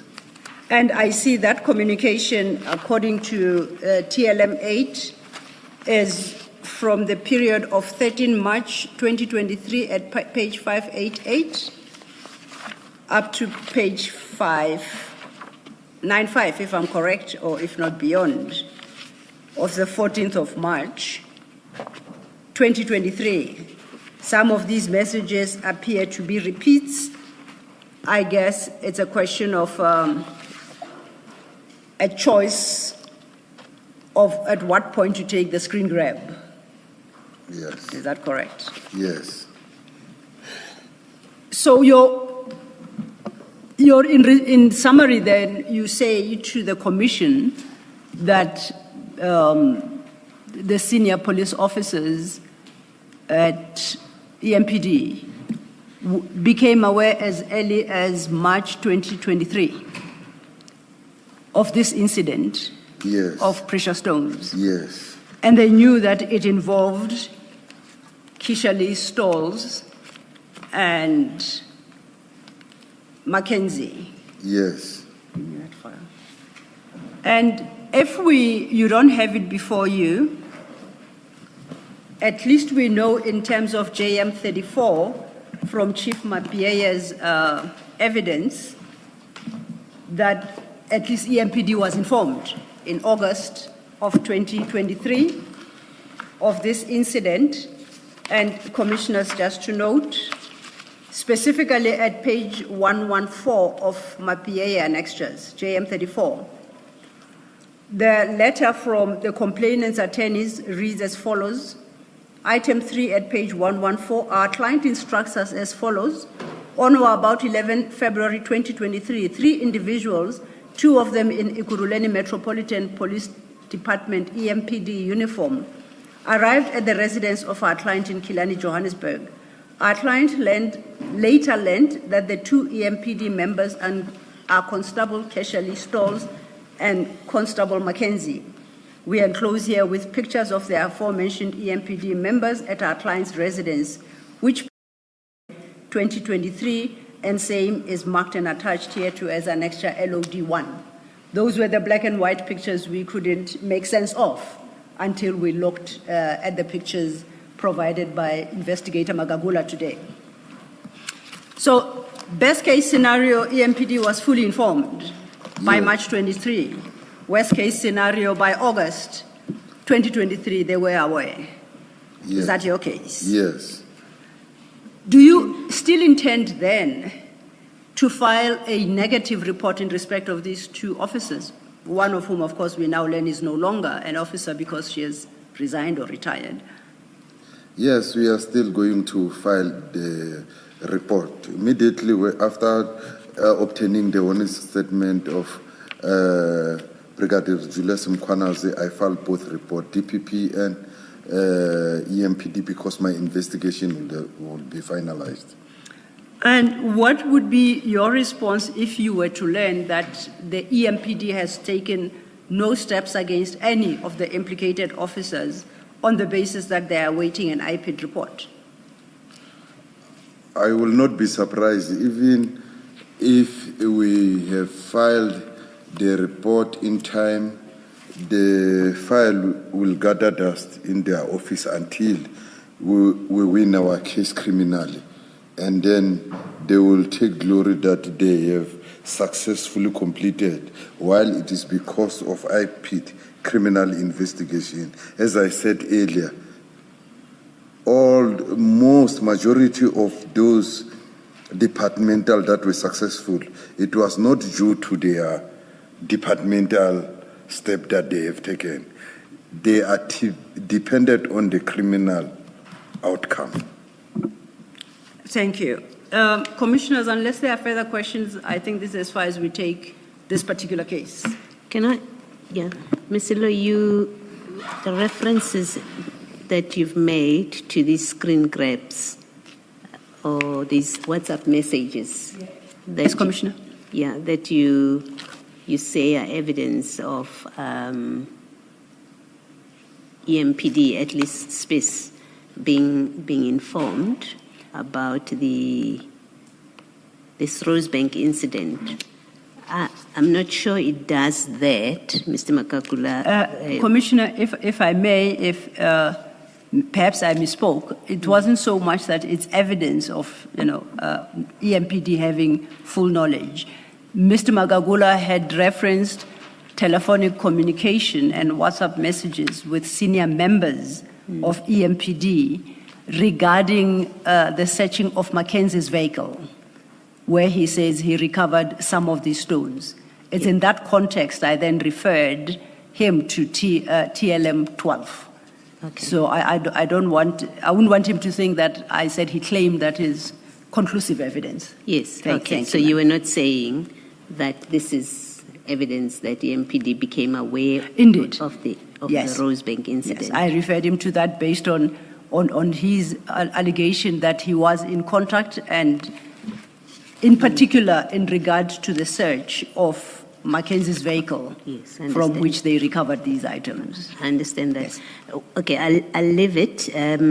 I had wanted, if you were saying that, I had wanted to say, actually, it seems that you do have other better pages that may well have been an indicator of this communication. If you look at 616, for example, there are references to Thulani, and Thulani is a suburb, not a police station area. So it sort of suggests that some communication, but I think this is in July, if I'm not mistaken. No, it's in April. But I'm not taking it any further. I would think that perhaps it might be appropriate to do so because I think it buttresses what Mr. Magagula says.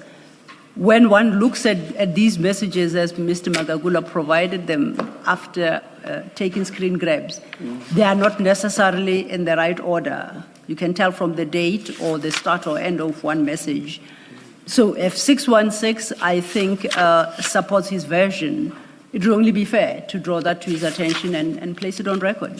Yeah. Mr. Magagula, Commissioner Baloyi is talking about other messages that perhaps speak to the fact that EMPD members, and in particular in this instance, Commissioner Spies, because this is your communication with Commissioner Spies, became aware of this matter as early as perhaps July or so 2023. And in this regard, I would like to refer you to page 616 of that file we're looking at, which are the screen grabs of your communication with Commissioner Spies. Do you see that? Yes. And so if you're at 616, then please listen to Commissioner Baloyi.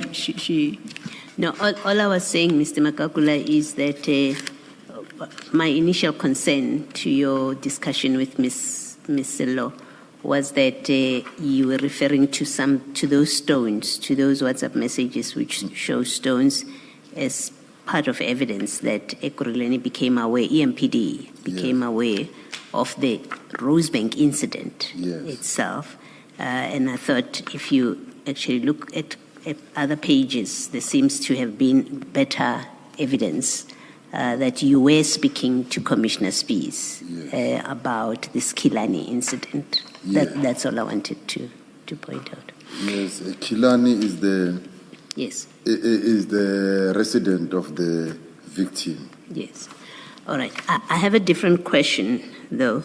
You say you are still going to be filing a recommendation. You say you're still going to submit a report and recommendation. This incident is in 2023. Yes. You become aware of it in 2023, I think about March or thereabouts. Yes. You have statements from the complainant, and I think a statement from Stolz early on. We are in 2026. How is it? What is the explanation? That I know that you got another statement from Stolz, Mackenzie, in January 26. You're still going to be getting a statement from Brigadier Mkhwanazi.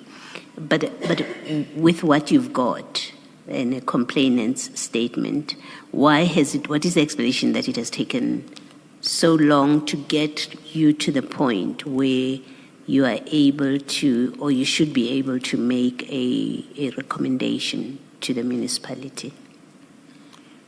The recommendation is made after the completion of the case itself.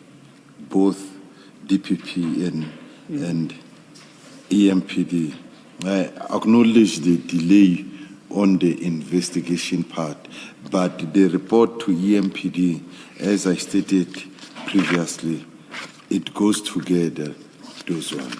And has this been to the prosecutor? Is it DPP or And not yet. this docket? It hasn't. Yes. Okay. And how do you explain the delay? You say acknowledge the delay in the investigation. What are the reasons that there has been a delay in the investigation? The delay on investigation is based on the fact of the 727 cases and all other activities that I was doing. Yes. So it's the workload that you are carrying. Yes. Okay. Thank you. Thank you, Commissioner Baloyi. Mr. Magagula, then that concludes your testimony on the precious stones matter. If you could turn to page 16 of your statement.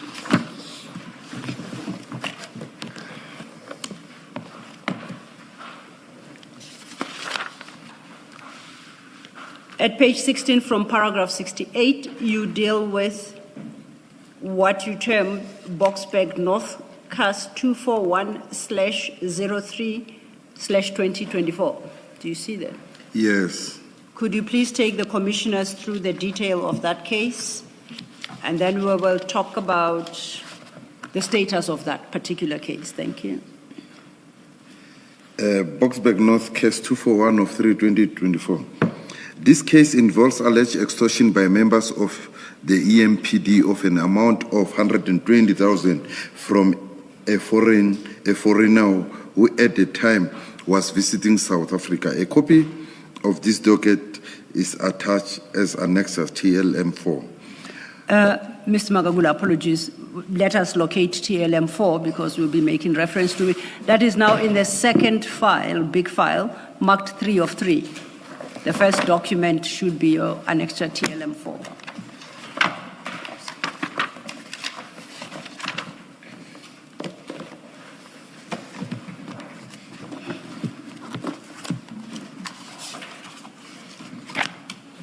Have you located it? Yes. Okay, give Commissioner Khumalo a sec. Okay, we have all found our TLM4. Then you can take it from paragraph 69. On 5 March 2024, at approximately 11:55, the complainant was stopped by members of the EMPD driving an unmarked BMW in Springfield Road, Boksburg, after he had exited a housing estate. The officer demanded that the complainant produce identification. The complainant provided his Congolese passport. The officers informed him that they intended to verify his passport at Boksburg Home Affairs. The officers accompanied the complainant to Home Affairs, where they presented his passport to an official while speaking amongst themselves in their native language. Upon returning, the officers informed the complainant that Home Affairs was closed. They then demanded to accompany the complainant to his residence. The complainant refused, but the officers forced him to his home and conducted a search of his residence without a warrant. The complainant alleges that these actions were unlawful, including the detention force. Let me read it again. The complainant alleges that these actions were unlawful, including the detention, force, accompaniment to his residence, and their warrantless search of his property. Perhaps let me assist you. Your paragraph 71 reads, the complainant alleges that these actions were unlawful, including the detention, forced accompaniment to his residence, and the warrantless search of his property. Yes. Did I read it correctly? Yes. On 23 October 2024, I received directives from the DPP concerning this matter, which I addressed and submitted a report to the DPP. Okay, now you had referred us to TLM4, and I said it starts at page 361 of the second bundle of your annexures. Can you identify for the record the document that starts at 361?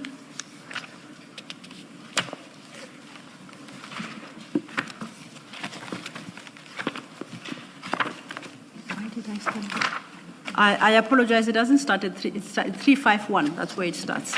Sorry? It starts at 351,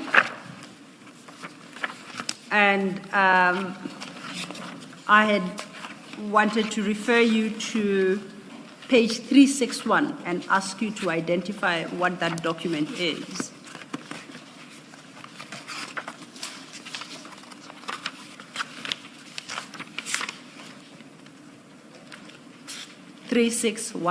Yes. 361, I have a photo album. And if we then go back, again, it appears like it's the problem of the order in which these are filed in the docket. That document, the page 361 appears like it ought to be followed by 357 to 360. That would appear to be the actual report from the forensic laboratory. At page 358,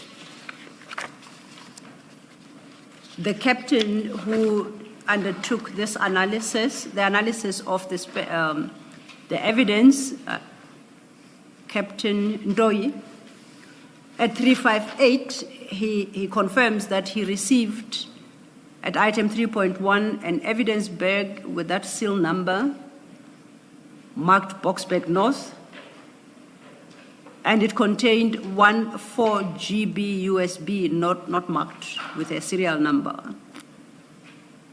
And that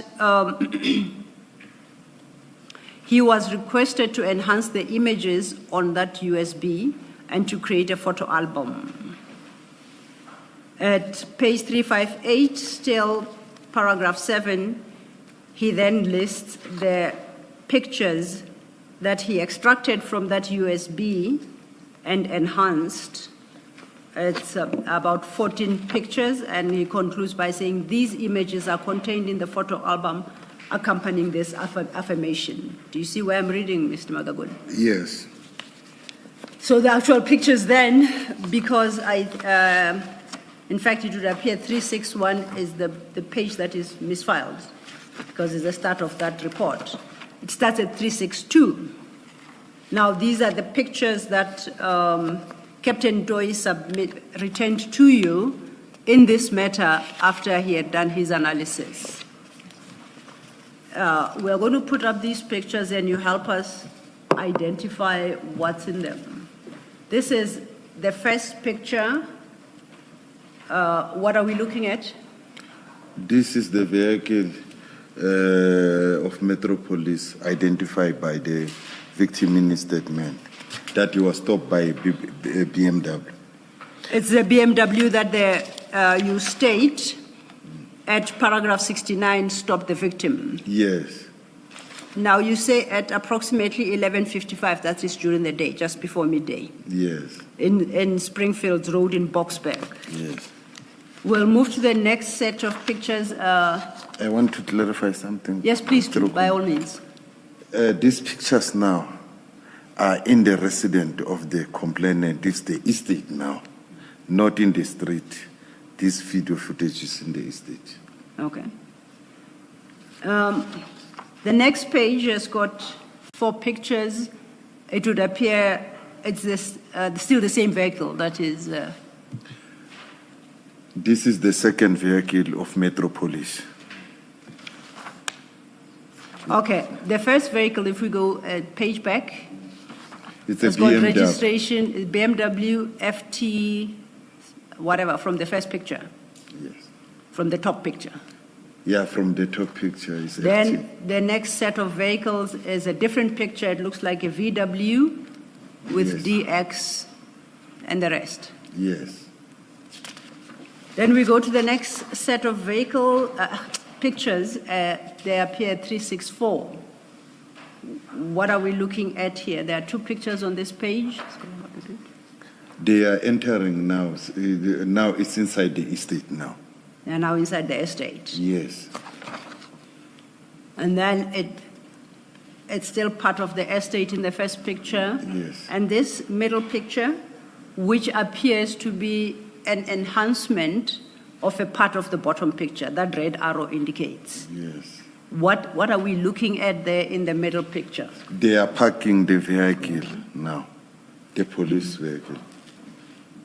They are parking. Their vehicles, they are on their way to park there. Is this at the complainant's? Yes, it Residence? is in the complainant estate. Okay. The next page has got 4 pictures, and it would appear it's the same people, same pictures, but perhaps from slightly different angles. Is that correct? Yes, these are the Metropolis officers who were inside those vehicles. They are out now. And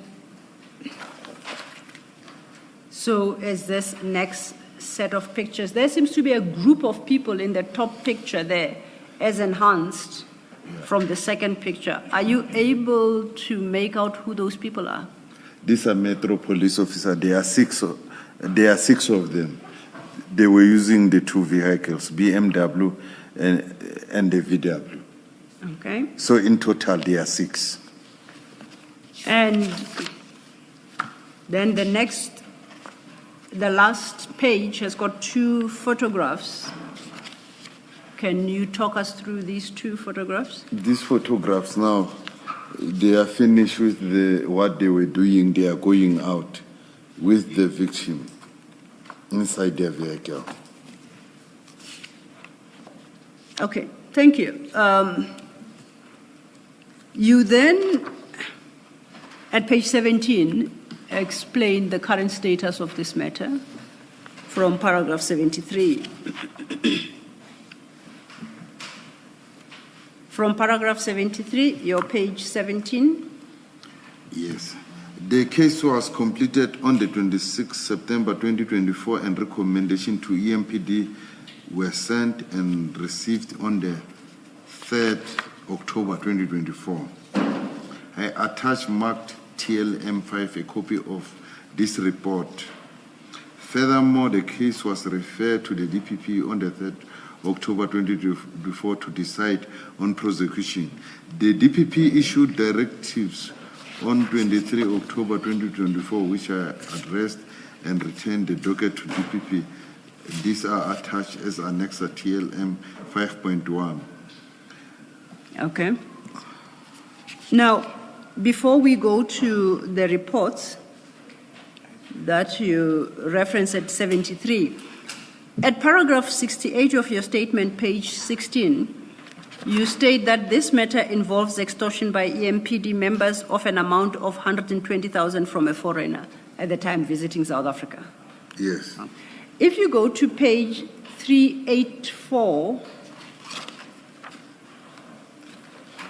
sorry, I'm reading the wrong number, 355, the red one, 355 and 356 of the big file, the file that we've just been looking at, the photographs of the EMPD officers entering the estate where this foreigner was staying. If we go to 355 and 356, okay.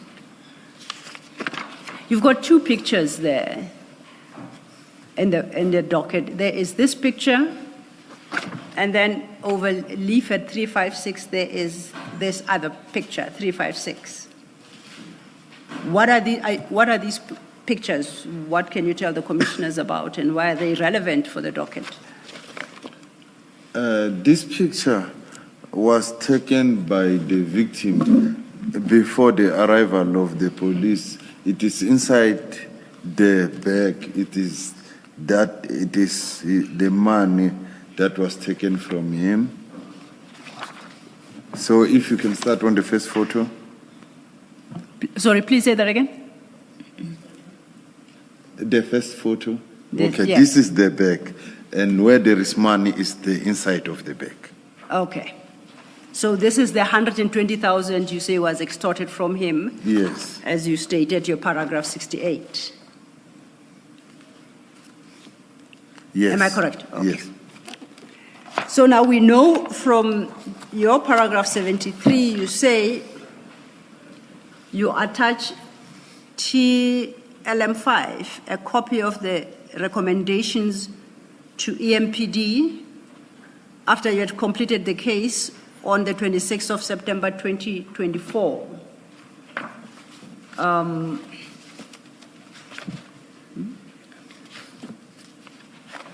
But I'm looking at your file, your TLM5. It's got something else. 512. 512, not 511. 511 is not part of TLM5.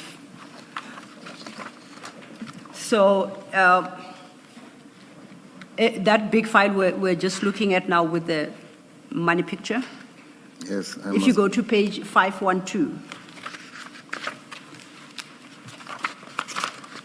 This, in my file, reads as EMPD memorandum addressed to the Chief of Metro Police, Ekurhuleni Metro Police.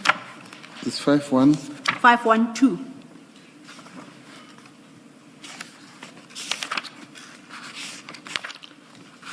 The top right, red number. Yes, Yes. I got it. So I say this as the EMPD memorandum addressed to the Chief of Metro Police, Ekurhuleni Metropolitan Police Department, and it's from IPID. And if you, the last page of that document is 516. Commissioners, if you could move that annexure numbering, the page that marks 5.1, it's supposed to come after 516. The EMPD report runs up to 516, and then annexure 5.1 starts thereafter. Please go to page 516. Yes, And I see that is it's got a conclusion, and it's signed by you and dated 26 September 2024. Yes. And once again, it's supported by the provincial head of Gauteng IPID. This, as Ms. Masuku explained to us yesterday, the top right corner at page, that stamp at page 512, that is confirmation of receipt of this report. Yes. By the intended addressee. And I see the service was effected on the 3rd of October 2024. Can you just, the document itself, it invokes section 21(1)(g) of IPID Act. That's what you say is the classification of this matter. Yes. And you give the reference number, the box spec number, and you say it's a corruption case. Yes. Next to reference. And you state the offense is one of corruption. Then you list the members against whom you say this a charge of corruption is preferable. Can you read those, can you inform the commissioners as to who those members are? These members are members of EMPD who are suspect on this matter. MPO FI Shirinda,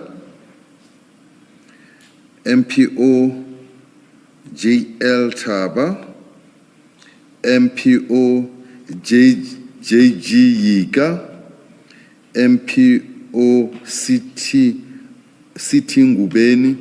This is a female. Okay. Ngubeni.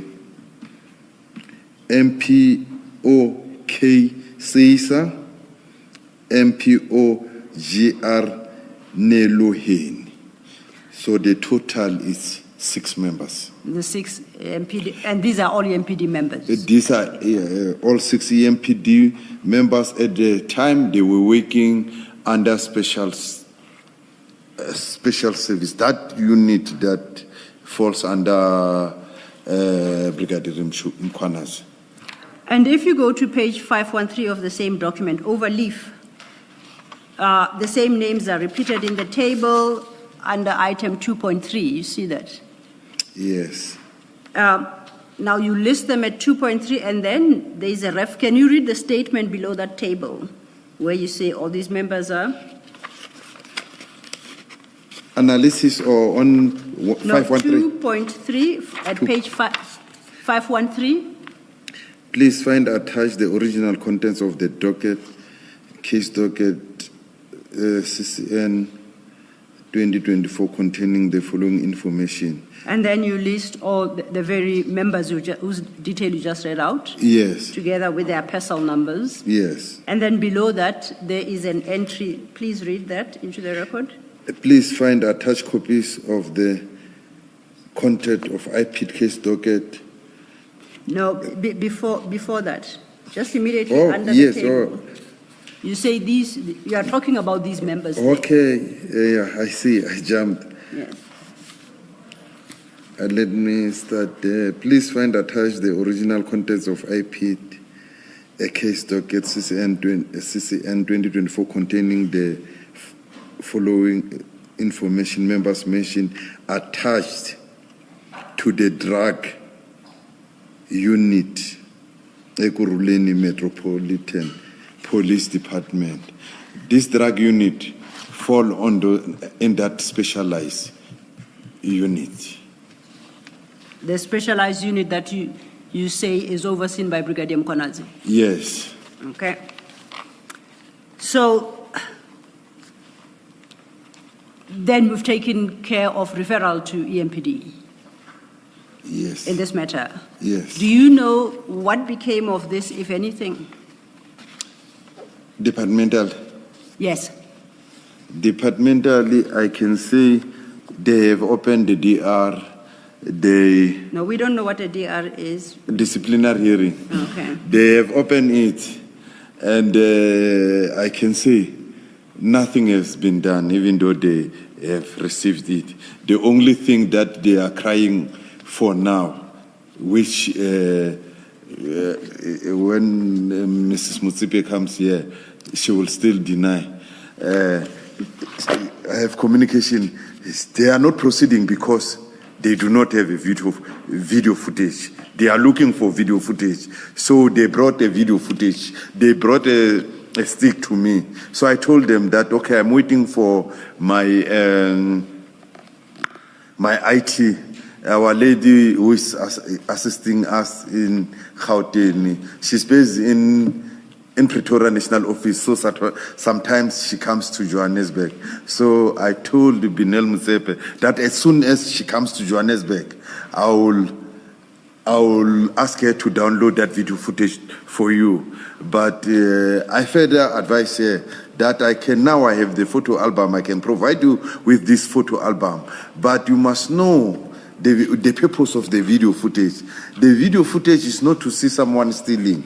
The video footage was for the purpose of seeing these people in the residence of the victim, not to see the people stealing 120,000. So when you ask something, you must know the objective of it. What do you want for that?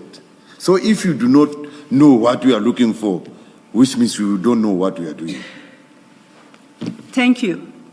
Staying then with your paragraph 73, we have dealt with annexure TLM5, which is your EMPD referral report, correct? Yeah. You introduce another document there, you've marked TLM 5.1, and you say the DPP issued directives on 23rd October 2024, which I addressed and returned the docket to the DPP. These are attached as annexure TLM 5.1. Annexure TLM 5.1 starts at page 517 of the big file.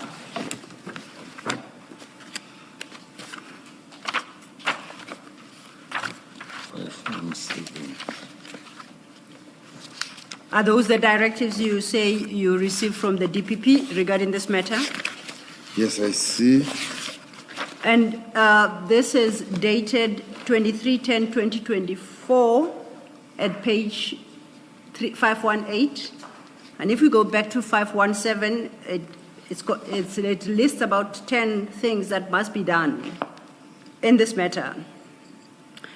And the DPP says the following outstanding investigations must be completed, namely obtain the AVL records of the state vehicles involved, and gives the numbers. These are the vehicles I think the numbers correspond with what we saw in the photo album. And A1 must explain where did he keep the money in his house, obtain a statement from his domestic worker. Does A1 have CCTV cameras, and if so, obtain the footage of the incident? A1 must explain whether all the members searched his house, that is occupants of BMW and VW Golf, or only some of them. Which members took the money and placed it inside a bag, and in which vehicle did they leave the scene? Which members told him they need to share the money and took it? An identity parade must be held in order for A1 to point out the members involved. A2 must be accompanied by an affidavit from CarTrack, in brackets, person who gave A2. And lastly, A17 must be accompanied by opening and closing bank statements from FNB. A Section 205 subpoena must be issued in this regard. Then it continues at item 2. The police docket, Boksburg North Cast 241/03/2024, are hereby returned and must be resubmitted on or before the 25th November 2025 with finalized investigations. And it's signed by the DPP. Do you see that? Yes. And these directives are directed to the Deputy Provincial Head, Gauteng IPID, for the attention of Mr. Bodu and yourself. Yes. You received these directives, and with the 10 items that you must attend to as instructed by the DPP, were you able to address all these concerns by the DPP? Yes, this was an early directive from DPP. I already dealt with this, all of this, so it is finalized, and the advocate has issued the final directives that these members must be prosecuted for robbery with aggravating circumstances, and I already, J50 must be applied. I already applied for J50, I already arrested them. So currently the status of this case is trial. And you deal with that at paragraph 74 of your statement. Perhaps then if you could just read that, and that completes your work on this matter. At page 17 of your statement, paragraph 74, you have a little paragraph there headed criminal referral. Yes. Please read that. The DPP took a decision that the members must be arrested and charged for robbery with aggravating circumstances. All of these members have been arrested and charged, and their criminal case is with the Boksburg Magistrate Court, and the matter is currently on the court roll, reminded to the 23 February 2026, which is this month. Must I continue? Please continue. Conclude that, yes. Departmental recommendation. The outcome of the disciplinary recommendation is still awaited. So you will recall that you were invited to comment on these cases specifically, yeah, because Chief Mapie and Commissioner Spies had been concerned that IPID is either deliberately not investigating these matters or dragging its feet. Do you have a comment now that you have accounted for this matter and you have given, it would appear that, at least from my perspective, you have done everything that is required by law for you to do? Yeah, it can't be true that I deliberately frustrated these matters, because you can see from my evidence that my goal was to get justice by obtaining each and every exhibit which will assist this investigation so that our victims can get justice.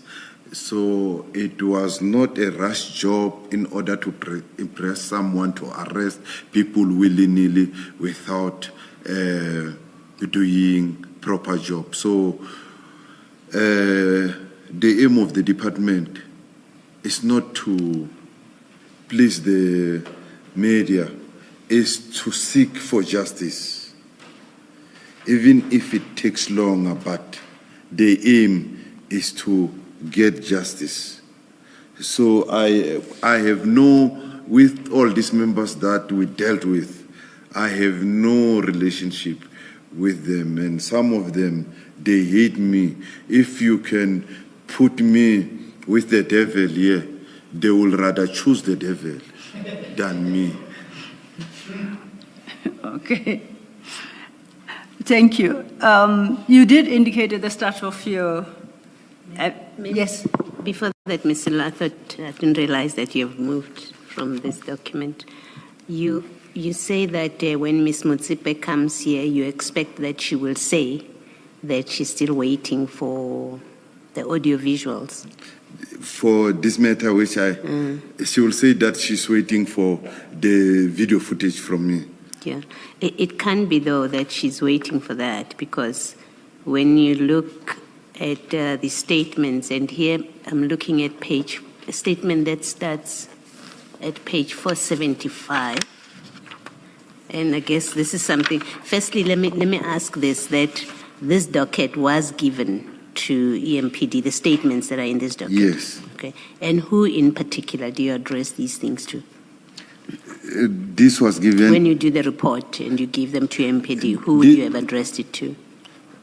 This was, I will say, the person who received it, because there is a signature of her. This document was received by Binel Mutsip. Okay. But it is addressed to that department, which is headed by Yeni Erasmus. I mean, I think what I want to point out, and I guess she will, if she comes here, she would have to explain. Randomly at 475, you have a statement that starts there of Ngubeni, Constable Ngubeni, and at from page 6, no, in fact, from paragraph rather, not page 6. At paragraph 5 on page 477, she does speak to, they arrived at that security complex, at that complex, residential complex, with the complainant. She does describe that.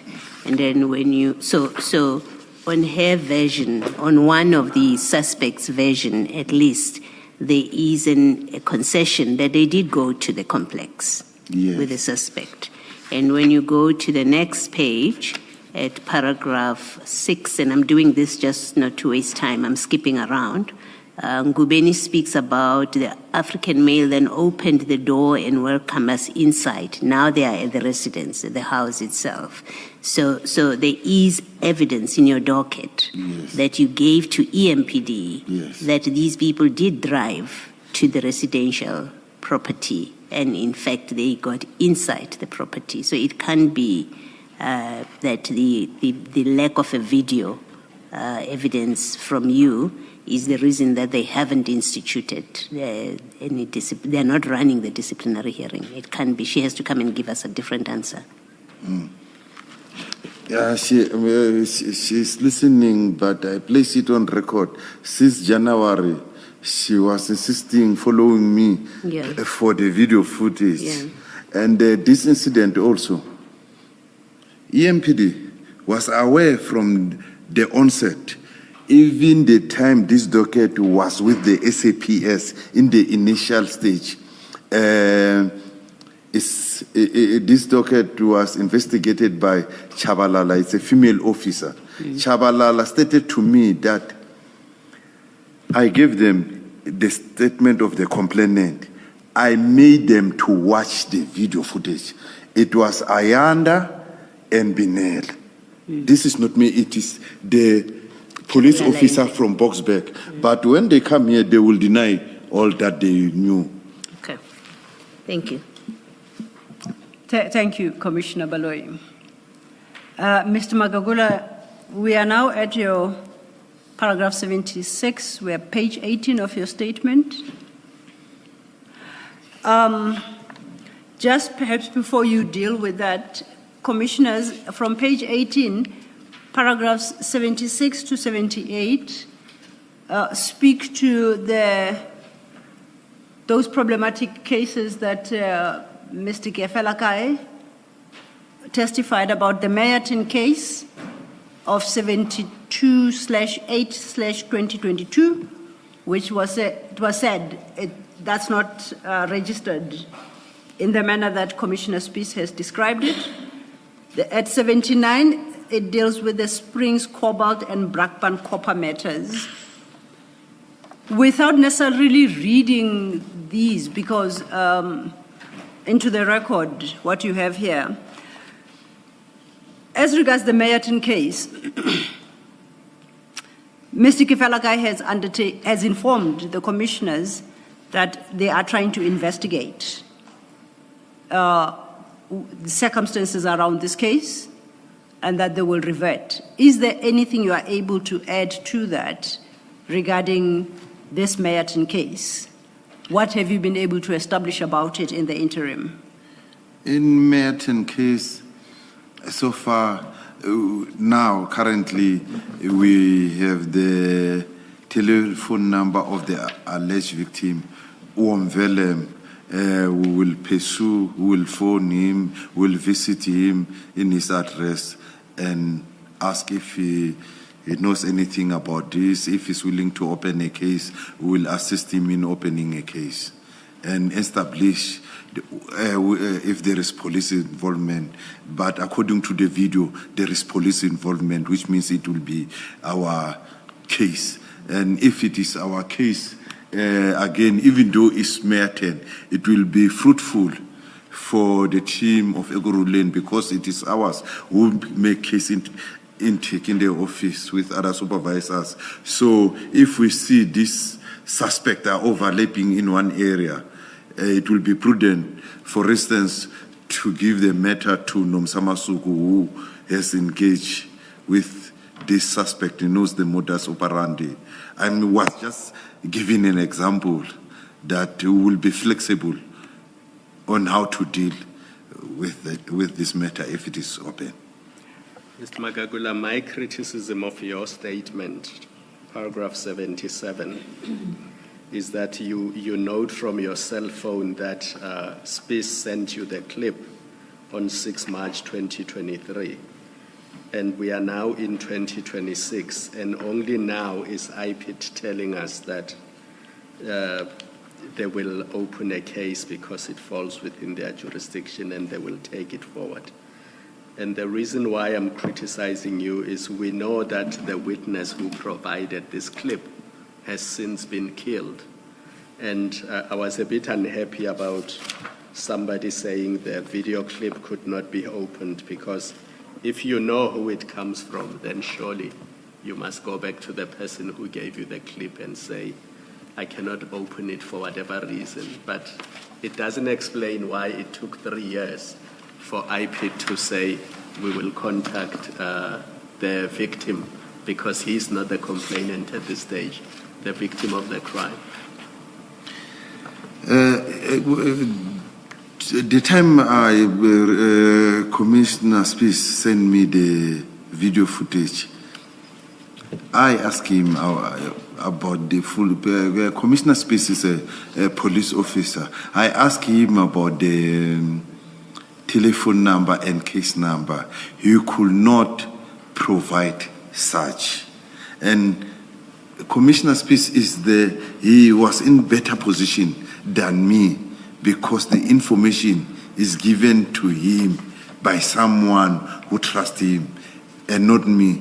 And if you got that information from Mkhwanazi, Mkhwanazi was not going to trust me or to talk to me, because he was our suspect in the Brakpan murder case. So Commissioner Spies was better placed to source that information, to assist me.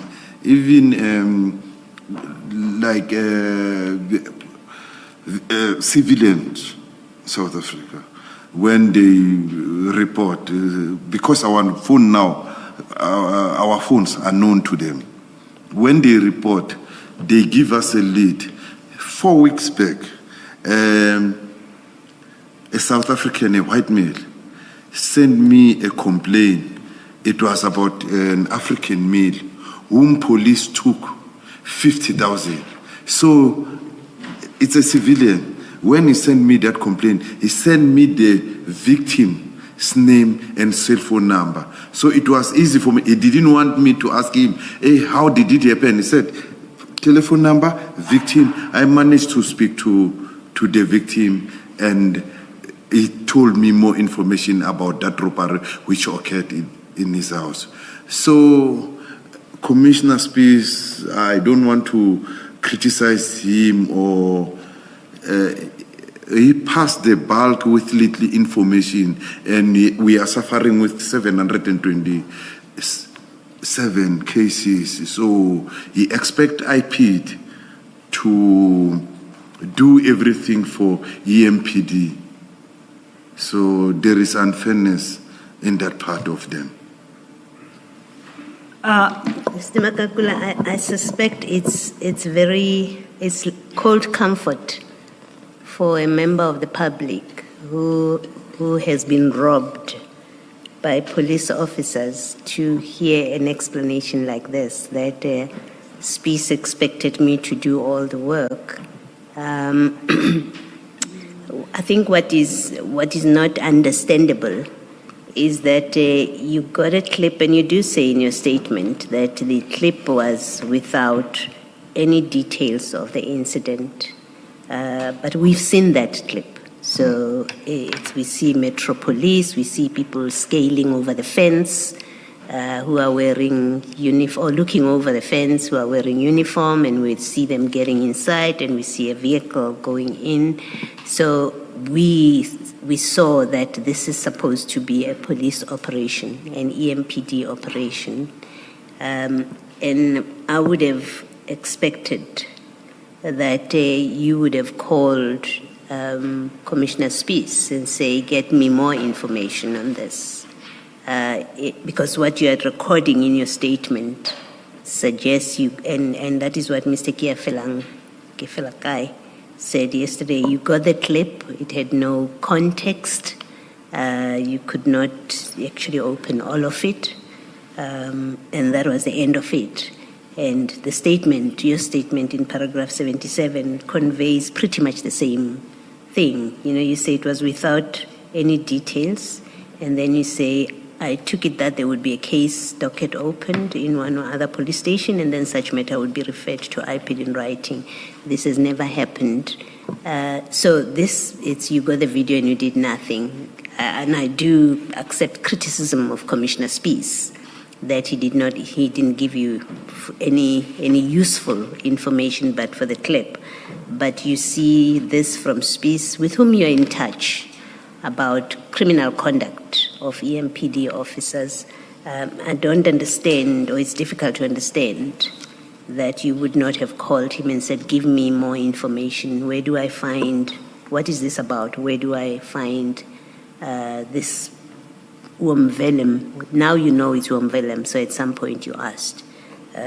It's that which is difficult to understand how it came about. I admit that I didn't put more information in my statement. With Commissioner Spies, I was communicating with him frequently. I did ask for that information because we were speaking. If you can see our communication, it goes a long way. Even if about this case, not this about video. Not about this case only. It goes a long way with other cases. So during those communication, if to myself, when I asked him for more details and he didn't provide, I took it as if he doesn't have. And he did not make follow-up to me regardless of our communication after sending this video footage, because we had a lot of communication between me and him. If he had anything, he would have. Maybe if I'm wrong. He would have asked Magagula how far about the incident, because we kept on communicating for a longer period after the video clip. Thank you. Thank you, Commissioner Baloyi. Before we leave this topic, I think it's necessary that we deal with your annexure TLM6, which you reference at paragraph 76. At 76, in regard to this Mayerton case, you recall that when Commissioner Spies testified, he named it, he said it was a Mayerton case, case number 72/8/2022. At paragraph 76, you state, as far as I'm aware, this case does not involve the video recordings shared by Commissioner Spies with the Commission.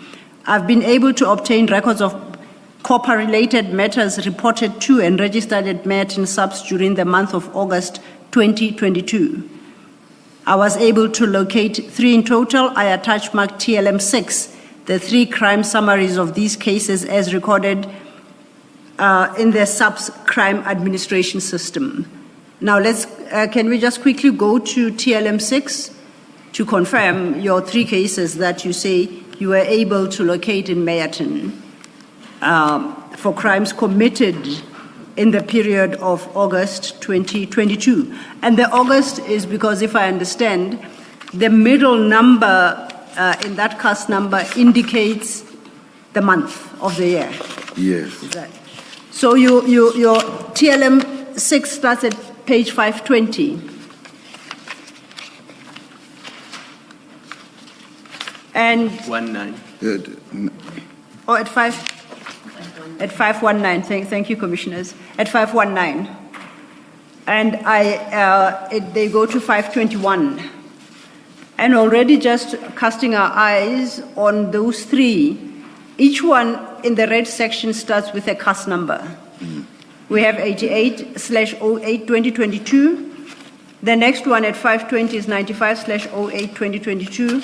And the last is 129/08/2022. So we do not have the cast number as provided. You say the cast number as provided by Commissioner Spies, you could not locate in Meyerton. Then if we look quickly at page 519, the first case, the charge is tampering with infrastructure. The summary states that the complainant stated that on that date, at that time, she went to sleep, everything was in order, all the windows and doors were locked and closed. At about 5:30 the next morning when she woke up, she noticed that the power light was off. Then she went outside to recharge the electricity, and it is when she noticed that the copper cable was cut. Now, the facts of that case do not correlate with what Commissioner Spies testified to confirm.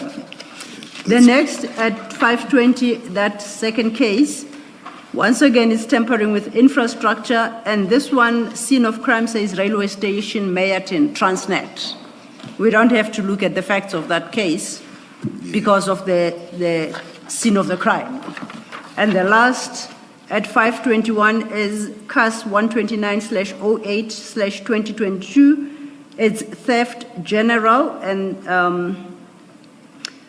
then in the summary it states the complainant was at his new house and found two unknown white males busy looting. He left them there and went to the scrapyard and found his properties to the amount of 35,000. So once again, the facts don't correspond with what Commissioner Spies understood the Meyerton case to involve. Nonetheless, Mr. Kifelake has undertaken to the commissioners to come back on this matter formally and will file a supplementary. I just wanted to place your TLM 6 formally on record. Okay. Next, from 79, you deal with the Springs, Cobalt, and Brakpan copper matters. I think emphasis there is at your page 8, is your paragraph 80. If you could just give a quick summary of what you were able to establish about these cases. Are you able to?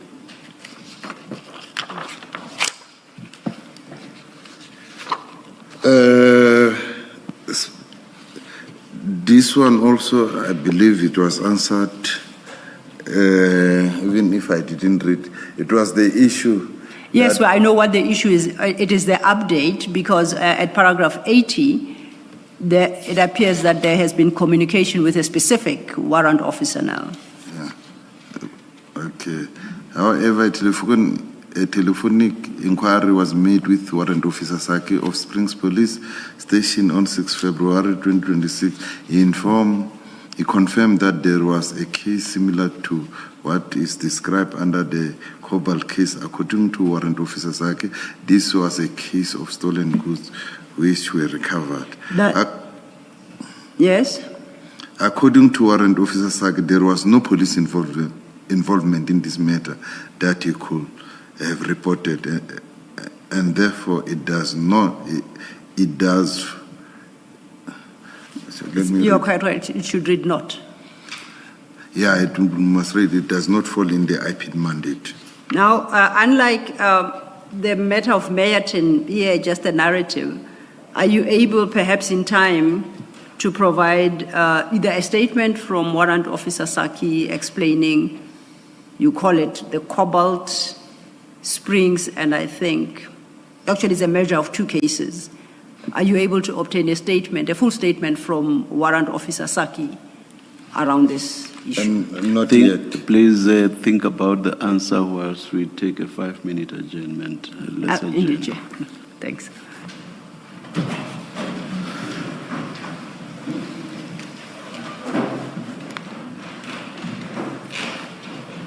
Send this over.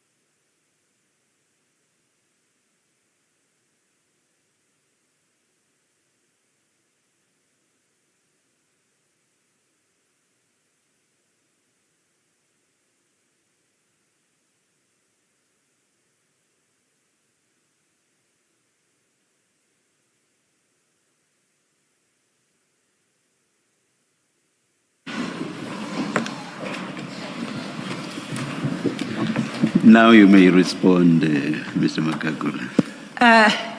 Mr. Magagula, if you still, in case you don't remember the question, mine was to point out that at your paragraph 80 to 81, you just relate contact that was had with Warrant Officer Saki. You've got nothing official as regards what Warrant Officer Saki says about this or this matter or these matters, if it's one or two. My question to you was, will you endeavor to obtain a statement from Warrant Officer Saki about these matters for completeness sake and to file with the Commission? Yes. Okay. So I should pursue you for that statement, and with a supplementary statement, I'll file it on your behalf? Yes. Okay. Now, if we can quickly move then to your next heading, starting at page 19. This chapter is called Lack of Feedback to EMPD. Basically, I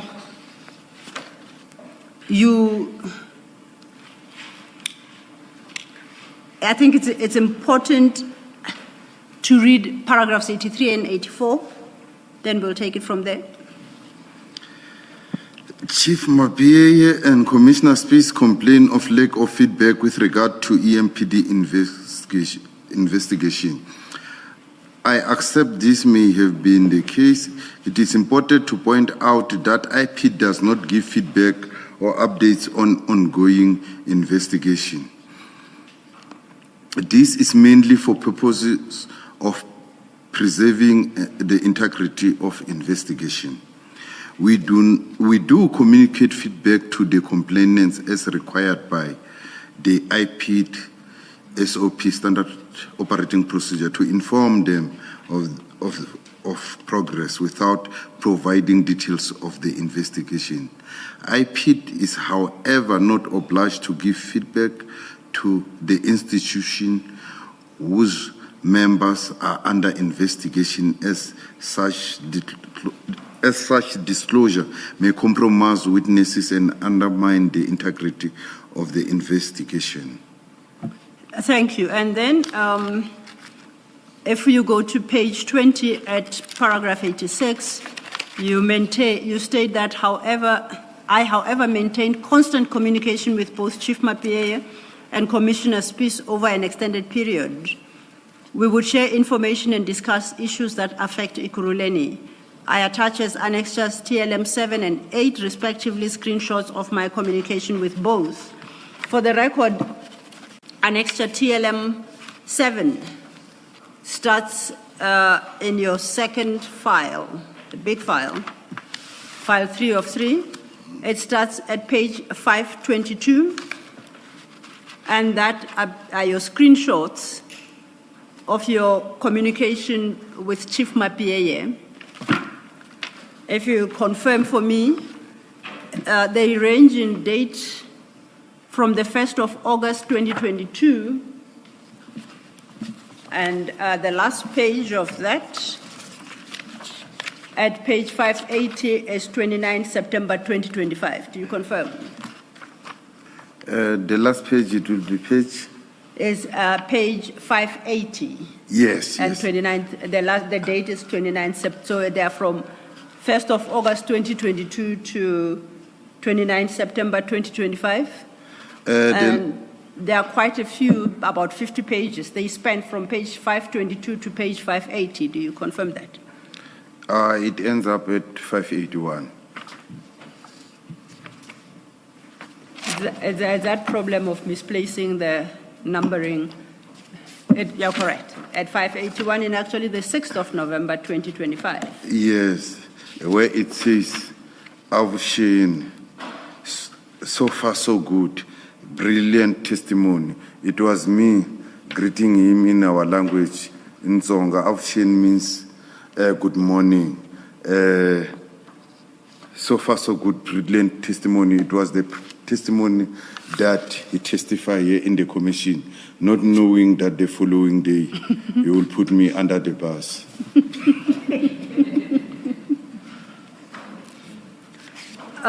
Was then it not appropriate for you to send another message on the 7th of November? What is the opposite of option? Because he didn't respond to that one, the last one that I sent. I stopped communicating with him at that time. Okay, and again... I see that you refer to him as Shanks. I see that you refer to him as Shanks. As Shanks. 580. Oh, it's a forwarded message. It's a forwarded message. Sorry. Yes, Oh, yes, yes. Mr. No, the chair was Mr. referring to the message at the bottom of 580. It's a forwarded message, and it starts, "Good day, Shanks."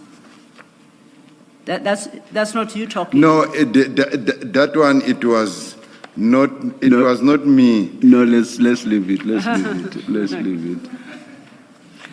Okay. Then the next annexure is TML 8.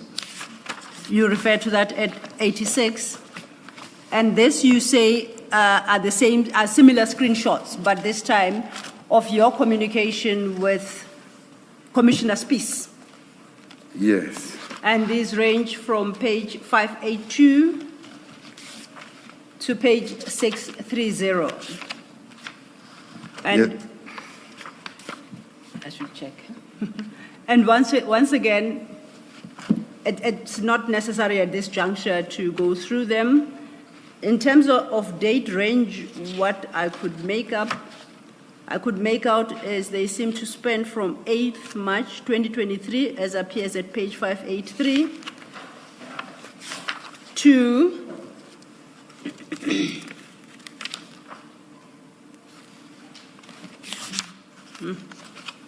I think 29th September 2025, as appears on page 626. That's the last data I'm able to locate in this. You Yes. confirm? Yes. Okay.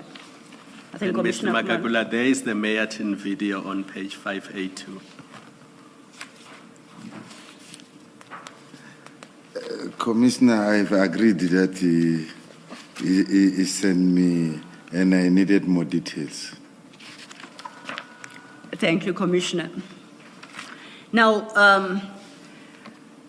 if I understand your paragraph 86, you have attached these screen grabs for the sole purpose of showing that you have had fairly extensive, if I may call them that, communication with both Commissioner Spies and Chief Mapieye over an extended period. Is that correct? Yes. But then I know we said we are not unpacking them. Before we leave these screen grabs, I would like to draw your attention to page 540.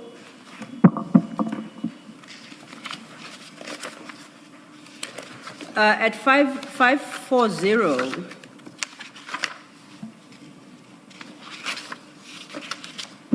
are you there? Yes, I'm there now. I see a date at the top of the 14th of February 2023. Good morning, Chief. Today my schedule is not hectic. I will come and see you. This is now in TLM 7, your communication with Chief Mapieye.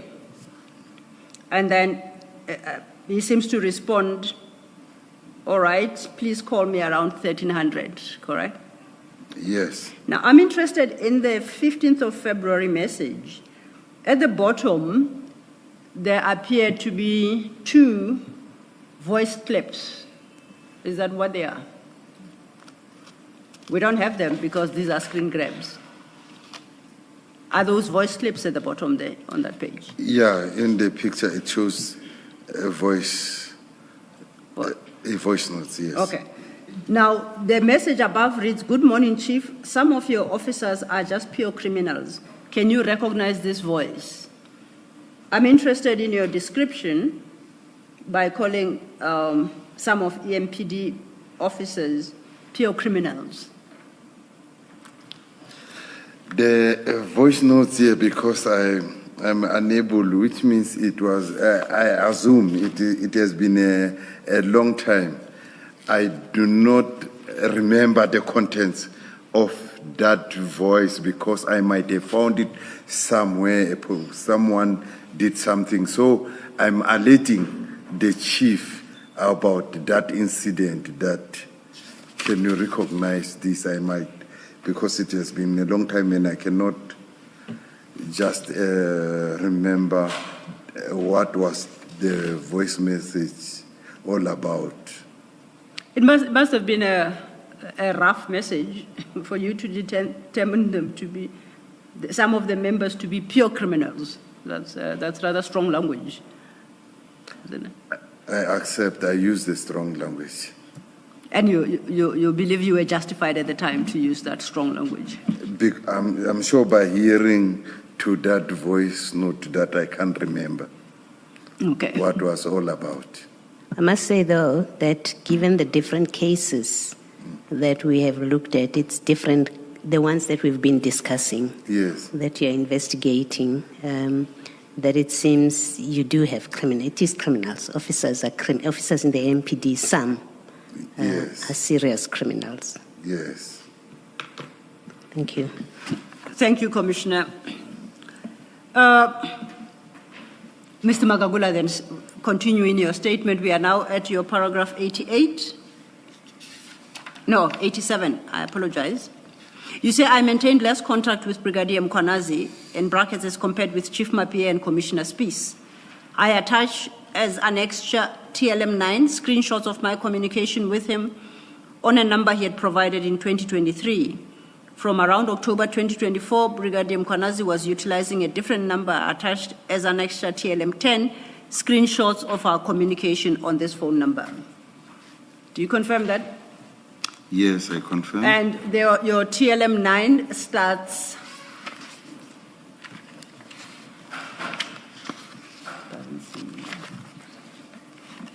at page 631.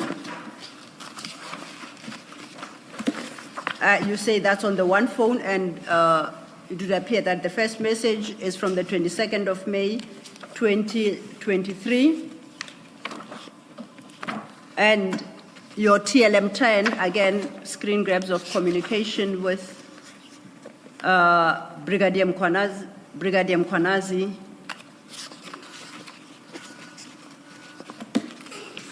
It seems to be the 2023 screenshots are TLM9.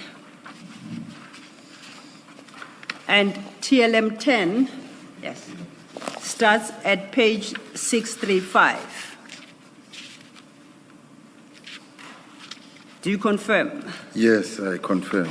And in comparison, I mean, what you have given in terms of volume on the first number of 2023, it's from 631 to 634. That's 4 pages. And the second telephone number is 635 to 646. And I think it does support your contention that although you had contact with him, it was far less than you maintained with Chief Mapia and Commissioner Spies, if your annexures are anything to go by, the screen grabs. Yes. There is nothing in particular I would like to refer you to in the 2 annexures, your communications with Mr. Mkhwanazi. They are on record. To the extent that anything may appear from them that is of interest, the Commission will always have regard to what you have placed before the Commission. Okay. And at T9, you conclude then that TLM7 to TLM12 demonstrate that I had constant communication with the relevant officials of Ekurhuleni regarding their matters, and they had opportunity to raise any concerns they may have had with my investigations. This then, I think, would lead us to... Can we maybe put the criticism to him and he responds? As I understood the criticism, it was that he would often visit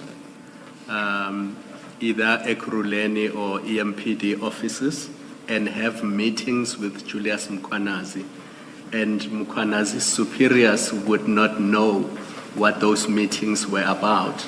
And the suggestion was that he was cozying up to Mkhwanazi, and the reason why no action was being taken was because he was friendly with him. Indeed, Commissioner Khumalo, that was the next chapter we are dealing with, just to check. It's headed Allegations of Improper Relations with Brigadier Mkhwanazi and City Manager. So I don't know if the issue you raised fits in with this. Okay. We move then, Mr. Magagula, to page 21 of your statement. We are at paragraph 90. Now, this particular heading reads allegations of improper relations with Brigadier Mkhwanazi and the city manager of course being of Ekurhuleni. Now, can you deal with the contents of this chapter as it starts from paragraph 90? Thank you.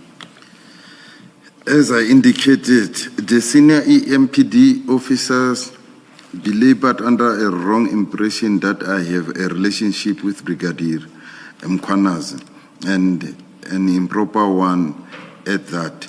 Further, that I have ongoing contact with Brigadier Mkhwanazi outside the official channels. This is incorrect.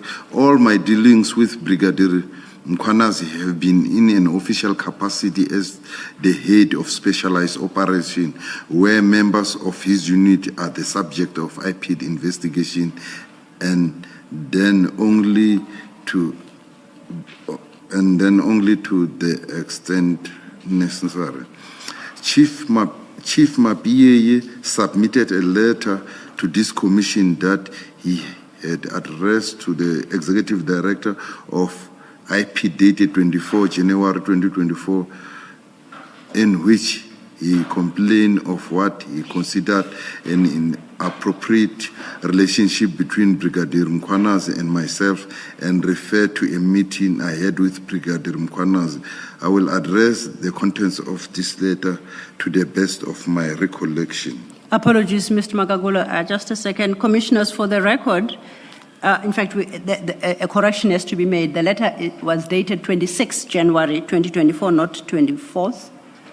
And that is Annexure JM27 to Chief Mapiyeye's statement.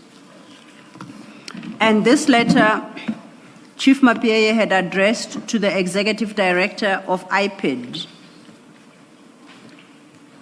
And it read, I need to bring the following matters under your attention. During 2023, I personally reported to you that one of your investigators, Mr. Magagula, reported in person to the city manager of COE, Dr. Mashazi, that myself and Deputy Commissioner Spies are people who are pushing, quote unquote, the IPID investigation into J. Mkhwanazi EMPD, while nothing could be further from the truth. 2, it is a known fact that IPID have various investigations and cases still pending against J. Mkhwanazi, which some are not concluded yet. 3, it has come to my attention that Mr. Magagula has had numerous meetings with J. Mkhwanazi on the sideline at the Boksburg EMPD precinct. Last meeting between them was Friday, 19th January 2024. 4, I, as the Chief of Police and Head of the Metro Police, have not been informed or have knowledge of these meetings, and I also do not receive any progress feedback on existing matters. 5, the engagement of Mr. Magagula and Mr. J. Mkhwanazi has got the potential of jeopardizing the cases against Mr. Mkhwanazi.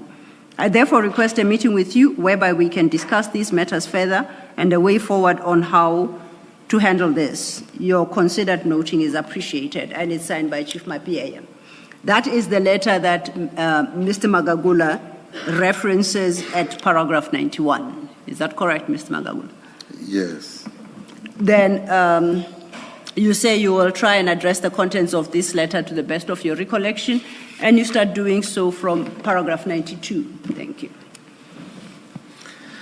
During January 2024, Brigadier Julius Mkhwanazi had contacted me to express concern of the increasing number of deaths linked to illegal mining activities and seizure of police firearm following the shootings. The seizure is by IPID following such incident, and it became necessary to explain the basis for the seizure. I confirm that both investigator Nomsama Sugu and I attended to Brigadier Mkhwanazi's office on 19 January 2024 for a meeting with Brigadier Julius Mkhwanazi following this telephone call. I attached marked TLM 13 a copy of investigator Masuku trip log, official vehicle over the period. This log sheet together with mine, which I attach TLM 13.2 reflect the trip to Boksburg. The meeting was held with two other EMPD employees. It was decided to conduct training for EMPD officers as regards how to conduct themselves during engagement with illegal miners and for them to understand purpose for seizure of firearms of the officers. This training was conducted on 15 November 2025, attached marked Annex TLM 14. Before you proceed, at 93, you say you've got two annexures. Mark TLM 13 Roman 1, which is a copy of investigator Masuku's trip log for her official vehicle over the period. That document is attached and marked TLM 13 Roman 1. And please go to that page, the big file. 2 of 3, the big file. The big Yes. file. The big file, not the big 5, Mr. Magagula. Okay, 2. You said 203, it's 703. I said 2 of 3, big Oh. file. Okay. Yes, yeah, 2. It's, You are in file 2 of 3, the big file. yeah, I mean big file. I want to know the. Okay, the page is 703, top right corner.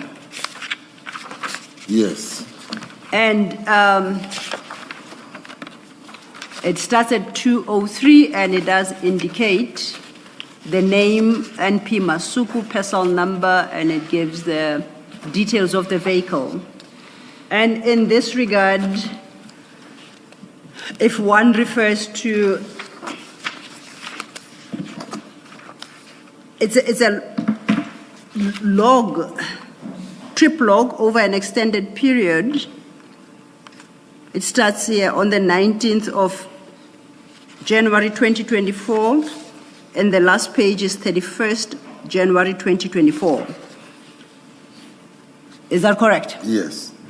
Now, which entry do you say is relevant to that visit to Ekurhuleni on the 19th of April, on the 19th of January 2024? It is the first one, which date 19 of 1/2024. Standby duties, and it goes long to say Mufulo North, and then it say the time Boksburg, and it say the time kilos and kilos and kilos. And you say that is the day you attended to the Ekurhuleni offices Yes. for a meeting with Mr. Brigadier Mkhwanazi and 2 other employees, right? Yes. Now, you continue on that paragraph and you say, this log sheet together with mine, which I attach as TLM 13 Roman 2, reflect the trip to Boksburg. However, we do not have TLM 13 Roman 2. Would you like to talk to that, please? I corrected that with you that at that time I was driving with Ndlamini. Ndlamini was the one who, the other Thulani, when I say Ndlamini, is Thulani Ndlamini, whom was the one who took me there, and he left me. The trip log for Dlamini, because it was Dlamini who was driving. It was taken to national office due to certain investigation in the department that was happening, for which I cannot mention. Yes. So are you suggesting to the commissioners that you didn't use your vehicle, so therefore you don't have a log sheet for that particular day? You drove with Thulani Dlamini, Yes. the other investigator. Yes. But his trip log is currently not available for the reasons that you state. Yes. Do you undertake to make that particular trip log available as soon as it's at hand? I cannot confirm that because there was an investigation which... No, I don't need the details of that particular investigation. I Yeah, said it when it was not- becomes available, are you in Yes, position yes. to? Okay. But the purpose of attaching these logs is to confirm that indeed a meeting was held with Brigadier Mkhwanazi on the 19th of January 2024, as Chief Mapie suggests. I confirm that. And you maintain that it was an official meeting I was there between also. EMPD officials as headed by Brigadier Mkhwanazi, following the telephonic conversation you had with him about concerns regarding zamazamas and seizure of firearms of EMPD officers. Yes, I confirm that. And on the other hand, the meeting was attended by at least 3 IPID officials, yourself, Investigator Masuku, and Investigator Tamini. Dlamini didn't attend it. It was myself and Nomsa. Who and attended then that? with the other 2 female. And you maintain there was nothing untoward about that meeting? Yes, I maintain it was untoward. There was 2 ladies, and those ladies, I believe they are the one who provided Chief Mapie. They are in better position because there was nothing that was wrong. We advised on what he asked us for. And with the meetings, I don't know if I have addressed it in some other places. He was not talking about this only meeting. When he addressed to the executive director, he stated that there was several meetings that I had with Mr. J.D. Mkhwanazi. So I want to address also the other one, because this is not isolated. This one, I believe, those 2 ladies that were there, they are the one who told Chief Mapie, and they should have even told him what was the contents of that meeting, because it was not secret. That is why they were part of the meeting. The other meetings that is referring to, I never had a meeting with Julius Mkhwanazi except this one. During my performance of my duties, there is no where I met Mr. J.D. Mkhwanazi alone. There is no instance. Those statements, those 3 paragraphs, statement that I took from Pat Fontaine, Benoni, Hillbrow, and the warning statement of him in terms of Brakpan. I took this statement on different occasions. In all occasions, I was not alone. So if Chief Mapie referred to that as meeting, it was not meeting, it was my official duties. And if I had to take a statement of Julius Mkhwanazi, whether it's warning statement or duty on, duty off statement, I do not need to inform Chief Mapie today that I'm going to take a warning statement of Julius Mkhwanazi. I'm going to take a duty on, duty off statement of Julius Mkhwanazi regarding this case. So I have no obligation to tell him each and every day when I go and obtain a certain things in EMPD to say today I'm going to take a warning statement of this member or this member. So what I want to clearly state is that in all occasions, when I met Julius Mkhwanazi, I met him with my team. There is no day where I met Julius Mkhwanazi alone. So even in this day of the 19th, that is why I confirm I was not alone, I was with Nomsa Masuku. So with the two ladies. So the contents, those ladies that were there, they know exactly what we were talking about. And that takes us to that training that we had on the 15th November. And even before that, there was a time, even in the screenshot you'll see, there was a time when you also asked us to do station lectures. We did a station lecture in their headquarters in Cape Town Park. That station lecture was initiated by him. And then when we do station lecture, the department also want to see photos of that station lecture with a register, who were the people that were there. We have a register. So we did that, and the photos that we took also, because it was headquarters, Mr. Spies was part of those photos. Nomsa has even those photos in your office. And then we did another station lecture in Boxbeck Council, Municipal Council. It was different unit. So we were trying to teach them how work. It doesn't mean IPID is to promote proper police conduct.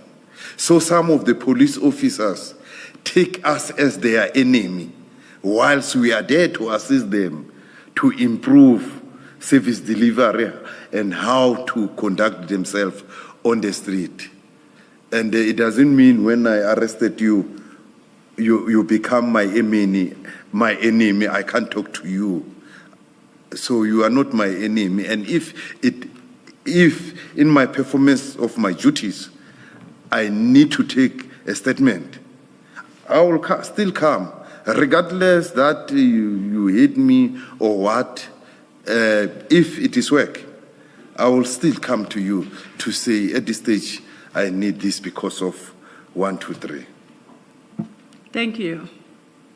Now I want to turn to your alleged meetings or relationship with City Manager of Ekurhuleni, but before I do so, Commissioner Khumalo, has he covered the concerns you had, the issues that he was called upon to answer? Yes. Thank you. You deal with that from paragraph 96, Mr. Magagula. If you could take it from paragraph 96. 96. Yes.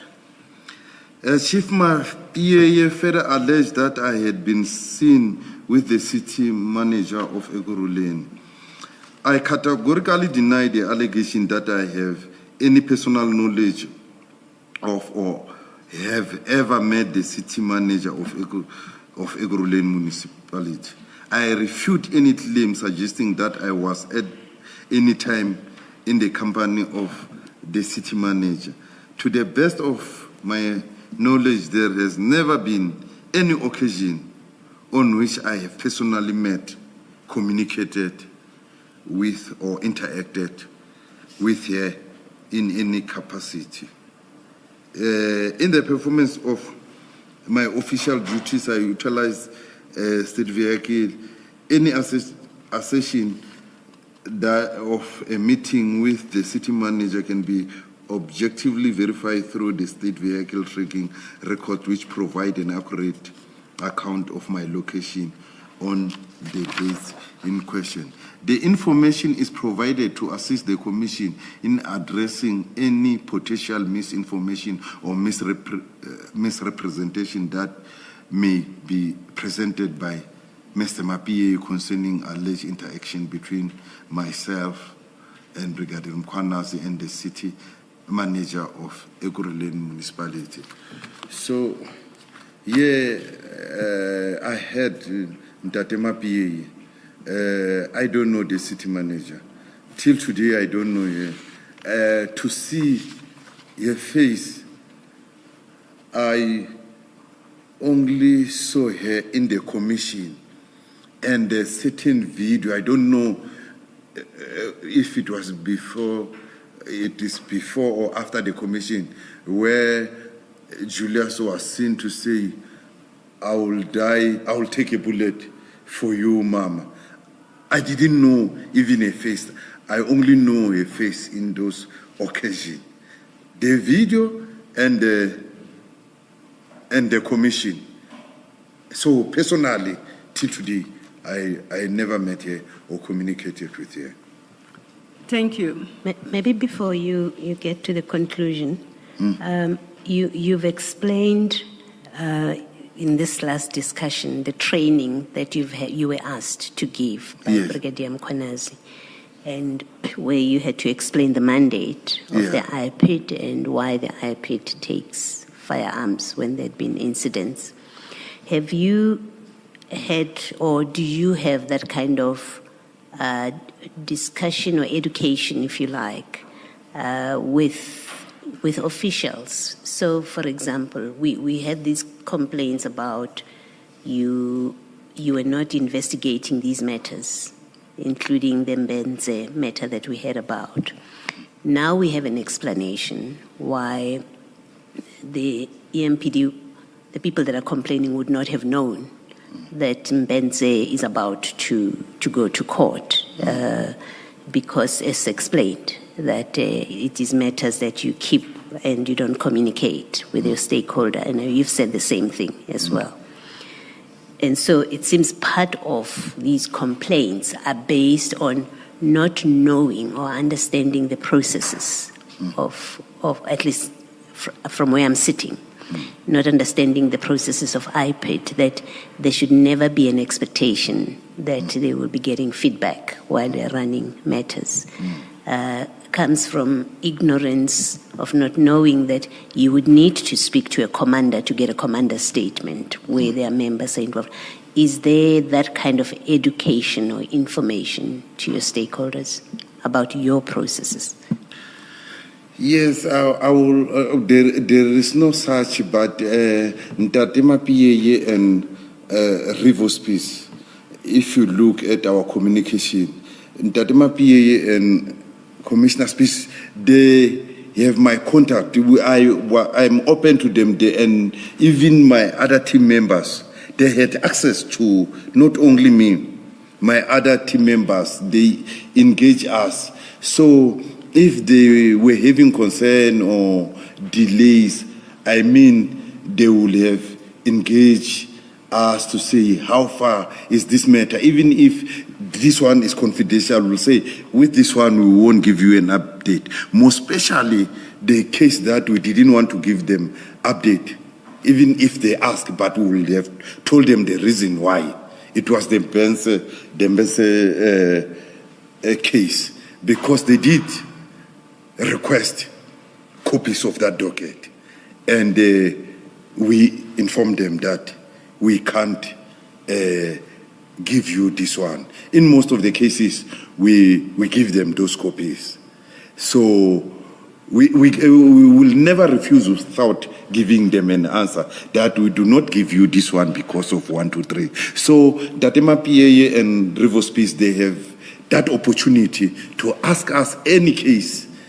Oh, Magagula, what is happening? If they don't want to ask me, they have access to the other team members. I'm asking I asked the question the way that I did because I wanted an answer that applies generally, not just to them.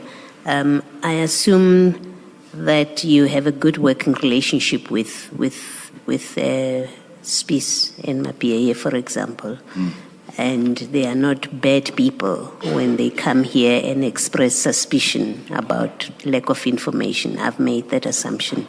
So I'm asking a general question about, do your stakeholders understand your processes, such as this, that when you're conducting an investigation, this is how it plays out, as in they will not get information unless it becomes necessary for you to speak to them. And so when you are quiet, it doesn't mean an investigation is not happening. Do they understand all of those things? Yeah, they do. SAP has do understand. With the MPD, I won't know if they understand.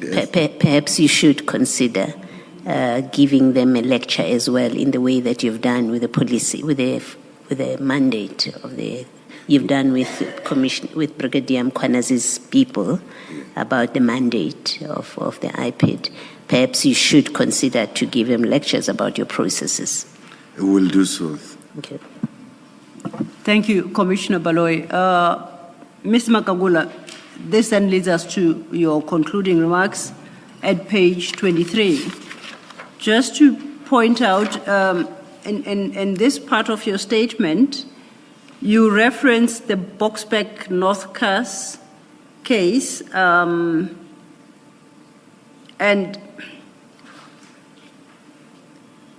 you deal with a different case. The Boksburg North is the 241/03/2024. That is the matter involving the Congolese national. Is that not so? Yes, it's that one. Then you say, you compare that with another case, also from Boksburg, CAS 281/05/2023, and you say this case was not referred to in the commission. Yes. You have attached STLM 15, a report you had filed following an investigation at page 725. 725 of annexure 3 of bundle 3 of 3.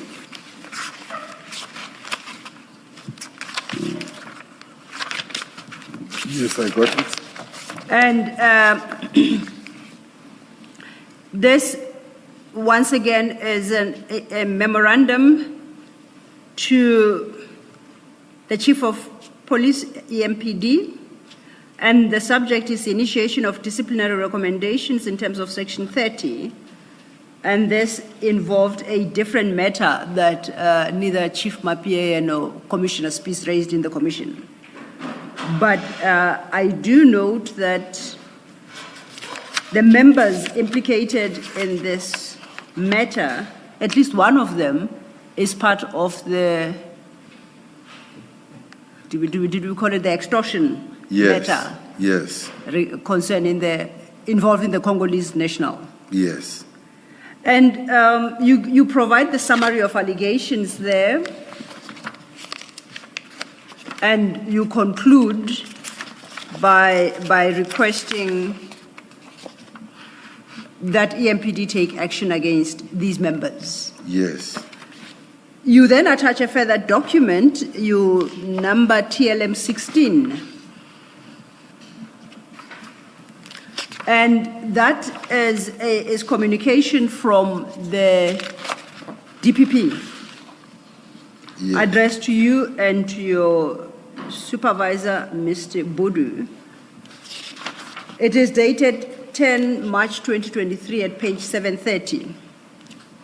This is still the same matter as with annexure TLM 15 regarding those members, including Shirinda, who is also involved in the Congolese national matter. Yes. Under CAS 281/05/2023. And you say, unfortunately, the DPP declined to prosecute in this matter. Yes.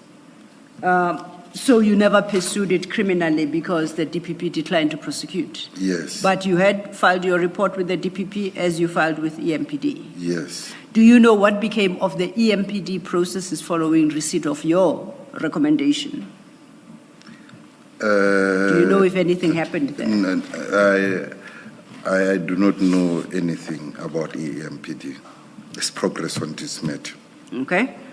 And lastly, then you reference another matter we don't know. You say Edenvale theft, case number 267/07/2025. State versus Fortune Tlantla Dlamini and 9 others. 6 members of the EMPD and 4 members of Sakane SAPS were arrested for theft. The investigation is proceeding according to the Deputy Director of Public Prosecution's instructions.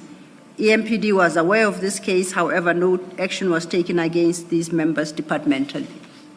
That's a different example you give of what you say is a case you are actively involved in and you are pursuing vigorously, involving EMPD members, including SAPS members.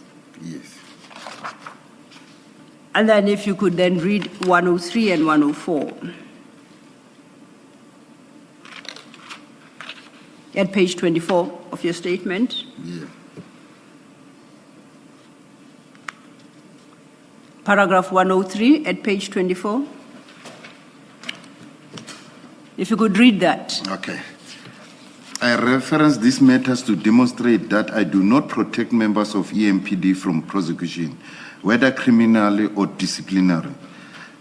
Threats in the Ekurhuleni area remain reality, and the IPID management continues to mitigate them despite limited budgetary resources. The Ekurhuleni team currently consists of 6 investigators. 6 investigators are up from 5 previously.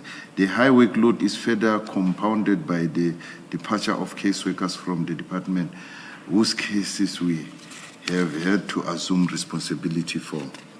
Thank you. And that is the last paragraph of your statement. Yes. Commissioners, unless there are further questions, that is the testimony of Mr. Thulani Magagula. Thank you.